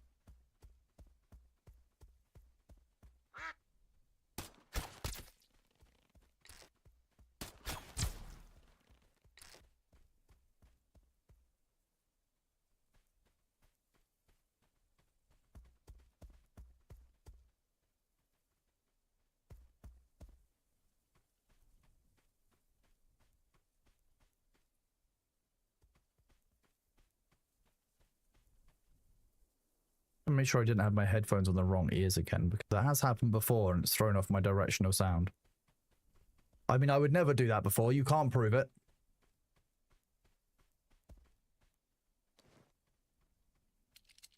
Syringe is what I need.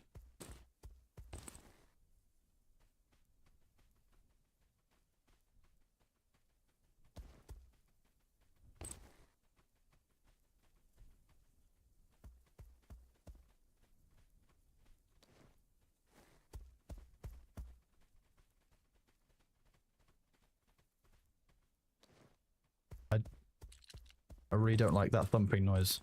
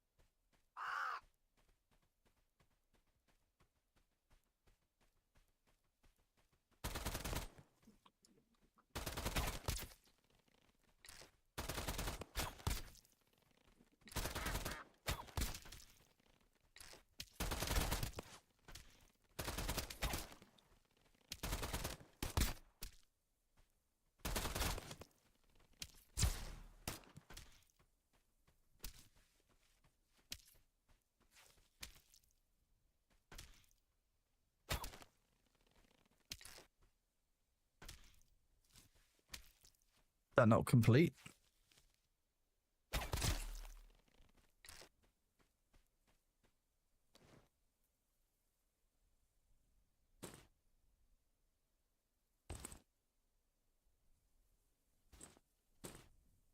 More slots, perfect. That's what we need.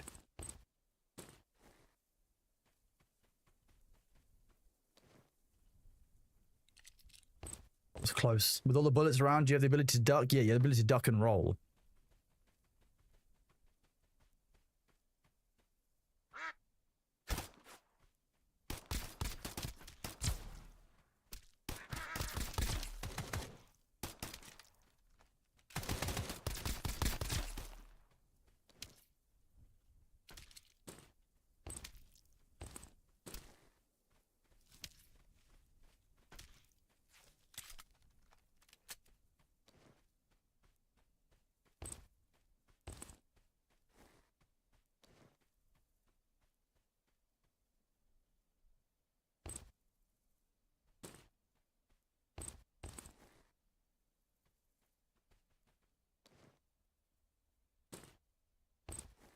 Do this.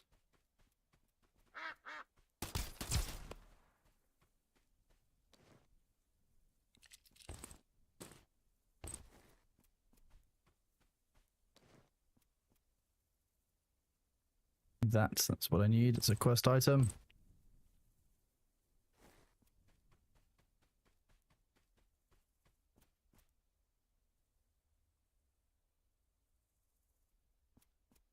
The spider didn't see us. We survived.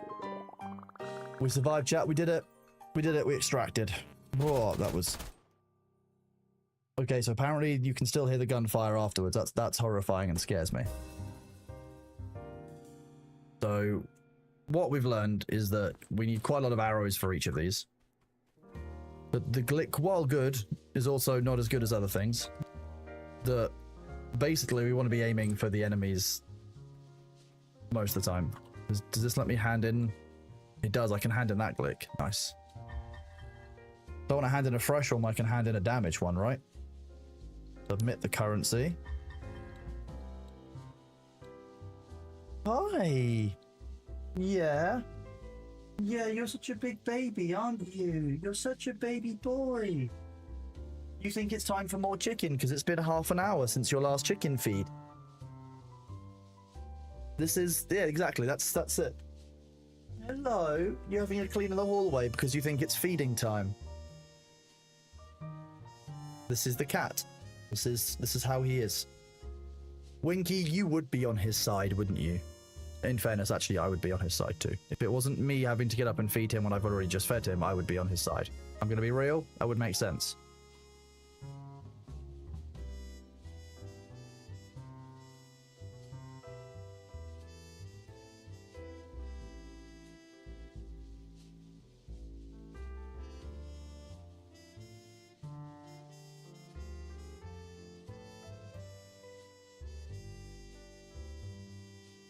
Why can't I click this one? Oh, I haven't got enough money to repair all, that's why. I'm gonna have to sell a bunch of stuff first.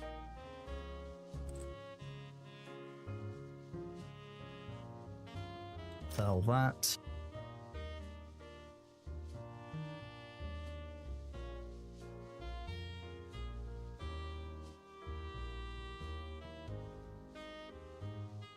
Well, this is all good because this actually gives me more of a second kit.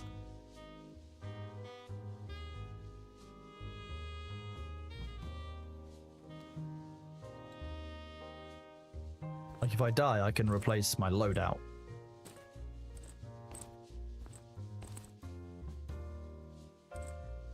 Service rifle.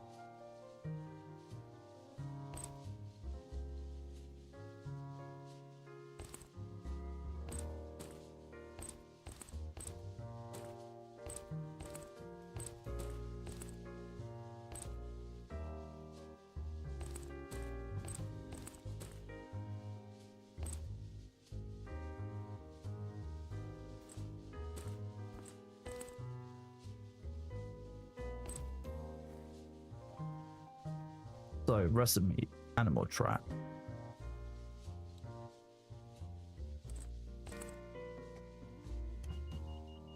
So I can now put down bear traps? Nice. How many animals did Winky leave TwitchCon with? Probably like 11. Knowing Winky, like, I think Winky went to LA afterwards as well. So like Winky, you know, probably stole at least a dozen animals on the road. Like, you know what Winky's like. Hi.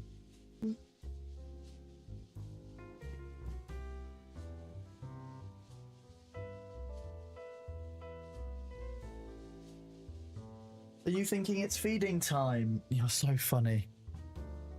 I love this cat more than anything.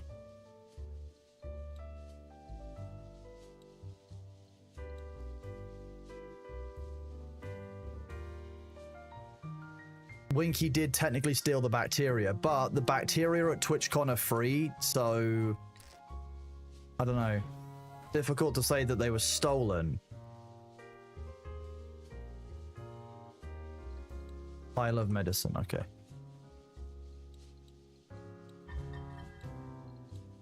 Medical supplies. Generic medicine.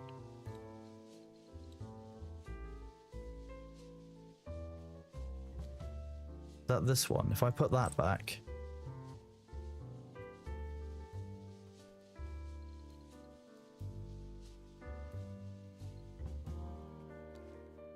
I need one more of those small first aid kits.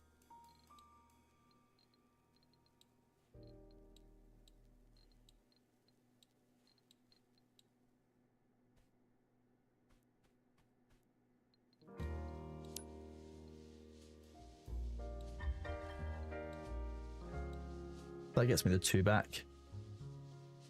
Cinders, thank you very much for that resub, and Inodia as well. You guys are both absolute legends. Hi! Yeah? You're looking for food? Oh, okay, that's because the spare human has arrived. That's why. You think that you're going to be able to beg her for food as well, even though you only ate 45 minutes ago. He's so funny.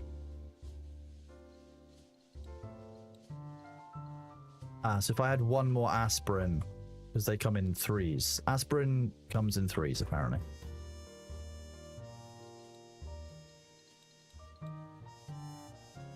How much is aspirin to buy? 96. If I buy one of those, that allows me to finish the quest.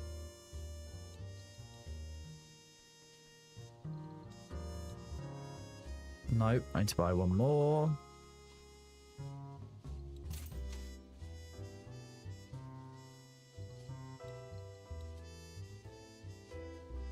I can go to here, generate medicine. Still making a profit on that. I should take those aspirin with me because the 2 aspirin I have left are probably like my main health item. Heal hit points. Does reduce my hydration though. Not great. You can come with as well. You're better.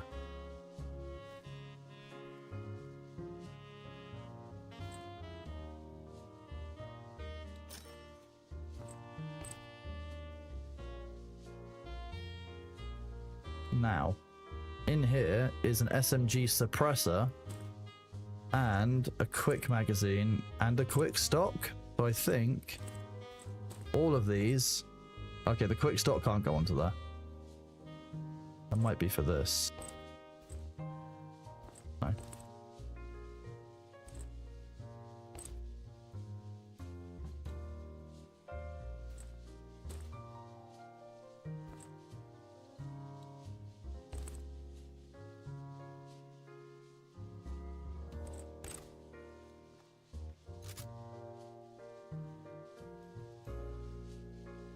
We've now got, you know, a nice MP7. We probably want to repair that before we go out because it's going to be better if we repair it. So if we go into the repair section and we select the MP7. Now 84, it's suppressed, which is very nice. Its range is 18, so it's not hugely good, but the ADS and everything else is very, very good. So we like that. We feel like this is a solid weapon for using.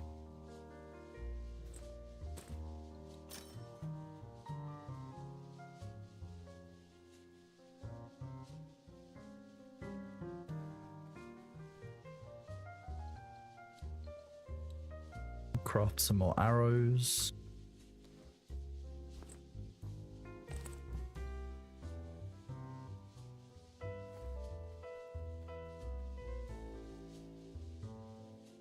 Bailey needs to be more careful about what he's eating because otherwise he's going to do himself a mischief. We really don't want that.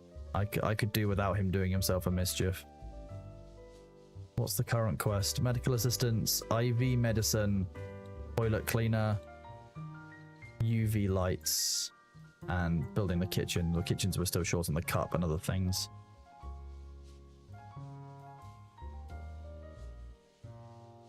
This I can buy some better weapons with. Once I get intermediate weapon parts, that's when I'll be cooking on that one.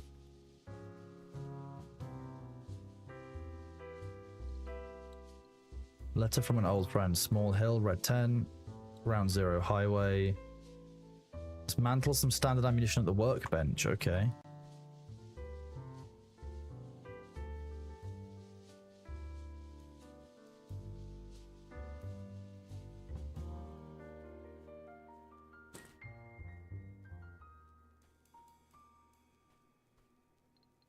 Mosquito elimination. Nice. Okay. Yet more level ups. Level ups are good. We like leveling up.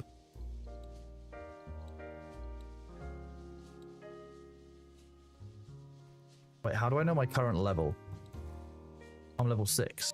Sweet. So why does this line saying level? Oh, that's level 1. That's level 5. Okay. Okie dokie.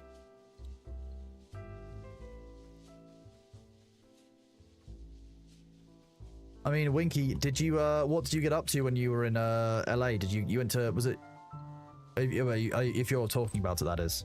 Obviously, if you're not talking about it, you don't have to talk about it. Sense. How do you feel about a game where you level down? You start as a super strong character where you progress, you get weaker and weaker. That's going to feel really weird to most players. You're going to have to justify that because a lot of players that like progression and time spent equals power.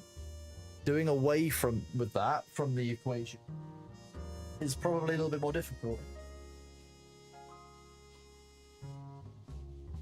Wait.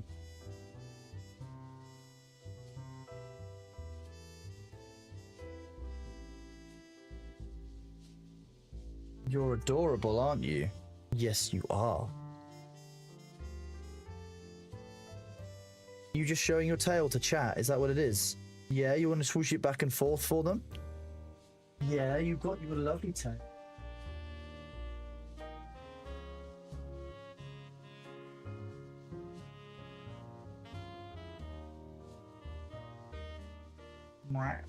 Yeah. Nothing.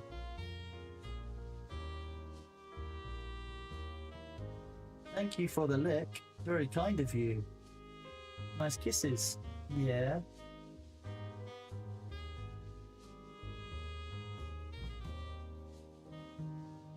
The baby chat.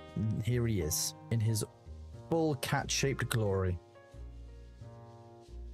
You feel like a mechanic, which would be weird. English enemy scaling is done perfect. Otherwise, you're going to feel overpowered at the start and blitz throwing up the brick wall at some point. Well, exactly. It's the challenge.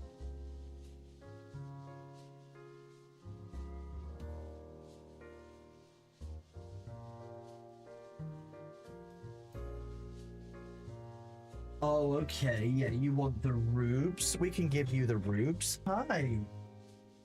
Yeah.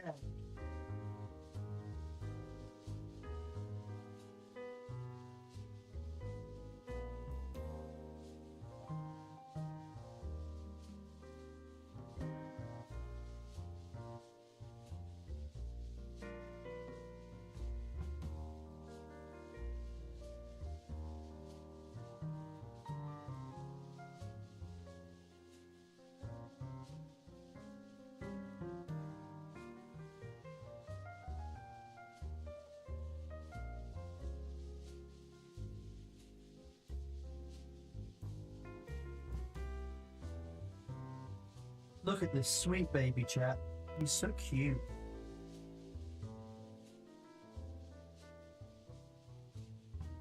He's like, oh, well, if you're not going to give me chicken, at least giving me pets is enough, right?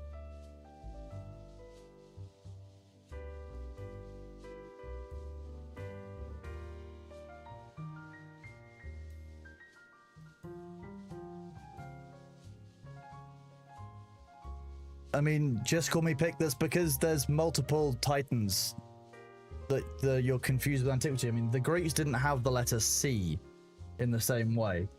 So first of all, you take K, and KH or CH, Kronos, is the titan of time, whereas Kronos with no H and a U was a separate entity. So there is difference in antiquity, but ultimately we're talking about lost languages and, you know, time long gone. So it is much as his personal preference, but yes, the Titan of Time, not the one who eats kids. That's different. That's me when I'm snacky. You've all been there. Snacky. You want to eat, you know, your deific offspring after you've, you know, birthed the universe. We've all been there. Sometimes you just have a difficult day, and you just decide that it's time.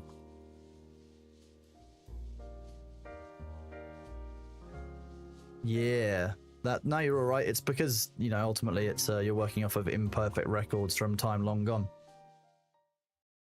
All we know is here is the main deity. Look at him. He's just there having a clean. Aren't you? You're cleaning your tail. Oh no, you're cleaning your leg. 2 boxes.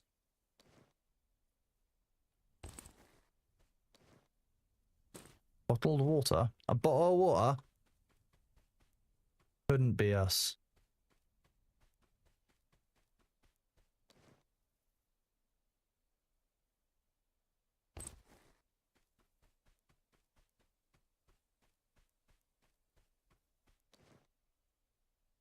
Protein powder, cocoa milk, and red banded cigarettes.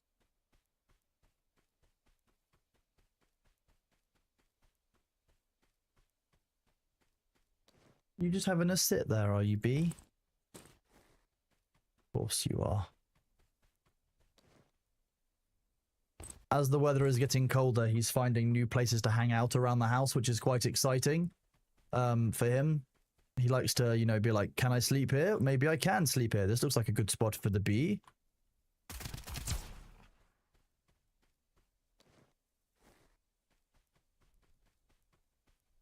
Like various windowsills and other spots that he seems to like hanging out.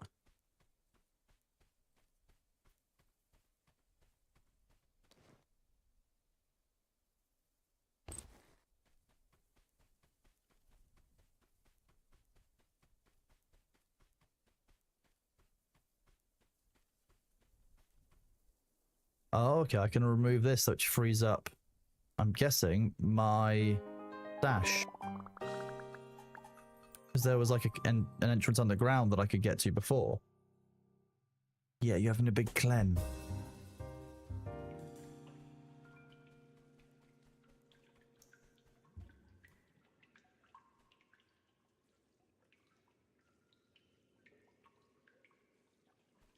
this recovery 2? No damage taken. Oh, okay. That's ridiculously good.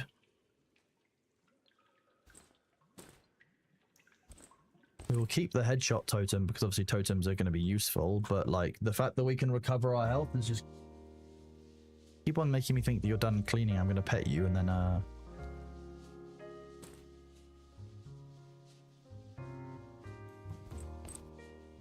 yeah. Yeah, hello. What's going on? Why are you so agitated? I say agitated. What is it that you're trying to get my attention for? Is somebody cooking food for you? Is that what's going on? Oh.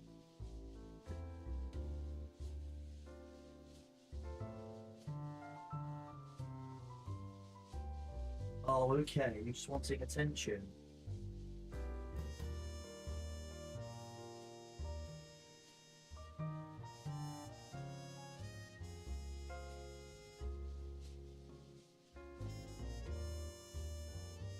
This is just the stream now, chat.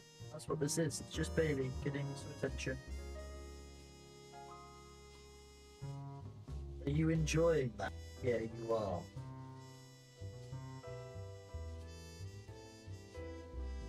You enjoy me falling off of my chair so I can give you love? Is that what it is? He's very much enjoying it, chat. He loves the attention and the fuss. You know what he's like. And I know that you're all here to see him, so I don't really mind. We can make his camera larger if you want. He's not sure how he feels about that. As you can see, he's trying to see whether he wants to leave the room or not. Meow. Can you smell food? And that's why you're wanting me to follow you. I will be 1 second. I'm just going to follow him and see what's up. He's trying to lead me somewhere. Where are we going? What are you doing?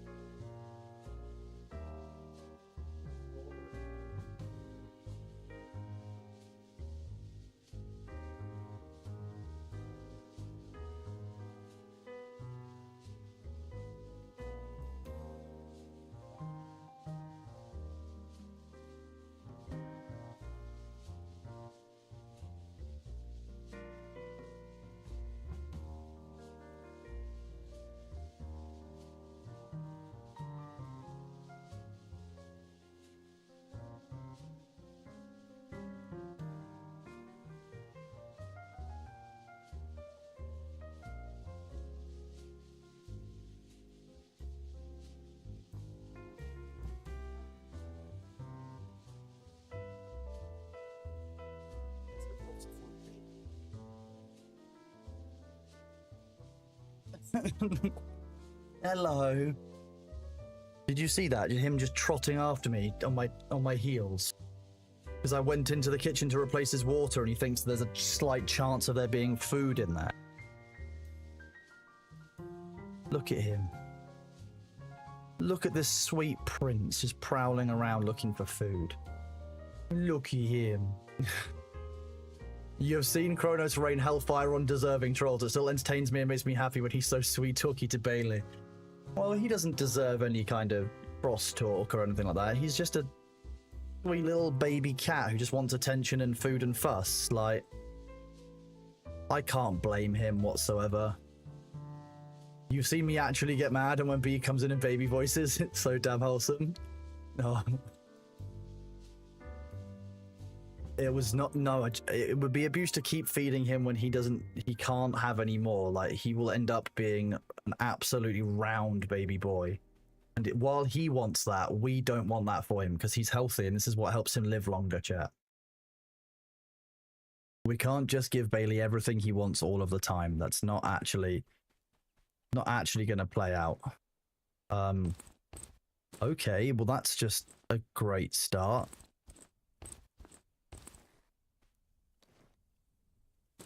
That's always the same, but...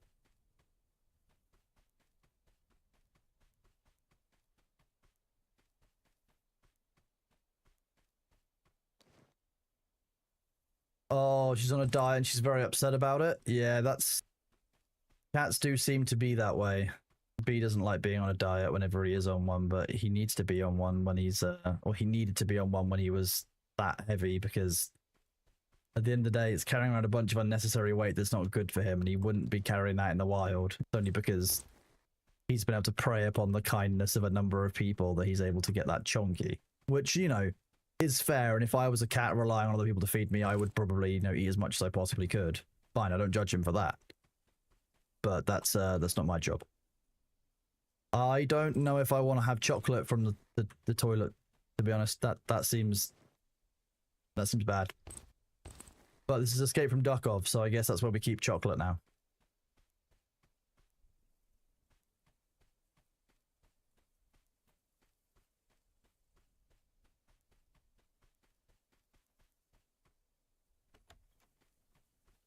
Misc box. A cardboard box. Disguise. 200 seconds. That sounds like fun.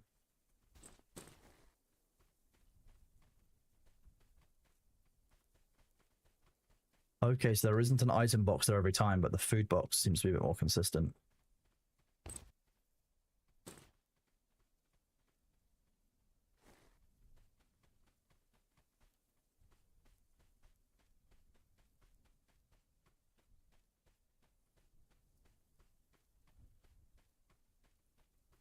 There are no enemies on this side of the bridge. How weird.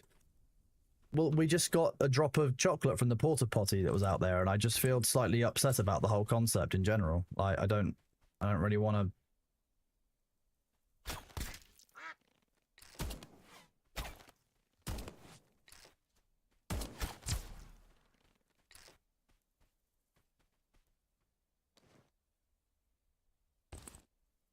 The fading feathers allow us to roll to get those totems, which give us, you know, obviously massive benefits like, you know, health recovery, which is insane.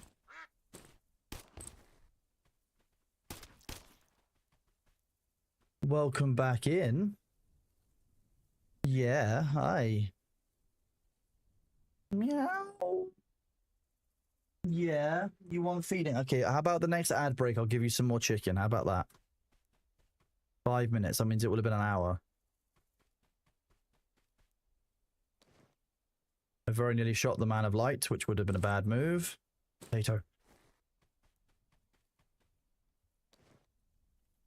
Poop ball. We don't need that. We don't want a poop ball or the poop. Like, that's just not necessary.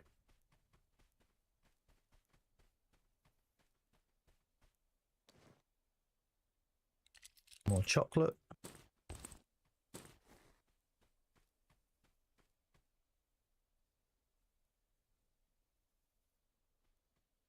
Good boy.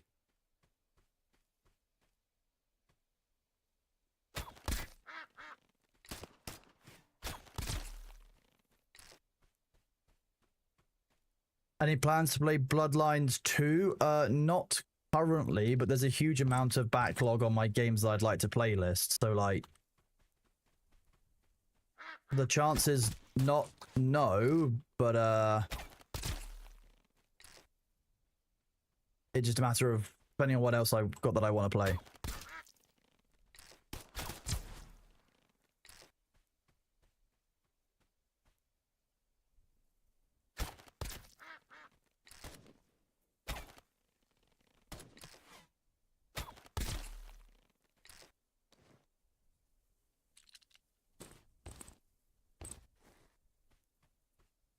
I don't like this little causeway because these barrels are explosive and I really feel like I could have somebody make my day go very, very badly. Woohoo! Okay. I didn't expect to see a Adar in here. Nice. Fairly sure there was a toolbox in here. It is kind of the perfect game for me indeed. Hello, Luna Platypus.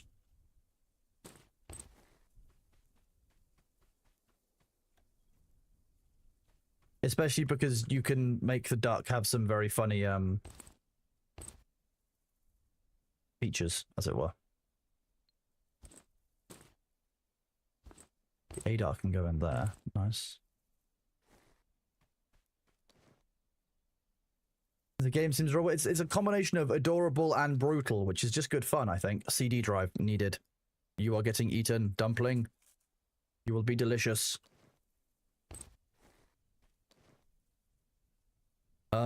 There's a basketball. I don't know why, but there's a basketball.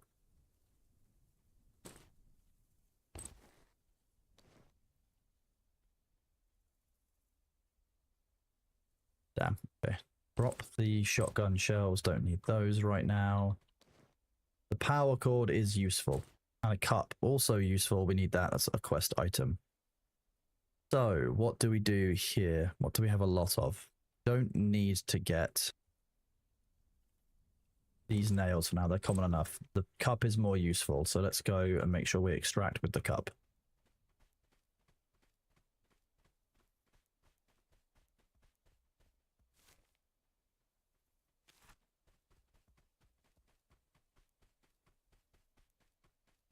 I know who you are. You know, just sometimes I use your Twitch name and sometimes I use your in-game name. Your real in-game name, Discord name, real life name, who knows? You know what I mean. I'm having a strong. Call a bondulance.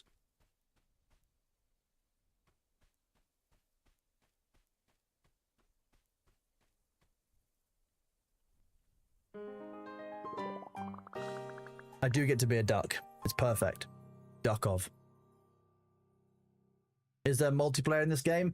No, Sir Aaron, there is not currently multiplayer in this. Although if there was, it would be deeply, deeply funny. So I'm ready for when there is.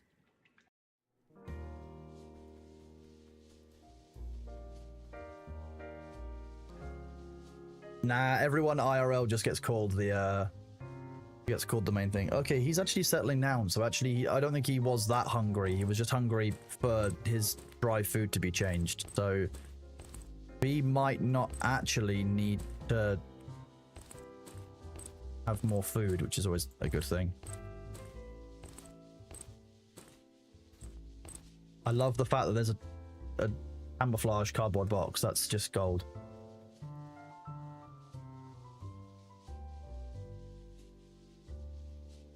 Okay, so got a lot of these cold cores that we are using, but we need the money for the upgrade, so we made to sell some of those just to keep the upgrades coming to make sure we have a proportionate amount of them. Then it's about selling what it is that we don't need. Like we don't need these TOSs anymore. Like, let's sell those. That's worth way more than 50, so I'm not selling that.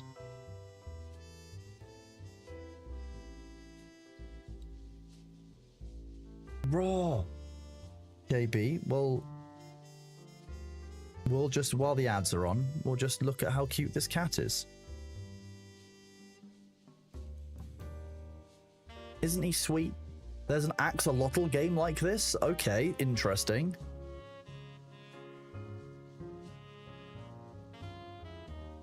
How does it play well, the axolotl version?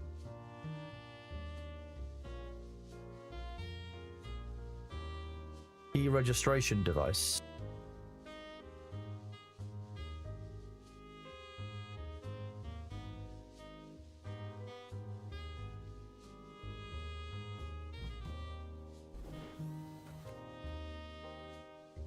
We just need one pan now.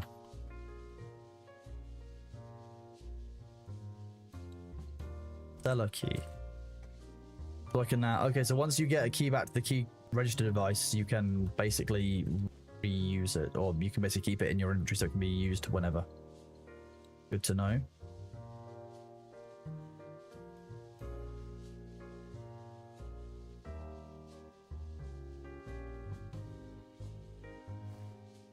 Go here and learn this.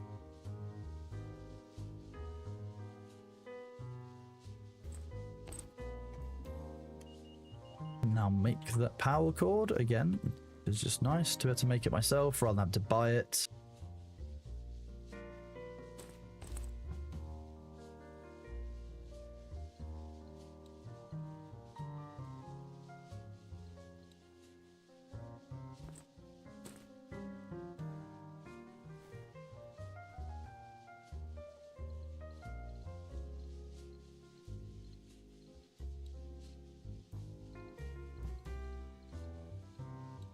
can make another glick if we need to at full pelt, but I might just kind of wait and save that.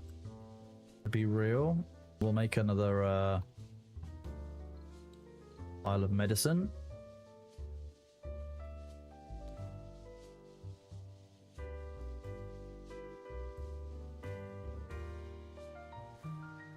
Isn't there stuff that this guy can do to level up? Like an apple. Here we go. 3 minutes on him. We can do that one. Do a bunch of the dumbbell shoulder press, and so we can actually get a bunch of levels here very, very quickly.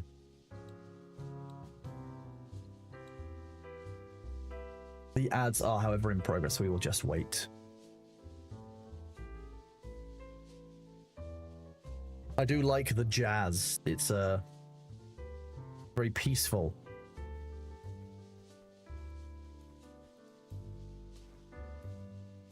Put those weapon parts in there because we need those.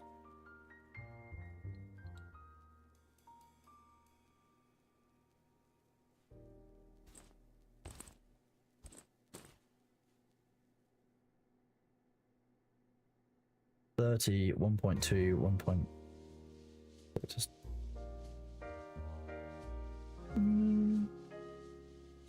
we don't do a lot of melee, so excuse me, chat.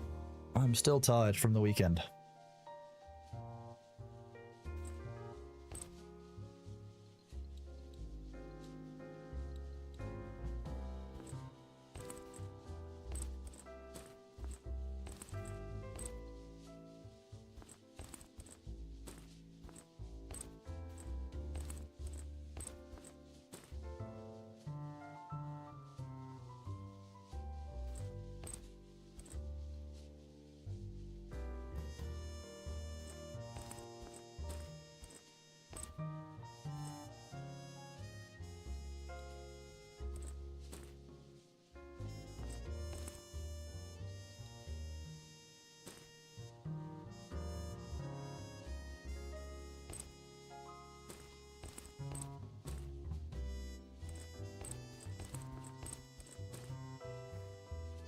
Let's sell the wrenches that are in my inventory.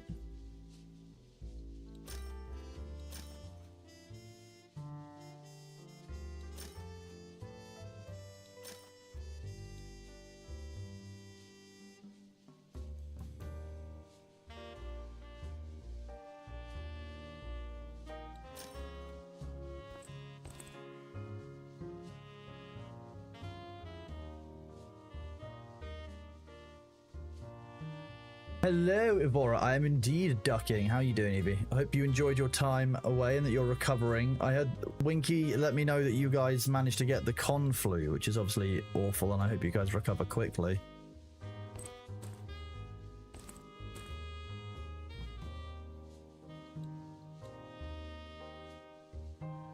So far, I broadly seem to have kept away from it. Touch wood, thank you. You feel fine, don't listen to it? It's just Winky that's sick. That tracks, to be honest. I'd believe that. You also got con flu in Vegas. I hope that anyone who has got con flu after TwitchCon does recover quickly, because it's never nice to be sick, but like, I'm glad that not everyone is unwell. Because it does tend to happen, like everyone would just get sick in a big wave from TwitchCon.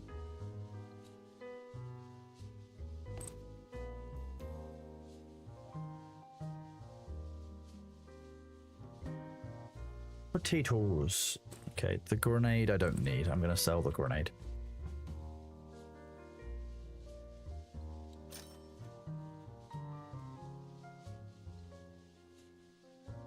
You're back from did anything funny happen? I don't believe so.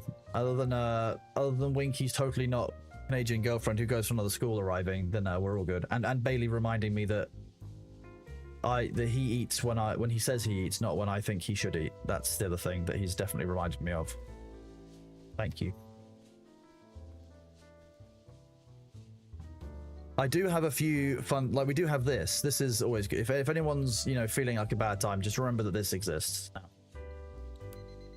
Torment Winky. Specifically to Torment Winky. This chair is here.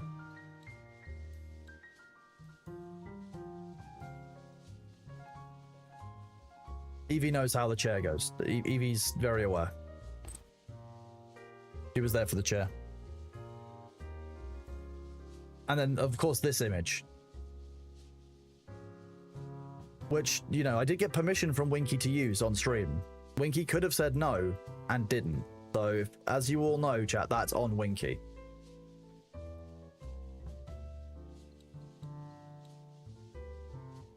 Ground Zero Highway. And the small hill, okay. It's nighttime, let's not do that. Let's be smart. It adds to the ambience. It definitely does. I think if I actually put Winky up here, it's perfect. You know?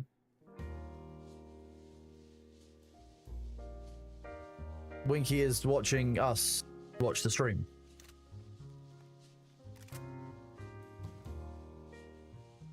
It's my new favorite meme format, you see, so it would be rude not to.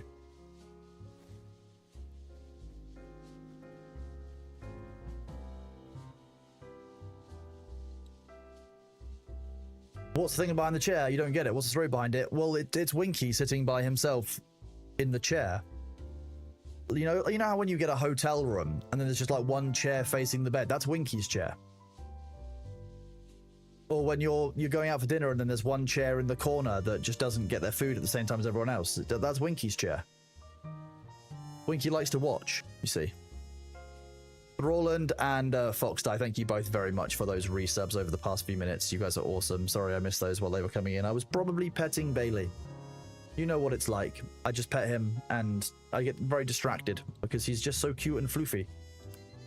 Can I? Oh, I can do multiple at time. That's nice.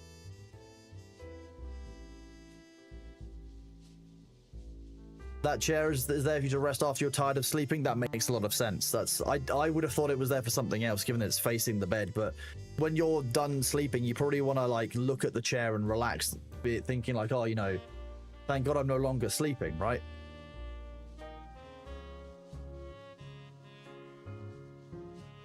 The real trick to not getting sick after TwitchCon, chat, I'm gonna be really honest with you, is just insane amounts of vitamin C. That's the only trick. That's all it is. Body weight squats. Hydration. Okay, so we can actually get a bunch of these after this one. Storm phase. Ooh. Without protection, do not venture outside. That seems like another one of those warnings that I should probably listen to.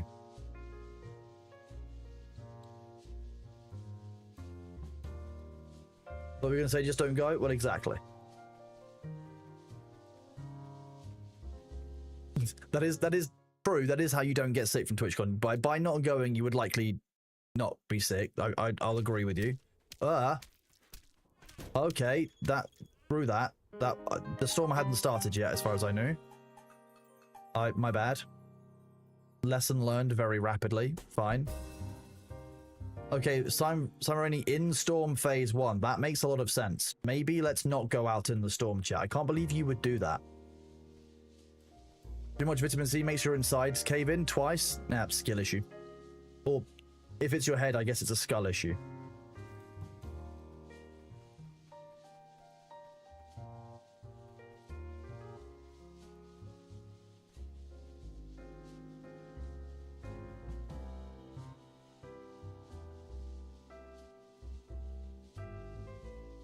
Duck can't go storm. No, Duck's not good in storms.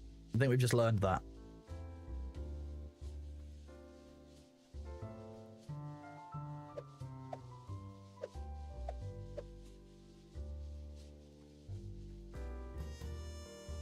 Well, in that case, we'll make our Duck just sleep then, because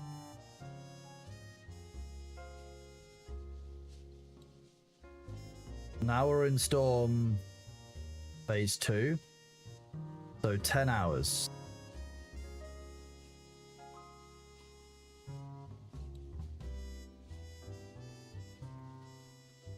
Next storm arrives in, okay, quite a long time. Fine. I was wondering if that skipped forward with the sleeping, but it does not. Who's that guy on the chair? That's Winky. That's our good friend Winky Mixikov. My brain's having a moment. We just we save the chef when we need it. Oh look, there's no storm anymore. We're all good. Level 1 body armor.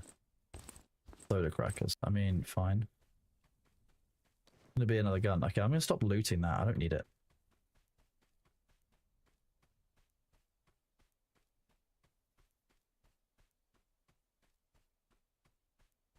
Does Kay need to go to bed? No, I'm alright for now. I haven't got the big sleepies, just the small sleepies. We'll stream for as long as I feel up to. It's good though. I'm feeling energized still. If I was feeling tired, I would let you know.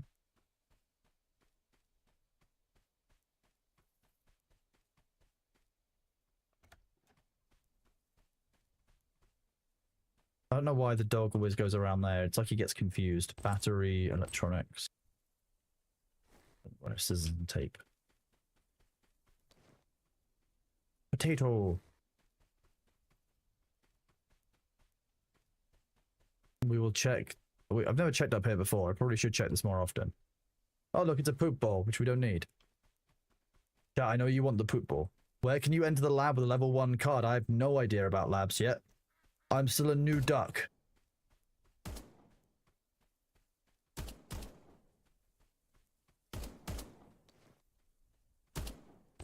No.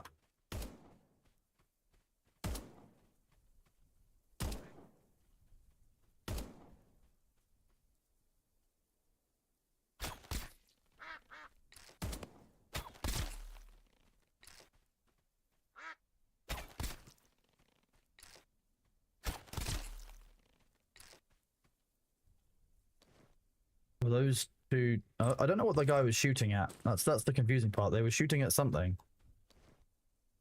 Makes me uncomfortable.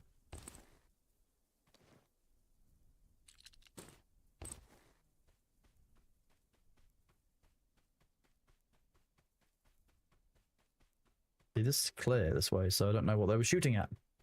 June, you remember the ducks? This is what June Awakening ends up like. This is endgame June. You might not like it, but this is the way it is.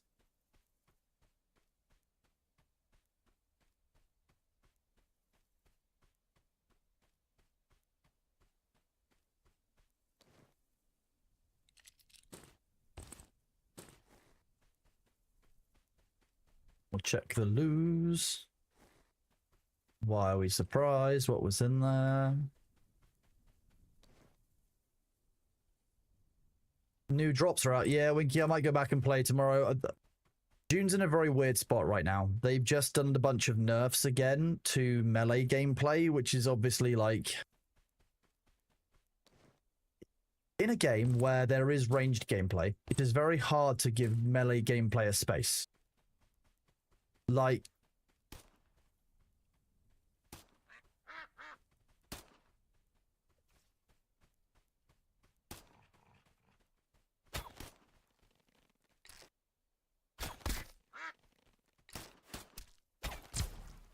and so if you take away some of the strengths of melee gameplay, you're going to find that everyone just switches to using a ranged gameplay only.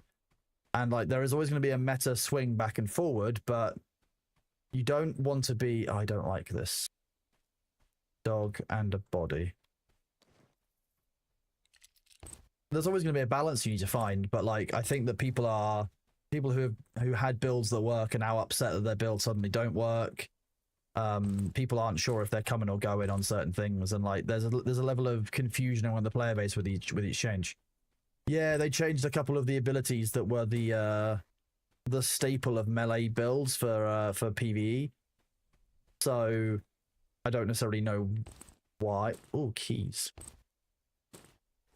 I don't know what that was really meant to enable. Oh, thermite. No, let's not get carried away. You get a little bit carried away, I guess, with thermite. Nothing wrong with a little bit of thermite. All the shooter bros are QQing about melee. What, like that it's too good? I think they were people were having issues with dispenser blast and other things. So it seems like there was some imbalance in the game for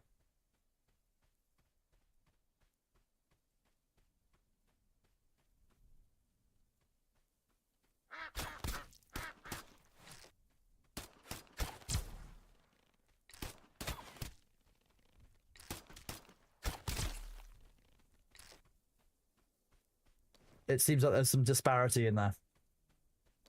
We'll go back and check out the June drops at some point. Don't worry, like that will be a thing. I know that people are very keen to get those, so don't worry. I will make sure we do some June at some point so you guys can catch up and get all of those drops, because I wouldn't want people missing any, even if they will be rewarded after the fact. 1 second, just check this message quickly.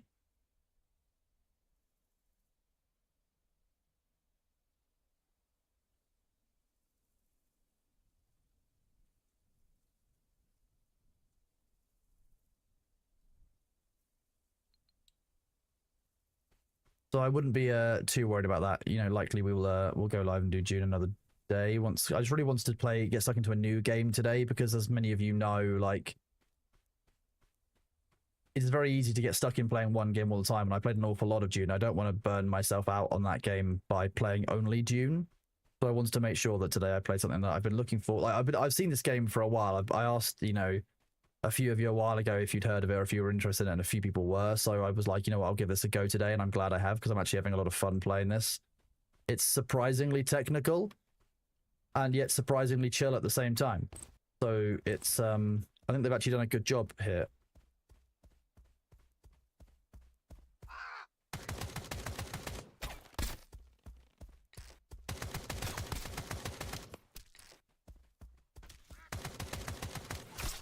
Ah, there we go. My bad.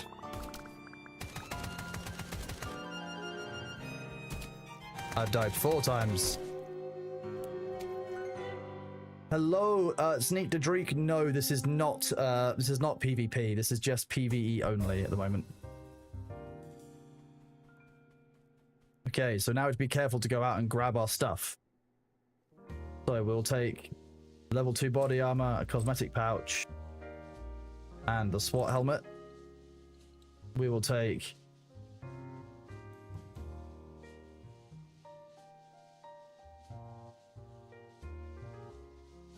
the AK-74U, and we will take some standard rounds. Who's a good baby boy? You are.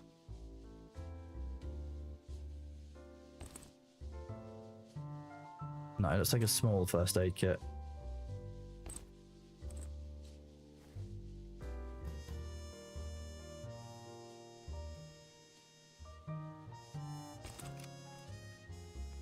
You saw us on Epica and you're like, well, it looks cool. I mean, I'm having a great fun with it so far. It's a good laugh. You love the cat cam? I mean, it's very important to have a cat cam because, you know, Bailey is the most important person here, and I know that you guys appreciate the most important streamer. It's very important.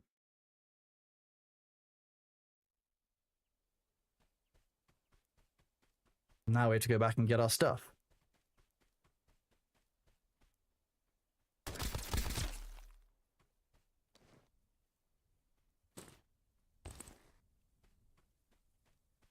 Who designs a quest where there are 10 mobs, you need to drop from the mobs and it's not 100% drop, it's just silly. What are you talking about, Blindio? Are we talking about in this game? I haven't encountered anything like that just yet, but it doesn't surprise me if that is the case.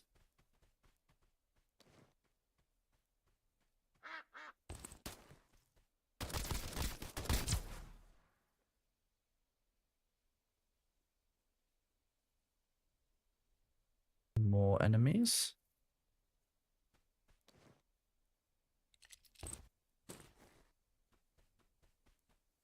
I want to make sure we loot the Miska box every time. Damn, any value in there.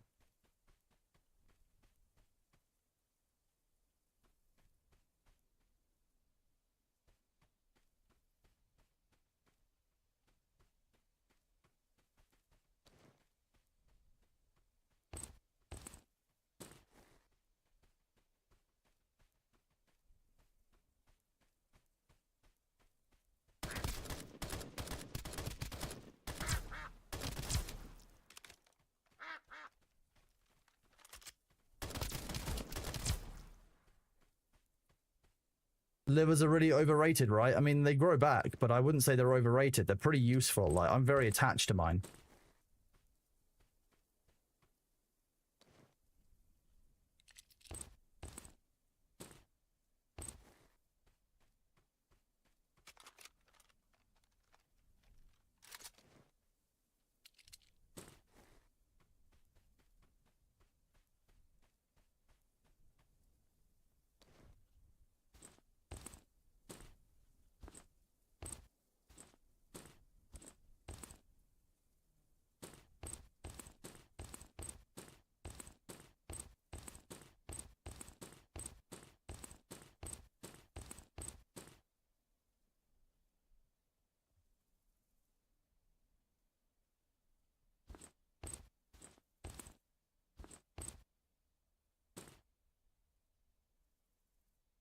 Let's see. We don't necessarily want to take certain things back with us. Like, we could eat this potato. That would help. We don't want to eat the super glue. That won't help. Don't need those.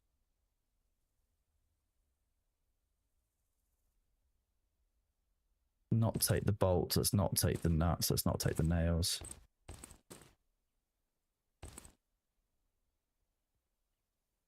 The soda crackers aren't necessarily valuable, so we'll leave those behind. And we can buy the duck eggs, so we'll hit the cables instead. We're going to head back.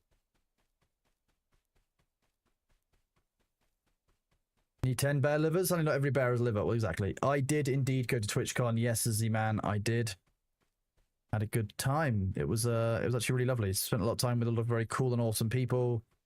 Got to see Thor having some really good chill time, which is great. Got to meet up with some people who I've been meaning to speak to and meet up with for a long time. So yeah, so TwitchCon was really good. I really enjoyed myself, and I really got a lot out of it, which is, I think, nice. It's all anyone can really want to and ask for. Yes, but yeah, YouTube is doing that thing where it shows the usernames rather than people's display names or aliases. Yeah, I'm not too sure what dictates what it's doing with that or not. You're okay.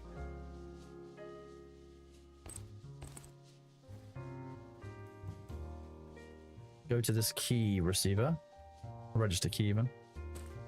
Safe house and factory. Now I have both of those keys long term.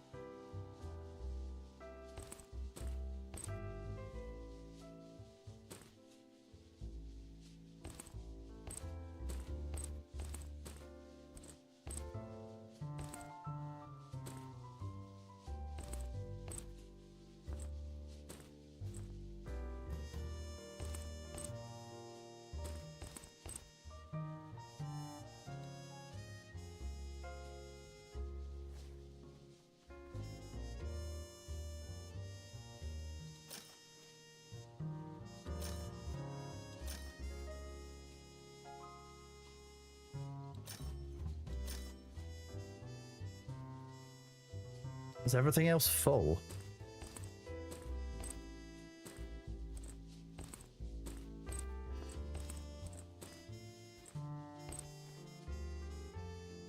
To make sure I sell those. Sell those bandages. I don't necessarily need 2 sets.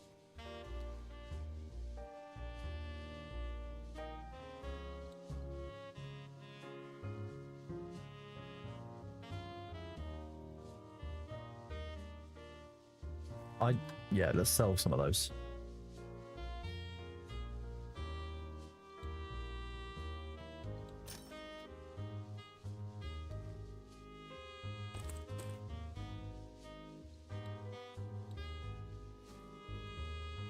We'll use up some of the stuff from this.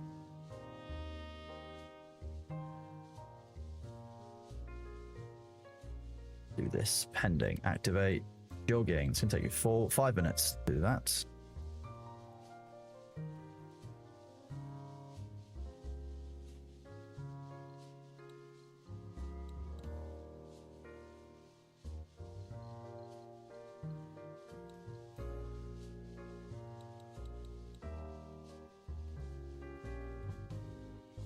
Somewhere there's going to be one singular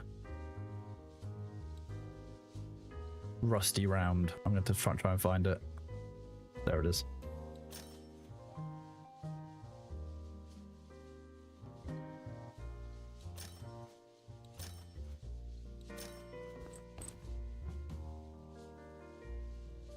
Okay.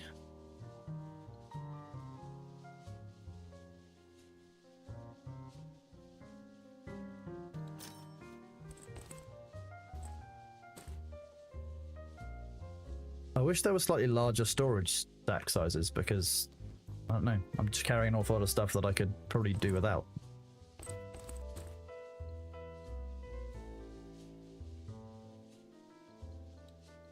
Let's see.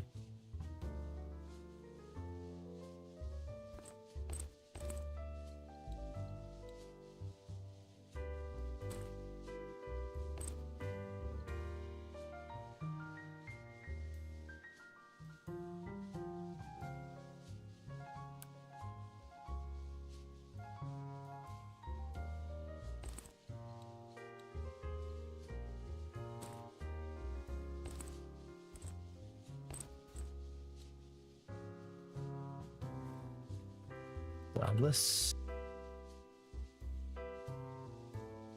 Well, that's actually worth a surprising amount. I might just put that into... Because the police baton doesn't seem to sell for anywhere near that much, so we'll just do that.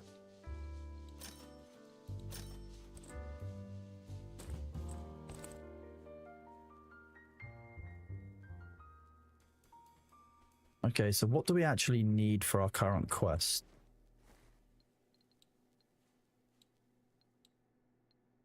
One more weapon parts, some IV medicine, some toilet cleaner, and UV lights. Can I buy UV lights? Can't buy most of the items I need for this, to be honest. So we're currently unable to push forward with the quest.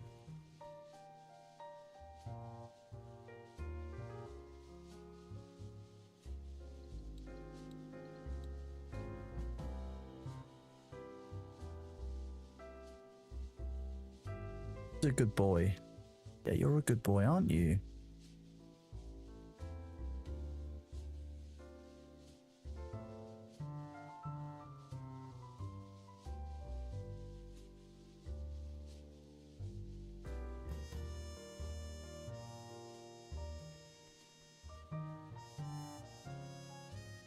Okay, so we've got some money. Let's go in here and see if we can do a skill enhancement. Head protection. Good deal. Raw.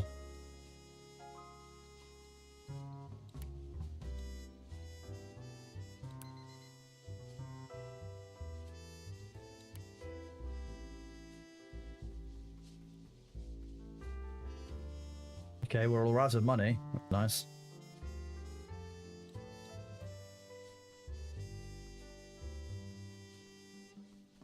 Do a quick outside run. We'll go check some of the places we need to go.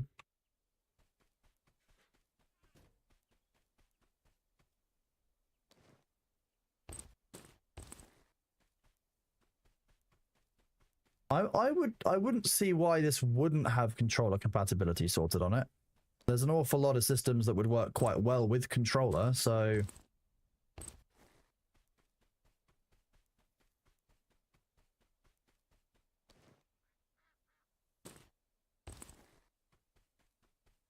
yeah, you're okay. What are you meowing at me for?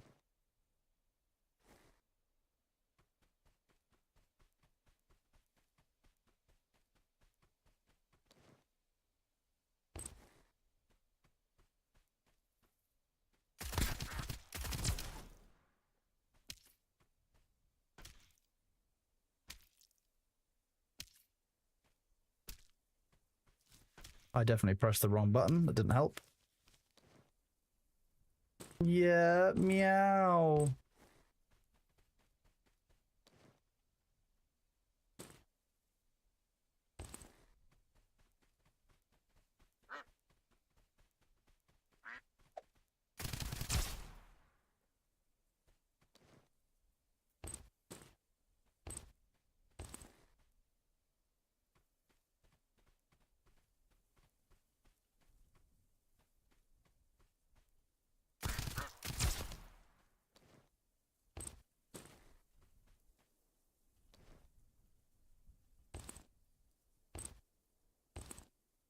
We're doing it.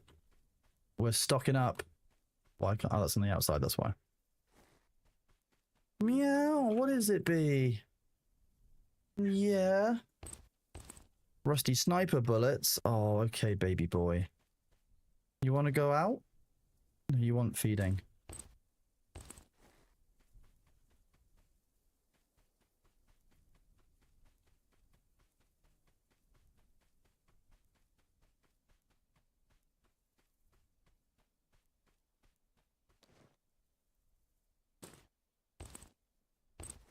Nice, I've got another cardboard box back.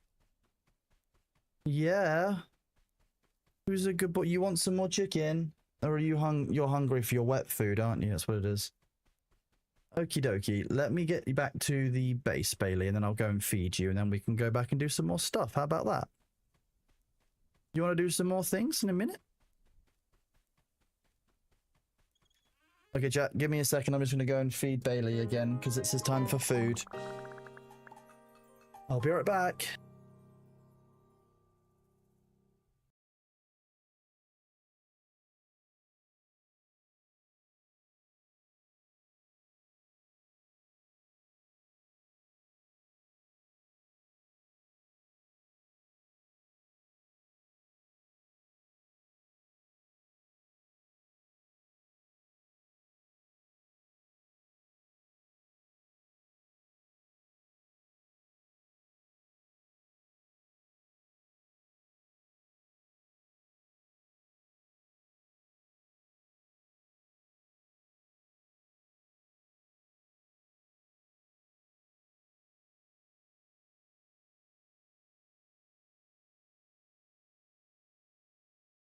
Hello, I am back. Bailey just wanted his evening meal. It's getting dark.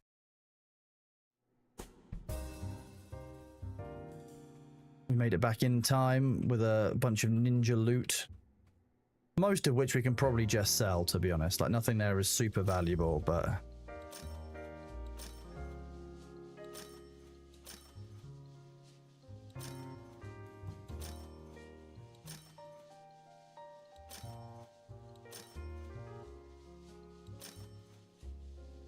water bottle is kind of king.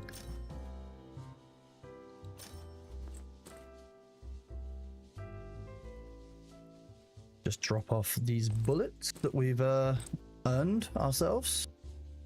I think we should sell the AP bullets because, like, realistically, this early on, we don't need them and they're worth a hell of a lot of money. Unless we know we're going out with them, like, we don't take them with us, so I'm probably just going to sell all of these bullets.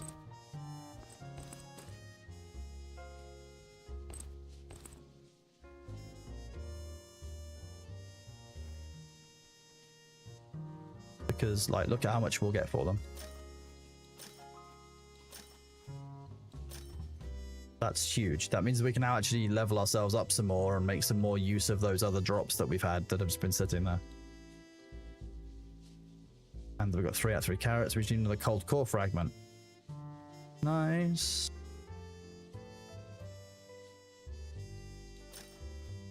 Drop off the flashlight.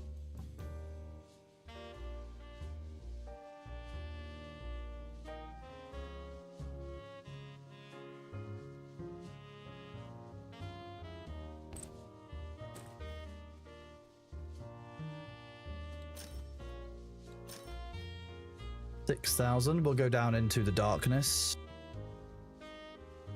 And we'll go and grab one of these. Ooh. Hunger Master and... HP 1. Okay, so... reduces energy cost and hydration cost. That's a nice one to have. And slightly increases max HP. I mean, neither of those are...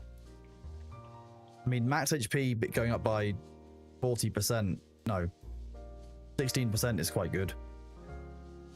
But, like, I probably need a 40% increase for it to be anything particularly substantial. So they don't... oh, they do sell for a lot. That one sells for a decent amount.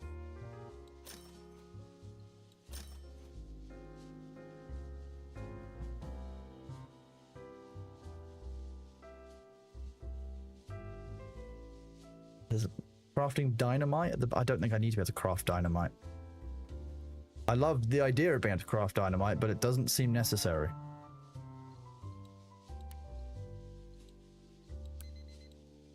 This needs a canned tuna in water.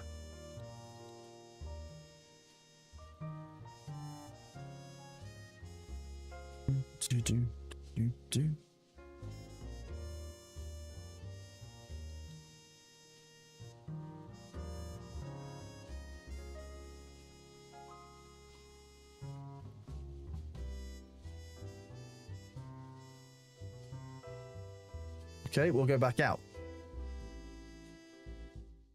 Can I just play Escape from Duckov forever? Like, that just seems like... I kind of just want to be a duck that's just like, you know, wandering around the zone, looting stuff.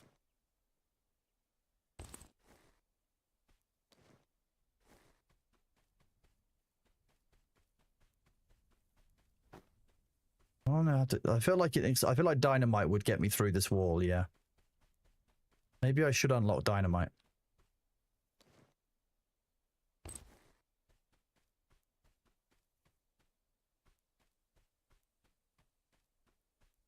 On an ultra wide, there must be some kind of unfair advantage on this, but I guess that makes sense. We want to head north towards Small Hill. You want to go this way. The night is dark and full of terrors. I mean, that makes sense. Oh, there we go. Last quest item we need for that.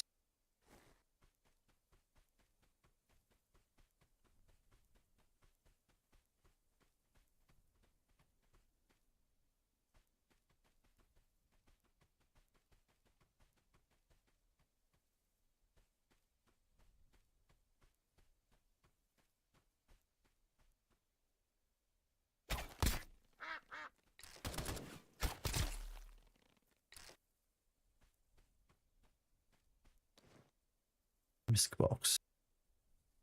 Anything of value?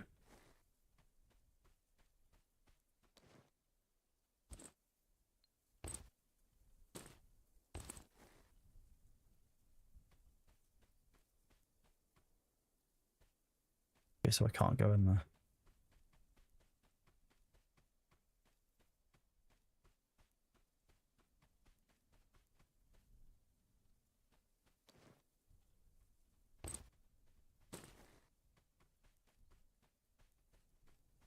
If I'd had if I'd kept my shovel from early on, which I definitely should have done, I would have been able to get to all these hidden spots, which would have been interesting. I feel like this is the perfect spot for an ambush, and I kind of hate it.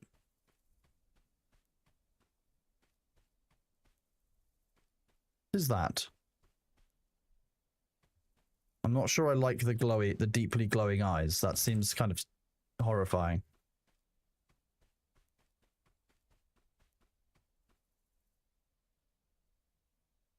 The leader glows of fire. Doesn't let somebody want to mess with unless you're fully prepared. I'm guessing inside there is the leader.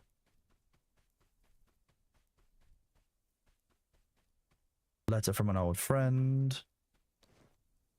Box. Endurance injector. Neat. Oh, okay. You just have a bunch of very good weapons. Okay.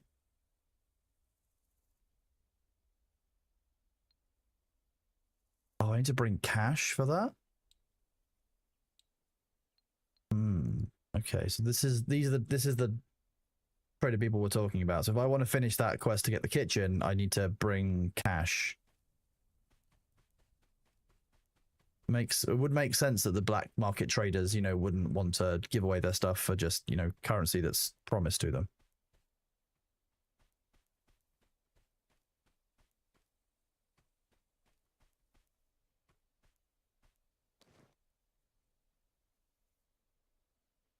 Anything in here of any value?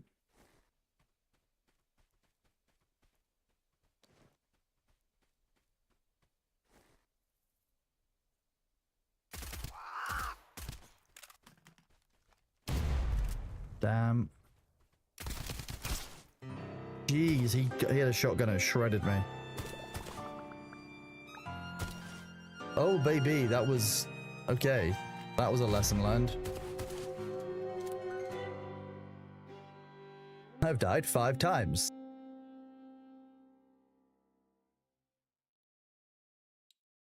Dead? Not a big deal. I wonder if I can get back to that guy just using the... We're going to try this out. I have a theory.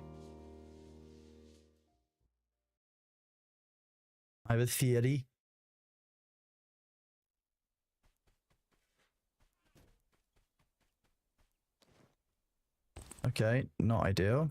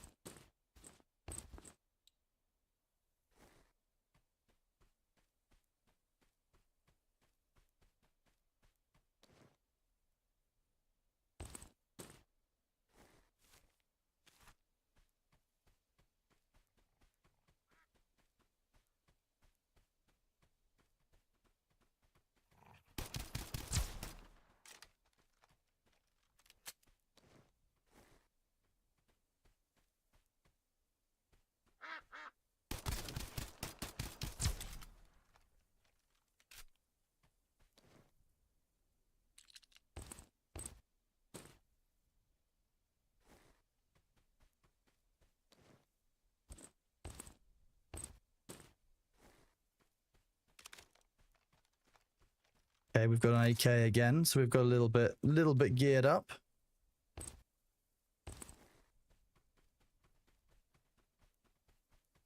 I should be able to run back up here and do better by being up top.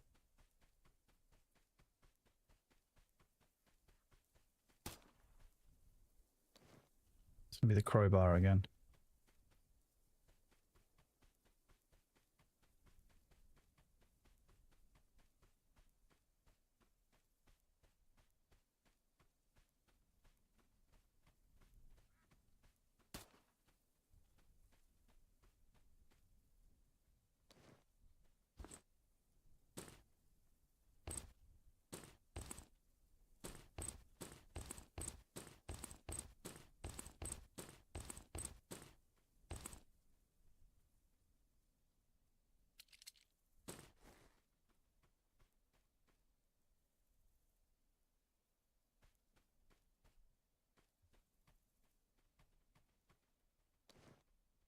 Food box. The colas are worth a lot, so I'm happy to get one of those as a drop.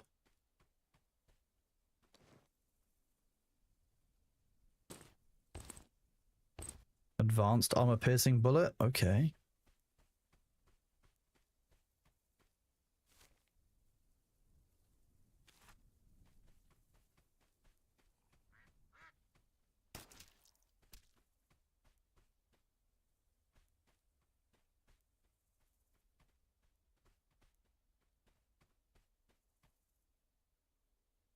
Oh, whoa, okay. It's a wormhole?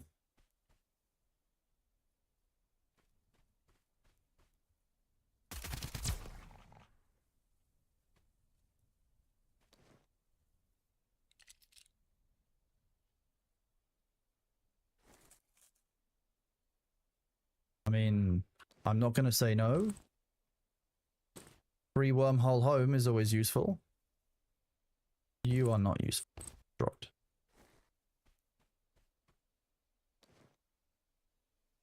That means if I can unlock that pathway permanently, I can have a very good way of getting to and from my base and the entrance, which is neat. That's what we like. We like to see that.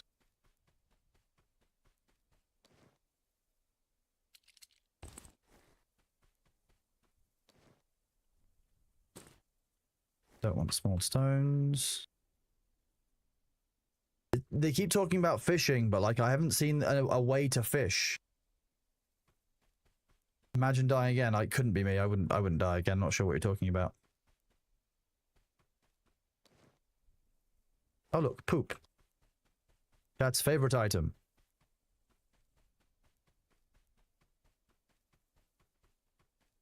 If this had fishing, it might be an MMO, but it doesn't, so it's not. So we can't. So I think if I go up this and down here, I can just wander my way back towards my little Duckov base.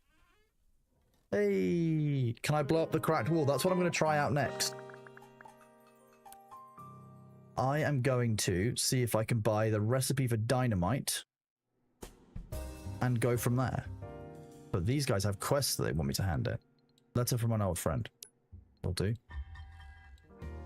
Tech expert is electronics. Ground Zero Highway. We'll have to do that at some point.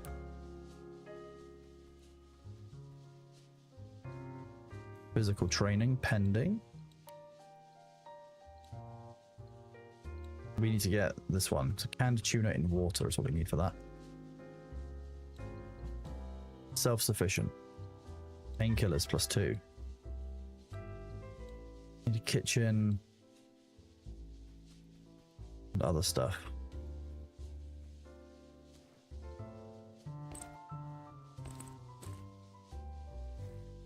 Learn this crowbar recipe.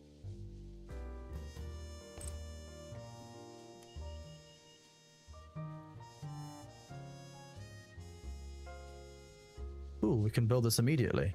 Not bad at all.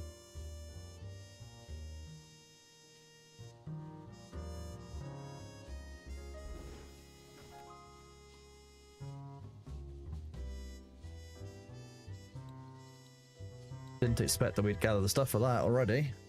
Nice. Should put us. Ooh, large storage. I can do this quest already. Oh no, that's the rewards. Unlocked storage suspension 1. I don't know how I do that. Is it in here? No?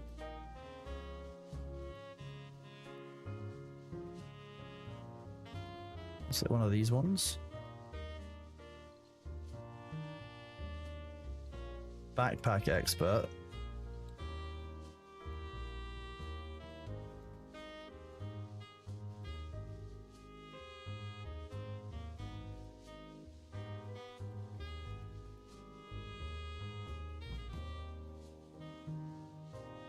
I haven't looked anything else at this guy yet. Let's buy that recipe for dynamite. And then obviously research it.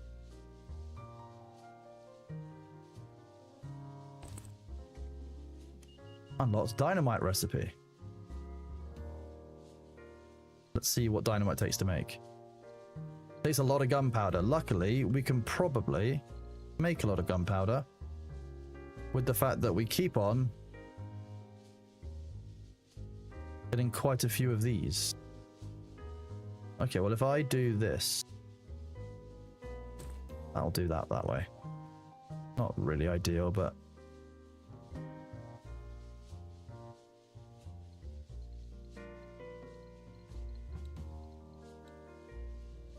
we've made a stick of dynamite. I don't know what this lets me do.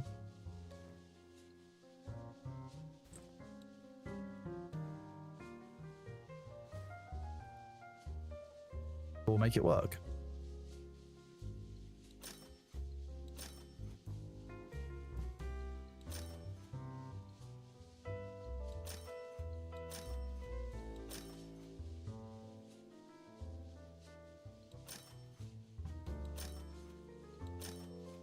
Savings reached 10,000. We're rich, chat. We're rich.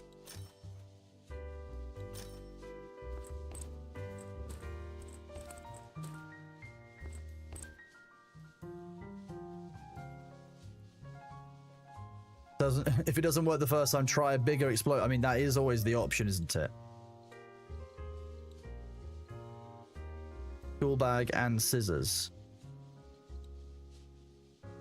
I thought I had a school bag on me. Oh, I just don't.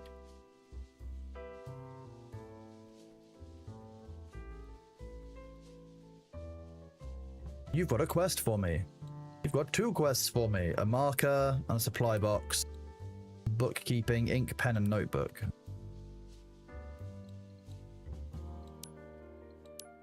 You just need the pen now.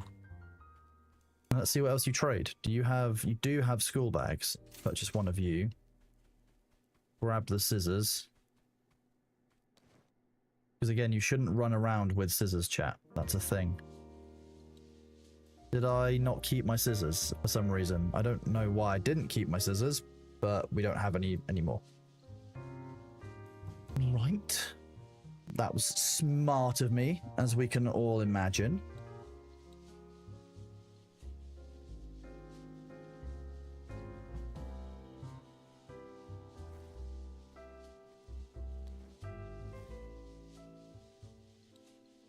Oh, there we go.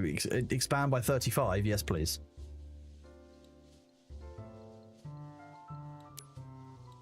This one requires 1 plastic barrel, which we could buy earlier, I saw. We'll buy that.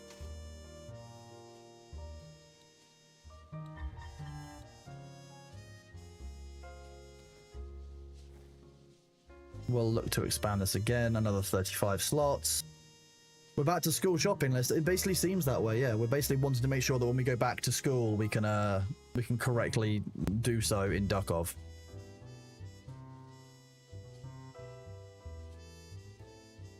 Ooh, okay.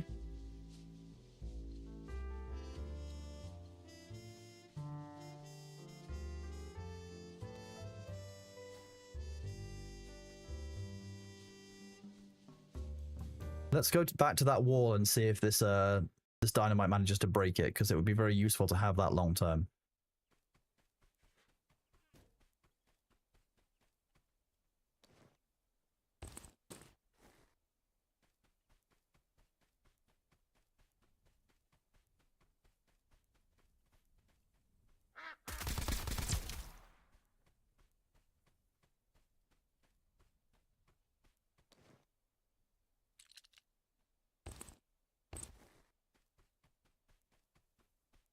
If I look at it and press 8.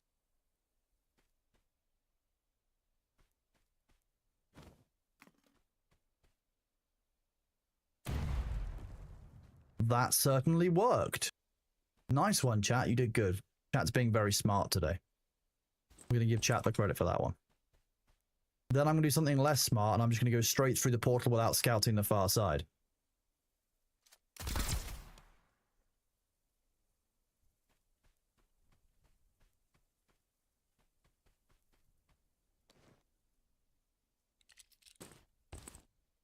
I mean, it worked.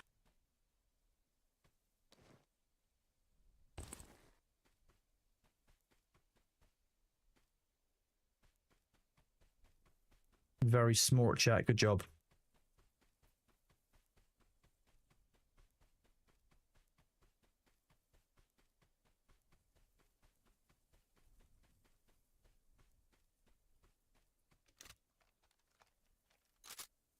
Let's see.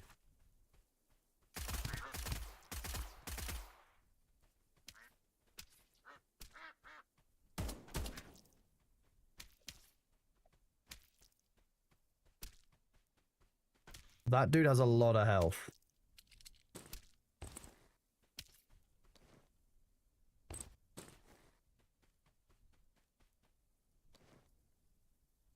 MD40, okay. Tank helmet, rifle extension, ski goggles. Oh boy, just what I needed to keep my face safe.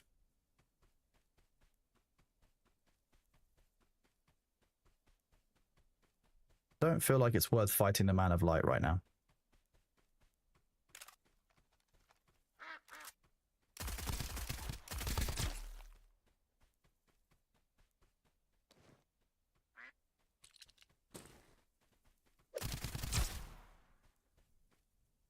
Rude.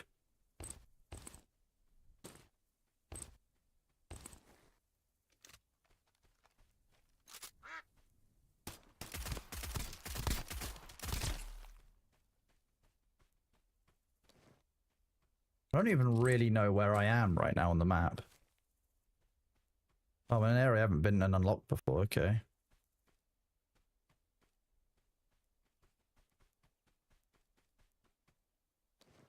We'll check this toolbox first.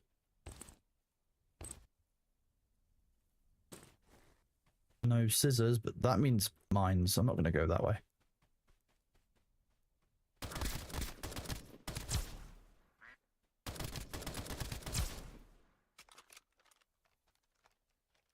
We are playing at the base 100% difficulty, so normal level as far as I understand it. I don't know if there's a... I can't remember what it's called. Is it called balanced? That's the marker. Okay.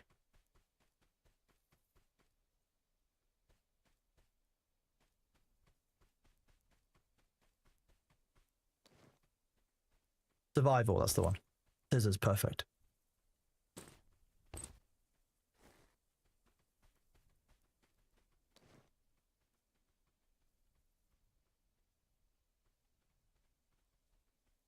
Shit. Don't need another rope. Take a paper roll, because paper roll means another gunpowder, which means that we can get through another area. But now it's getting dark. We should head back towards our base, which means we've got to go back towards the teleport, which is up this way.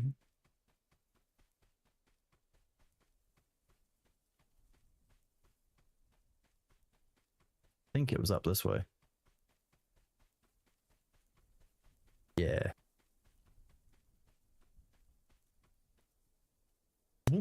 And then we can go this way. Look at that, chat. Almost like we know what we're doing. In way before dark. Our ads will be here in 1 minute, so it is good timing for us to be in the stash. Thank you all for being here. Appreciate you. During those ads, you should probably stand up and descrungle your spine. You should hydrate yourself. You should do what you can and what you need to. Because, you know, having a scrungled spine is never ideal. Trust me, I would know.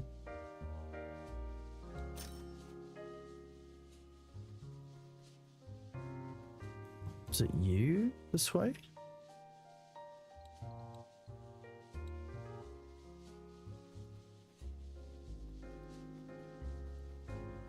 What? Wait, I'm having a moment.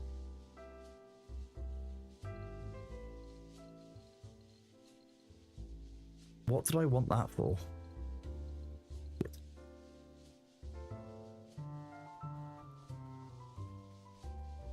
I wanted a bag and a pair of scissors for something. I just can't remember what it was for. Raw. You donkey. We love Thord and Ramsey here.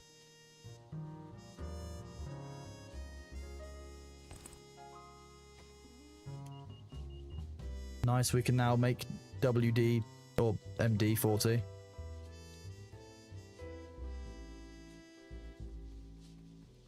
Was it the storage upgrade?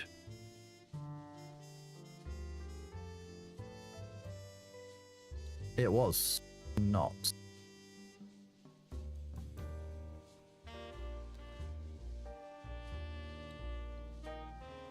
I could have sworn I bought one of those and did the upgrade.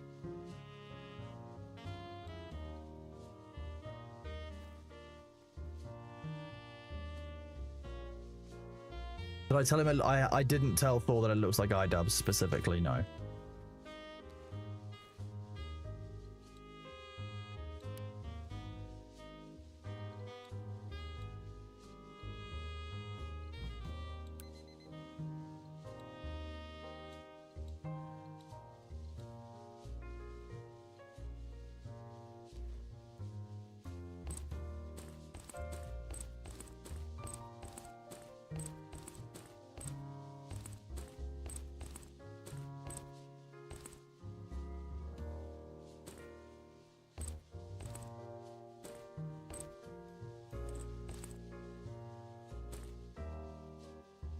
Leave the AK-74U there. We'll put that in there.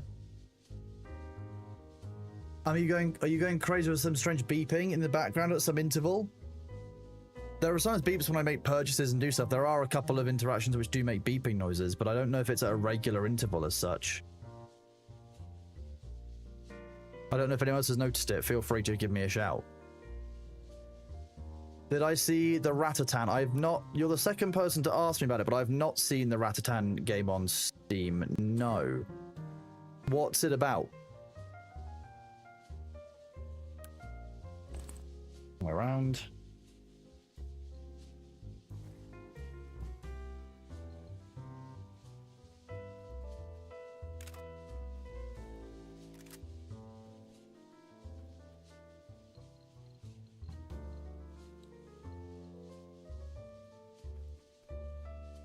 No, yeah, like I said, I haven't seen the Ratatan game. It's a roguelite rhythm game. Okay, very interesting. I'm not notionally against it.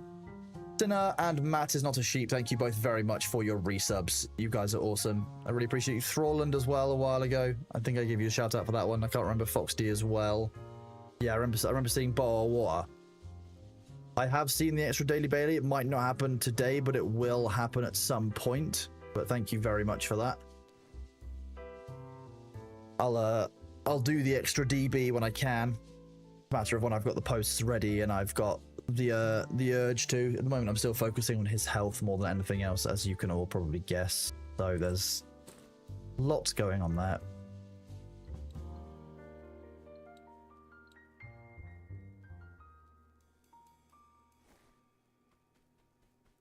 What was it that I was doing?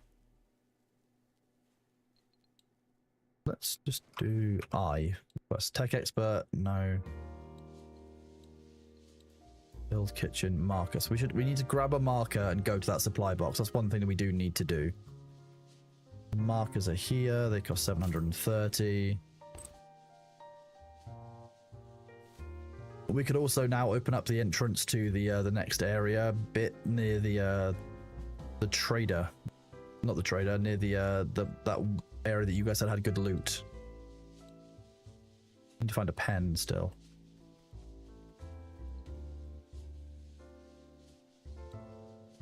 Six hours of sleep for my little duck. He's right as rain.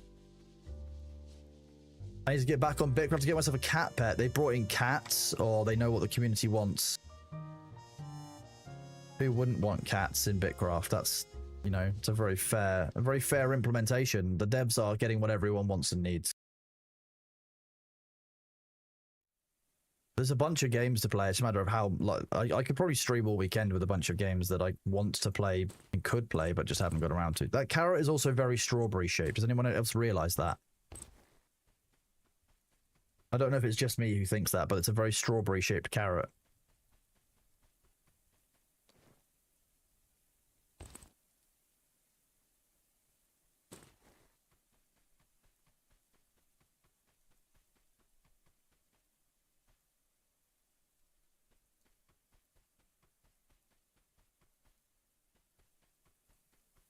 I don't trust it. Oh, toilet chocolate. Not a problem. We don't mind that, I guess. We can live with it.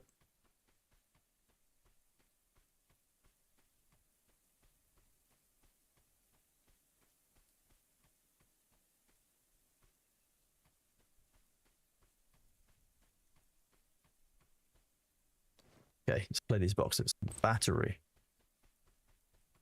Tactical box. Come on, give me some good weapons. A pump action shotgun, I guess, is tolerable. There's no ammo for it, so that's a whole thing. Oh, it was upgrading the dog. The dog upgrade, I think, requires the...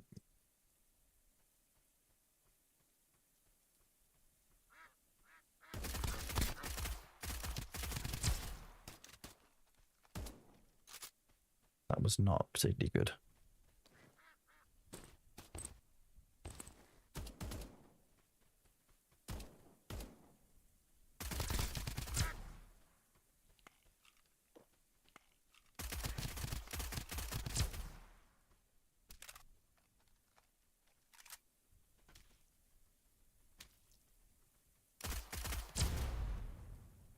That's not cover. Probably regretted that quite quickly.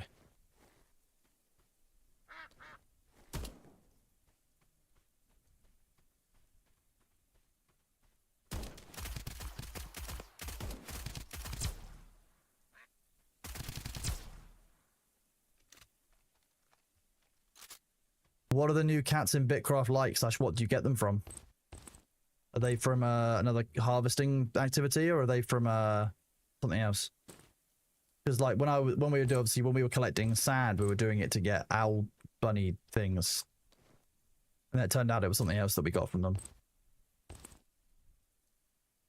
I think we were looking for owls. We ended up getting bunny groundhogs, which again, fine. You know, I love pets. Don't get me wrong. I love any game in which I can spend the time accumulating more animals, because I procure my animals lawfully, whereas, you know, Winky steals the animal. I mean, acquires the animals because they're free at the park, according to Winky.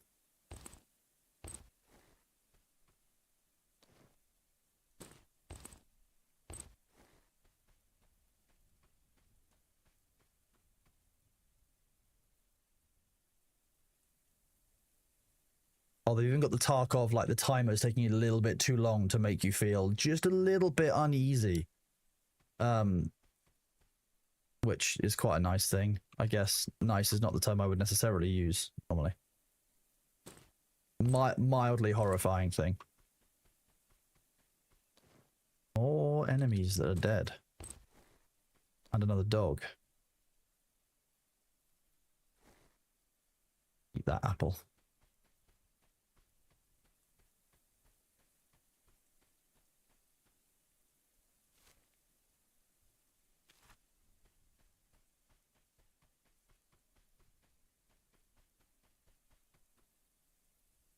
Some contamination ahead, stay clear. A level 3 J lab certificate. Okay, well we don't, that sounds way more advanced than we're even close to, so that's something we can't do. You need T4 fishing, then you can get 40 taming to get a cat egg, but like you say, cats don't come from eggs.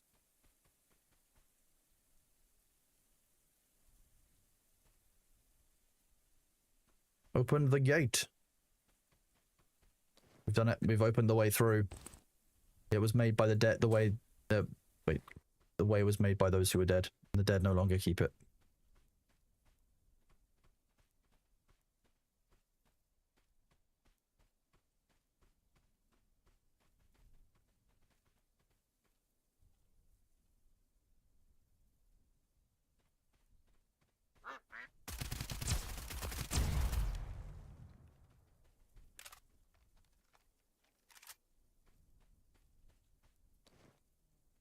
You can definitely play this game like a rat in Duckov, yes.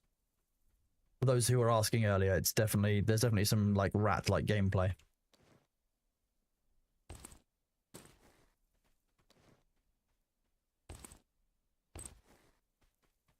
A tactical box, come on, good gun.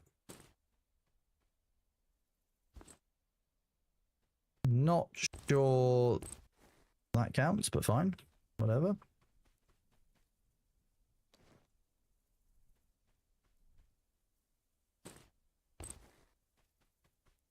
Ammo boxes, come on, give me some rare ammunition.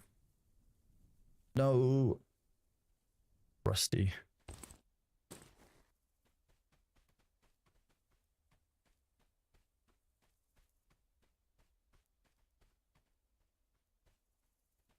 When there's no sound, it is very atmospheric, I have to say. Like,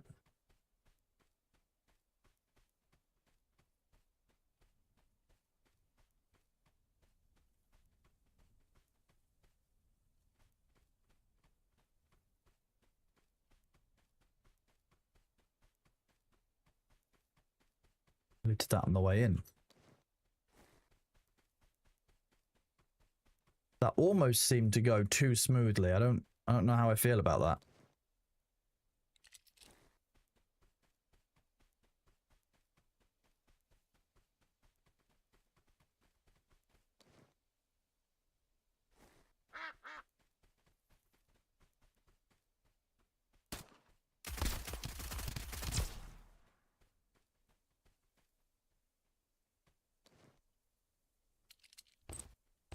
More rusty bullets. Which we'll convert into bullets of the non-rusty variety, so that we can then use them.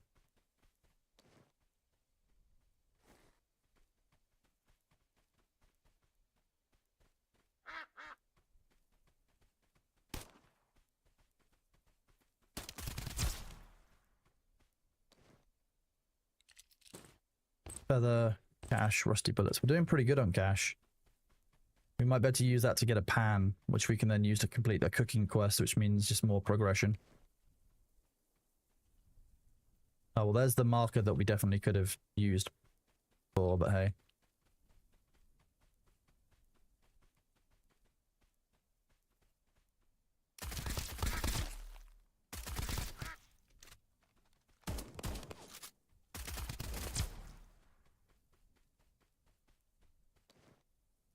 Of course, we aim to shoot through the enemies because that seems to be more efficient, even though it's definitely probably not headshots and stuff. Ooh.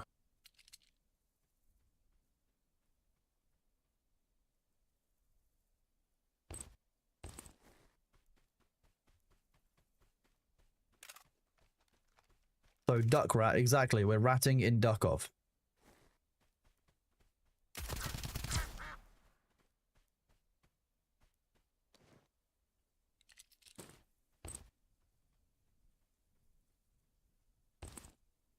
I'm glad we didn't come face to face with the armor-piercing bullets dude where he actually shot us. That would have been a very different engagement. And we'll just enter the base this way. Everything is free. It's just socially acceptable to not pay for things they've set a price to. I mean, I guess you're not wrong specifically. You're decidedly not wrong. And I do appreciate and understand that, I guess.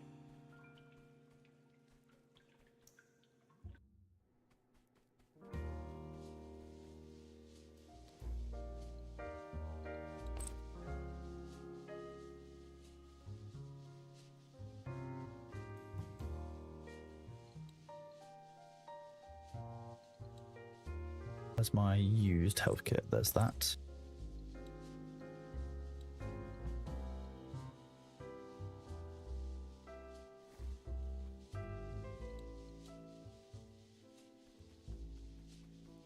Go check this guy out. See what he wants. Supply route. Level 3 body armor and a SWAT helmet. Nice. Scavengers and rampaging scavengers to kill. Okay. We can do a bunch of killing, can't we, chat? You want bullets with finite velocity? I think infinite velocity is better, yeah. I agree. Let's see, standard bullets. Perfect.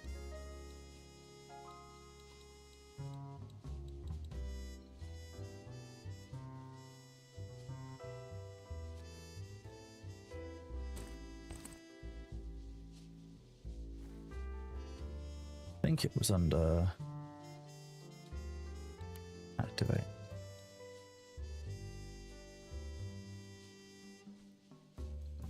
Skill enhancement, dog trainer. Here we go. Use up all my money, but didn't use up all of the weird.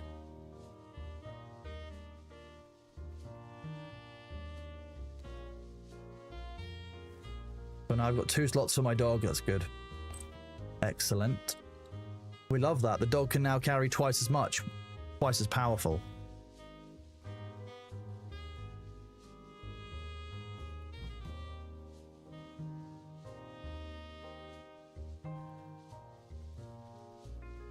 Let's go and attack the that camp again. Oh, we want the rope. We want the crowbar though. Take that with us.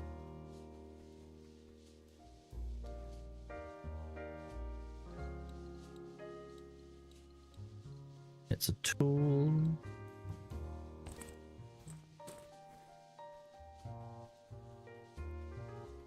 You have to poke my brain about the super mod. The yeah. Oh, you are very welcome, real babes. Yeah, I'm very interested to see what Twitch are willing or kind of planning on doing when they get to that stage. Oh, hello. Didn't know that we can make vehicles. We can build a ship here and use it to escape the planet.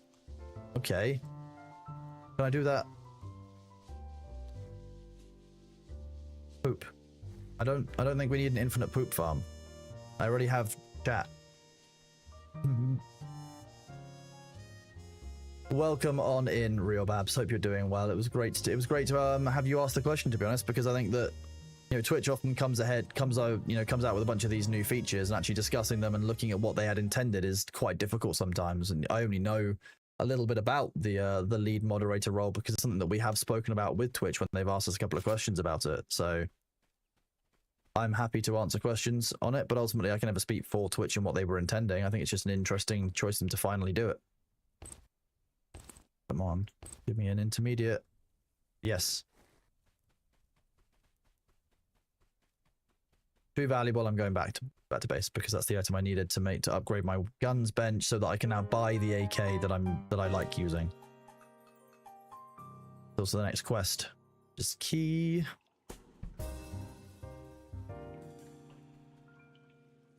Also, bass jazz is just neat.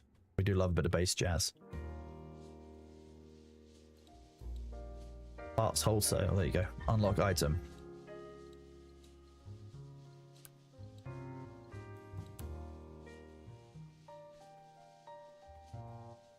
So how much does it cost me to buy an AK from this guy? Wait, what? Oh, 1,500. That's much better price. Not as good as it could be, but it's not as bad as it could be either. Check stream chat. Just go for the Bitcraft cat pet. Okay, we'll have a look. I'll grab a picture for chat.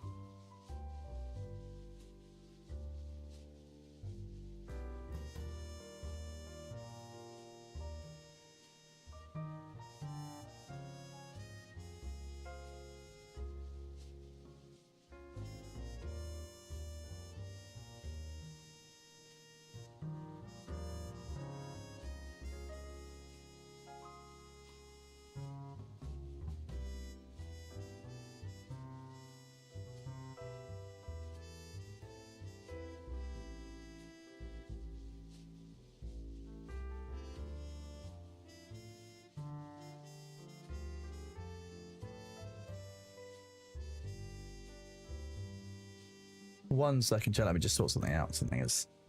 A calendar item has been missed, and I need to find out why. I think his sword chip might have slept through it. Yes, it seems that way.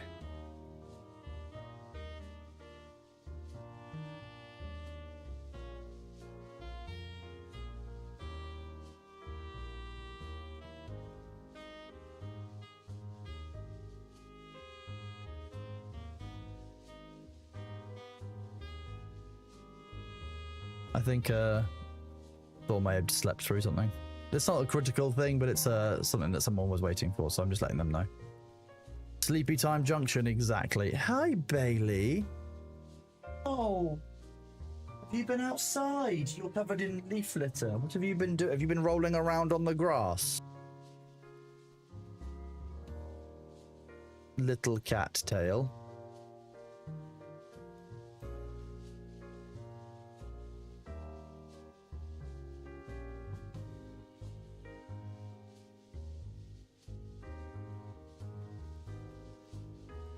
He's not in trouble. At the end of the day, he's knackered from TwitchCon. Like, I expected today to be a little bit more of a write-off. I was surprised that he wanted to do any calls today. So, I did bake in some, I did bake in a fallback, as it were.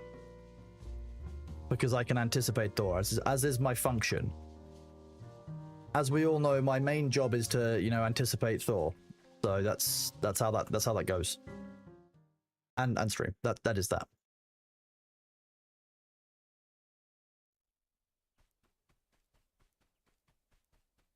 You can't believe I'm doing murder against us? It's just a culling. I'm just controlling the population the way that it needs to be looked after, you know? Some of these ducks have been very poorly behaved and need to have a conversation with this MP7. That's a type of conversation. I heard a quack.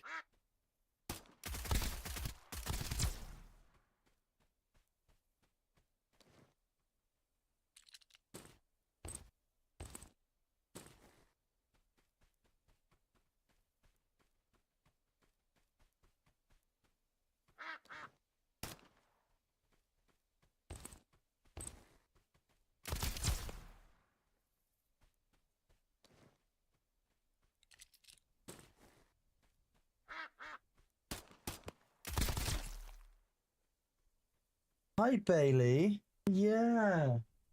Meow. You're so cute, aren't you? You're such a cute cat. We were going to check Bitcraft, weren't we? We were going to see what the Bitcraft cat looked like, but then we got distracted. Let me do this. My stream. Stream chat. Oh, it is cute. Oh, let me grab a picture for chat. Paint. Ms. Paint, we still don't know if she's married or not. Chat, look at this cute cat pet in Bitcraft. Look at him. Look at the bubba. Little bubba. Little baby. We might have to go and do some Bitcrafting just so we can get the cat. I'm not gonna lie to you. If that seems like a good, you know, a good reason to play Bitcraft again is just to get more cats.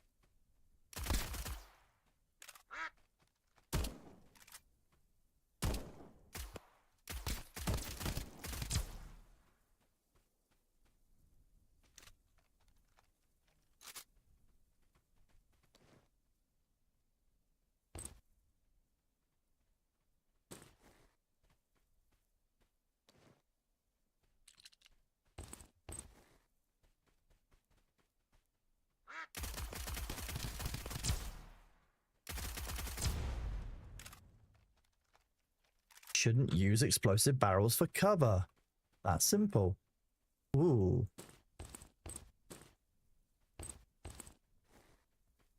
Meow.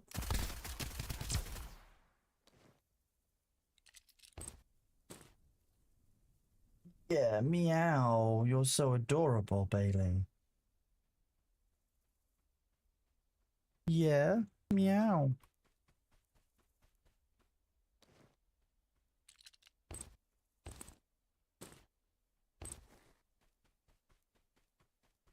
Now, if I recall,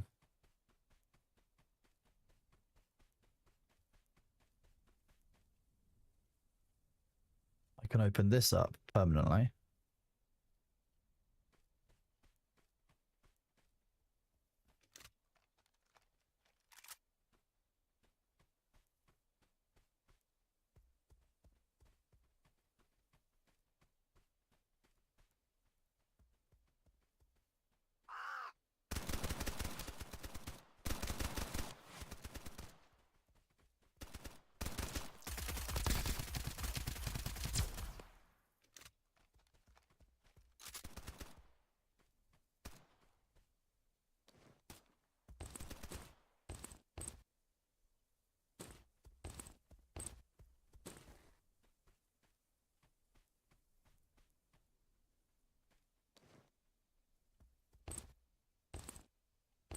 Koi fish and a flower ring. Perfect, I'm rich.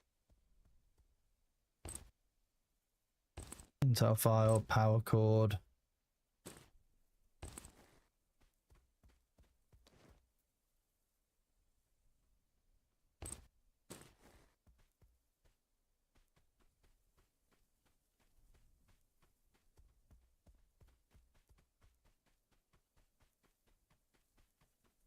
Go this way. We've not got long until we get to the end of the day in this.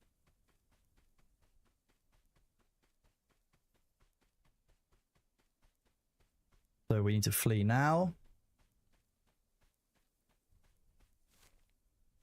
Can't make it through the whole road camp, so I'm going to go down the south route back to where I came from. But we got a Vector 45 ACP, which is great. Is this a documentary for how ducks act in real life? Yeah, this is a documentary, Jeanette, yeah. In fact, I might put that in the title next time I play this. Documentary. Was that road chicken? Yes.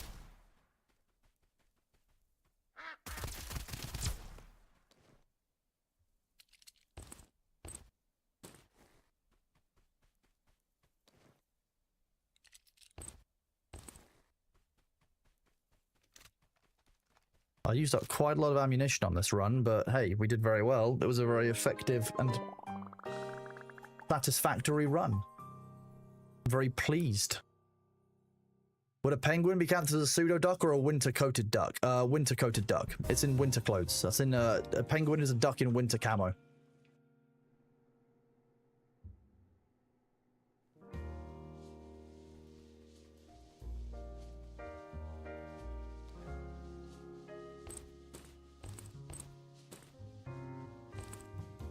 Recipe for first aid kit. I mean, we came out with that with a load of armor-piercing bullets, which is really good. I'll take the Vector 45. That's very nice. To be honest, all of that was quite good loot. We want to convert that into more standard bullets.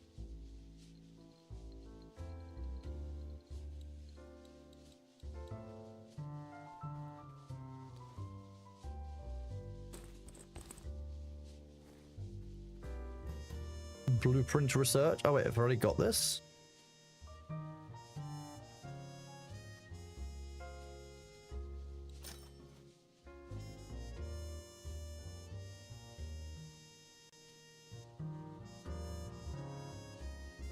A lot of the armor piercing rounds. That's quite good to know. We haven't really needed them, which has been quite nice.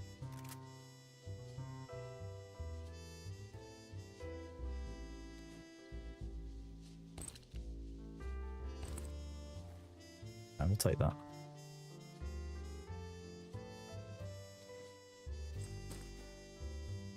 A broken Glock, not needed.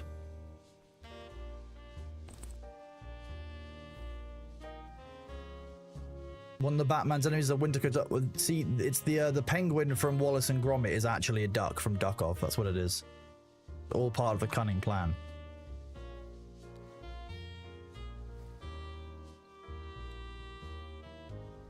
Ground Zero Highway.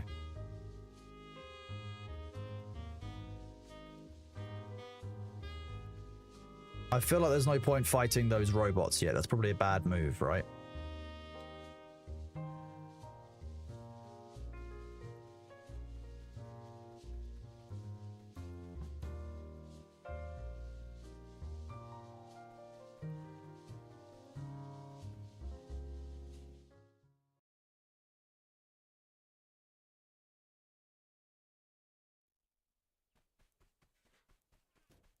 I just love the animation. Like, it just works really nicely. I don't know how they got this idea for specifically like doing what they're doing, but I do like it. I rate this.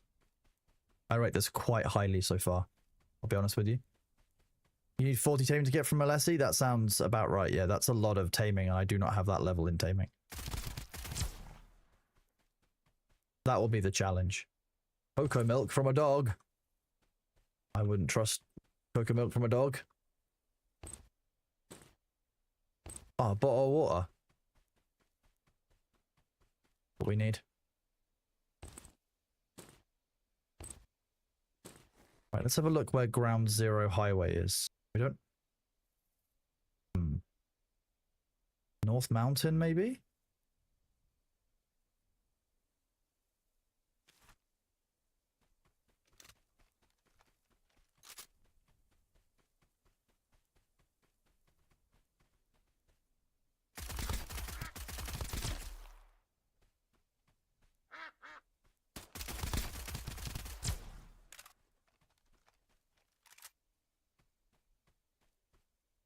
I like how one of the ducks over there just had absolutely no cognizance that his friend just got absolutely mown down.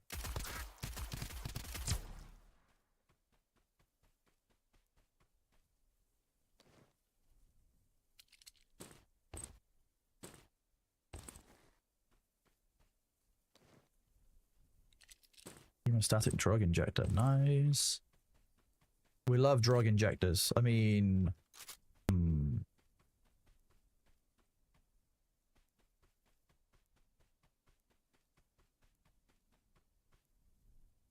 we are in the ad, so I'm not going to do anything too substantial. This is just all the easy stuff that we've done before. Sounds like a very odd weapon down here. Something that's silenced.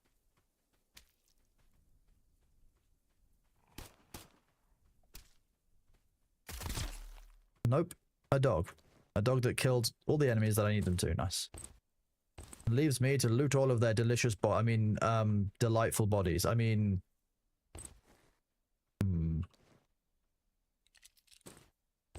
no longer required bodies. How about that? That's the best way of putting it. That dog did a great job. Damn. Those things are vicious in melee. I need to be... If I needed a reminder to not... like, get closed in on by one of the dogs, that's it. Hour of wish list. Okay.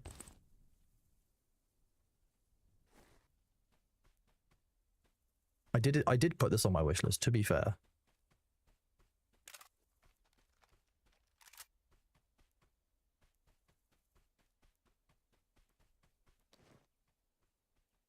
Box. There's a two-player co-op encounter with a goose. I mean, it would make sense. You think that if you're a duck and you're escaping from Duckov, to fight geese would be the next step. Geese are obviously the natural enemies in Duckov. That's probably all this infighting is probably down to Big Goose.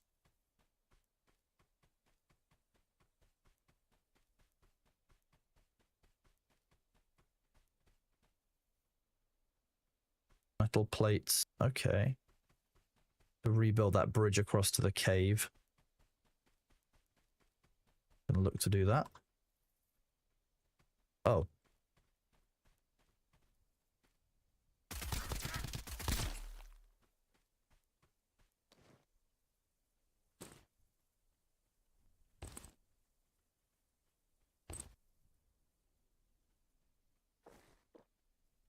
We'll drink the water, make some space for us to take this expansion crate. I don't really know what that means, but fine.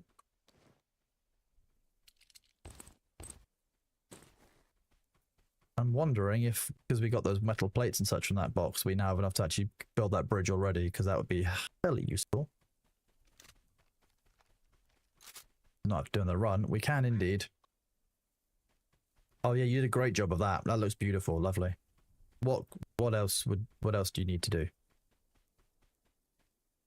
Ammo box? This seems fine. If there's a bunch of ammo in front of this mysterious cave, what could possibly go wrong?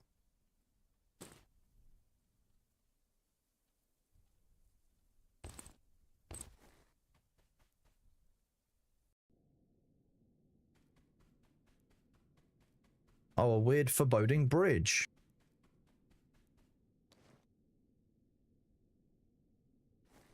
My lack of you can see my palpable lack of trust, chat. That's what it is.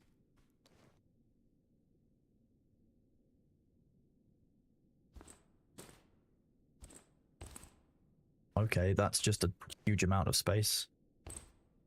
Small energy ammo. Cube gun.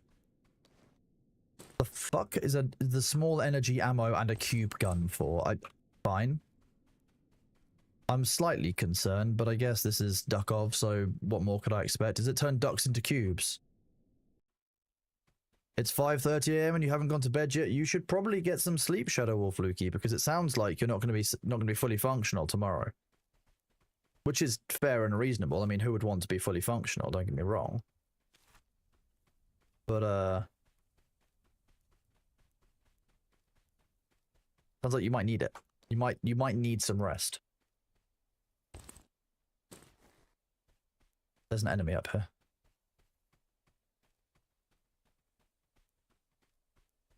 I do like that the enemies seem to roam around and rotate, so that even though you've cleared an area before, you don't necessarily know that it's clear of enemies.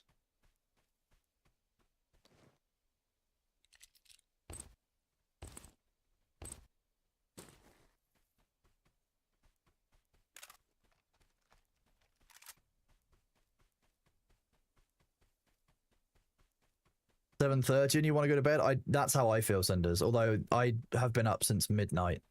So, well, actually, that's not. Well, I had like a 3-hour nap in that. Oh, apparently, I just error 2000 in my own stream. Interesting. I hope the rest of you are okay if you're watching. If you are, just give it a refresh, and you've got one of those.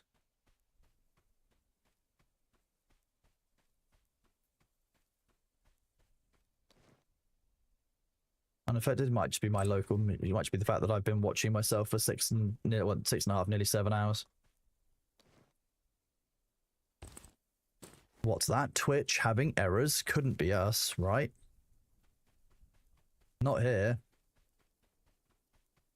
Well, thank you all for still being here. That's...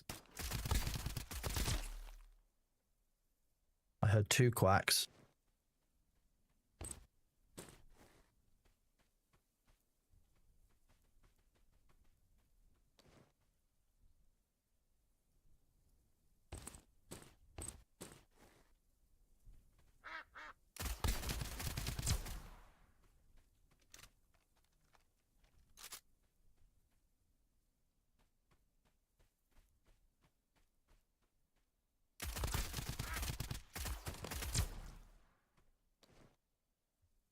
Hi, baby cat. What's up?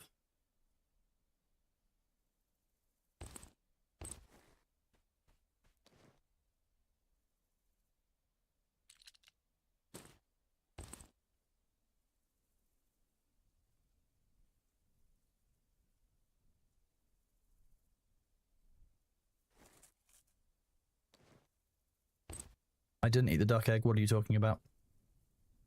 If I use that for energy, it will reduce my hydration. Then I can use this to increase my hydration. Yeah. Good cat. Good cat. So tomorrow, chat, we've got a couple of options for the games that we play and such. We've got obviously June for the drops that we can definitely like drop into and have a play around with. That would be good fun. We've also got this, and we've got Jurassic World Evolution 3, which I've been looking forward to for a while. If anyone's interested in seeing that as well, we've got like I say, we've got a few options. Just a matter of what people want to see more than anything.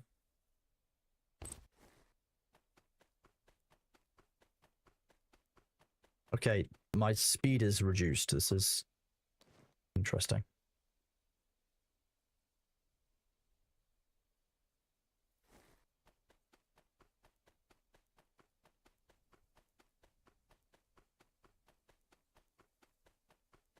You don't need sleep when you don't have a soul. You dropped it when you went shopping months ago. You shouldn't leave those lying around. People like me can make strange things with them. Yeah. Oh, baby, what is it? Is it a hard life being such a cute little kitty cat? Yeah, it is. You're so adorable. You want some chicken, probably? It's 7:30. You can't eat again. I'm not letting you do this.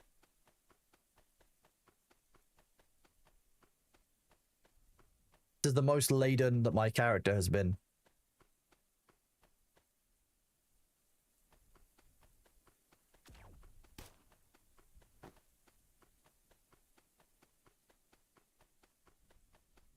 That sounds like those mushrooms, the really dangerous ones that I don't want to deal with. Feed the animal right now. He's been fed. He wants to be fed again, Winky. You know how it is. You can't just keep feeding the animals. Even when they've been fed, they end up very chubby otherwise. And he's chubby enough.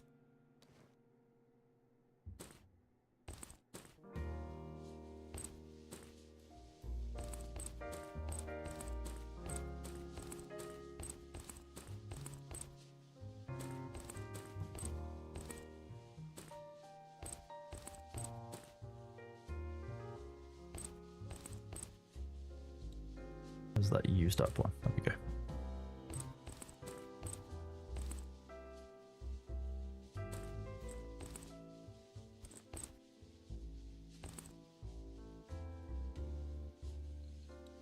Grab some more standard ammunition.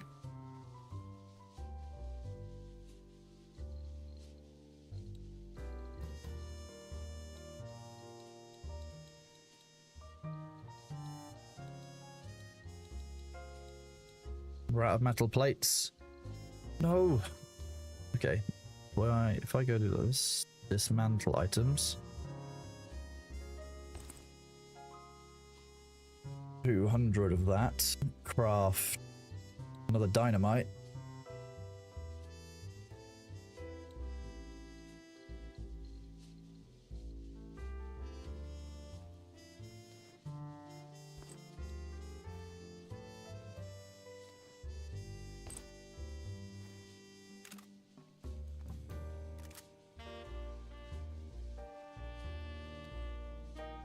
This survivor's backpack is absolutely huge. Drop this off. Like, I'm gonna be so sad when I lose this, but this is still great. Hi, baby. Yeah. It was a lovely kitten. Meow. Yes. Yeah, exactly. Exactly.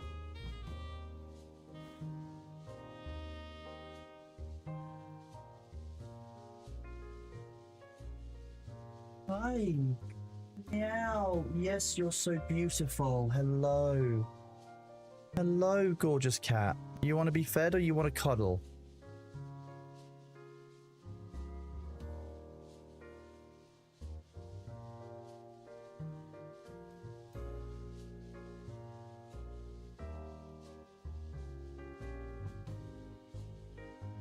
Yeah, who's a nice cat?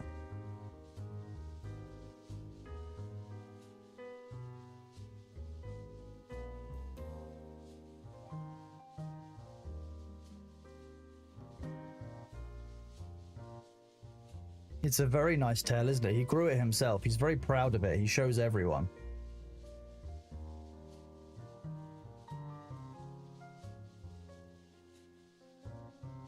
Look at him, just being a big, silly prince wanting attention all the time. I mean, I can't blame him because he is adorable. Yeah, you're adorable, aren't you? Yes, meow meow. Yeah, do you want... Oh, you want a brushy brush today? You probably need your daily brushy brush, don't you? Yeah, meow meow. Okay. Oh, yeah, who's a baby? Look at this little soppy baby.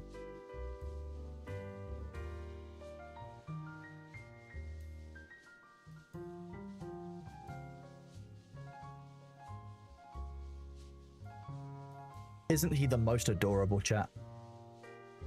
How was the, speaking of which, how did the meet and greet go at San Diego? The meet and greet went very, very well. Thank you, Jeanette. Yeah, thought I had a good time. People got to see him. I got to see some cool members from the community and from chat. It was really good. Yeah.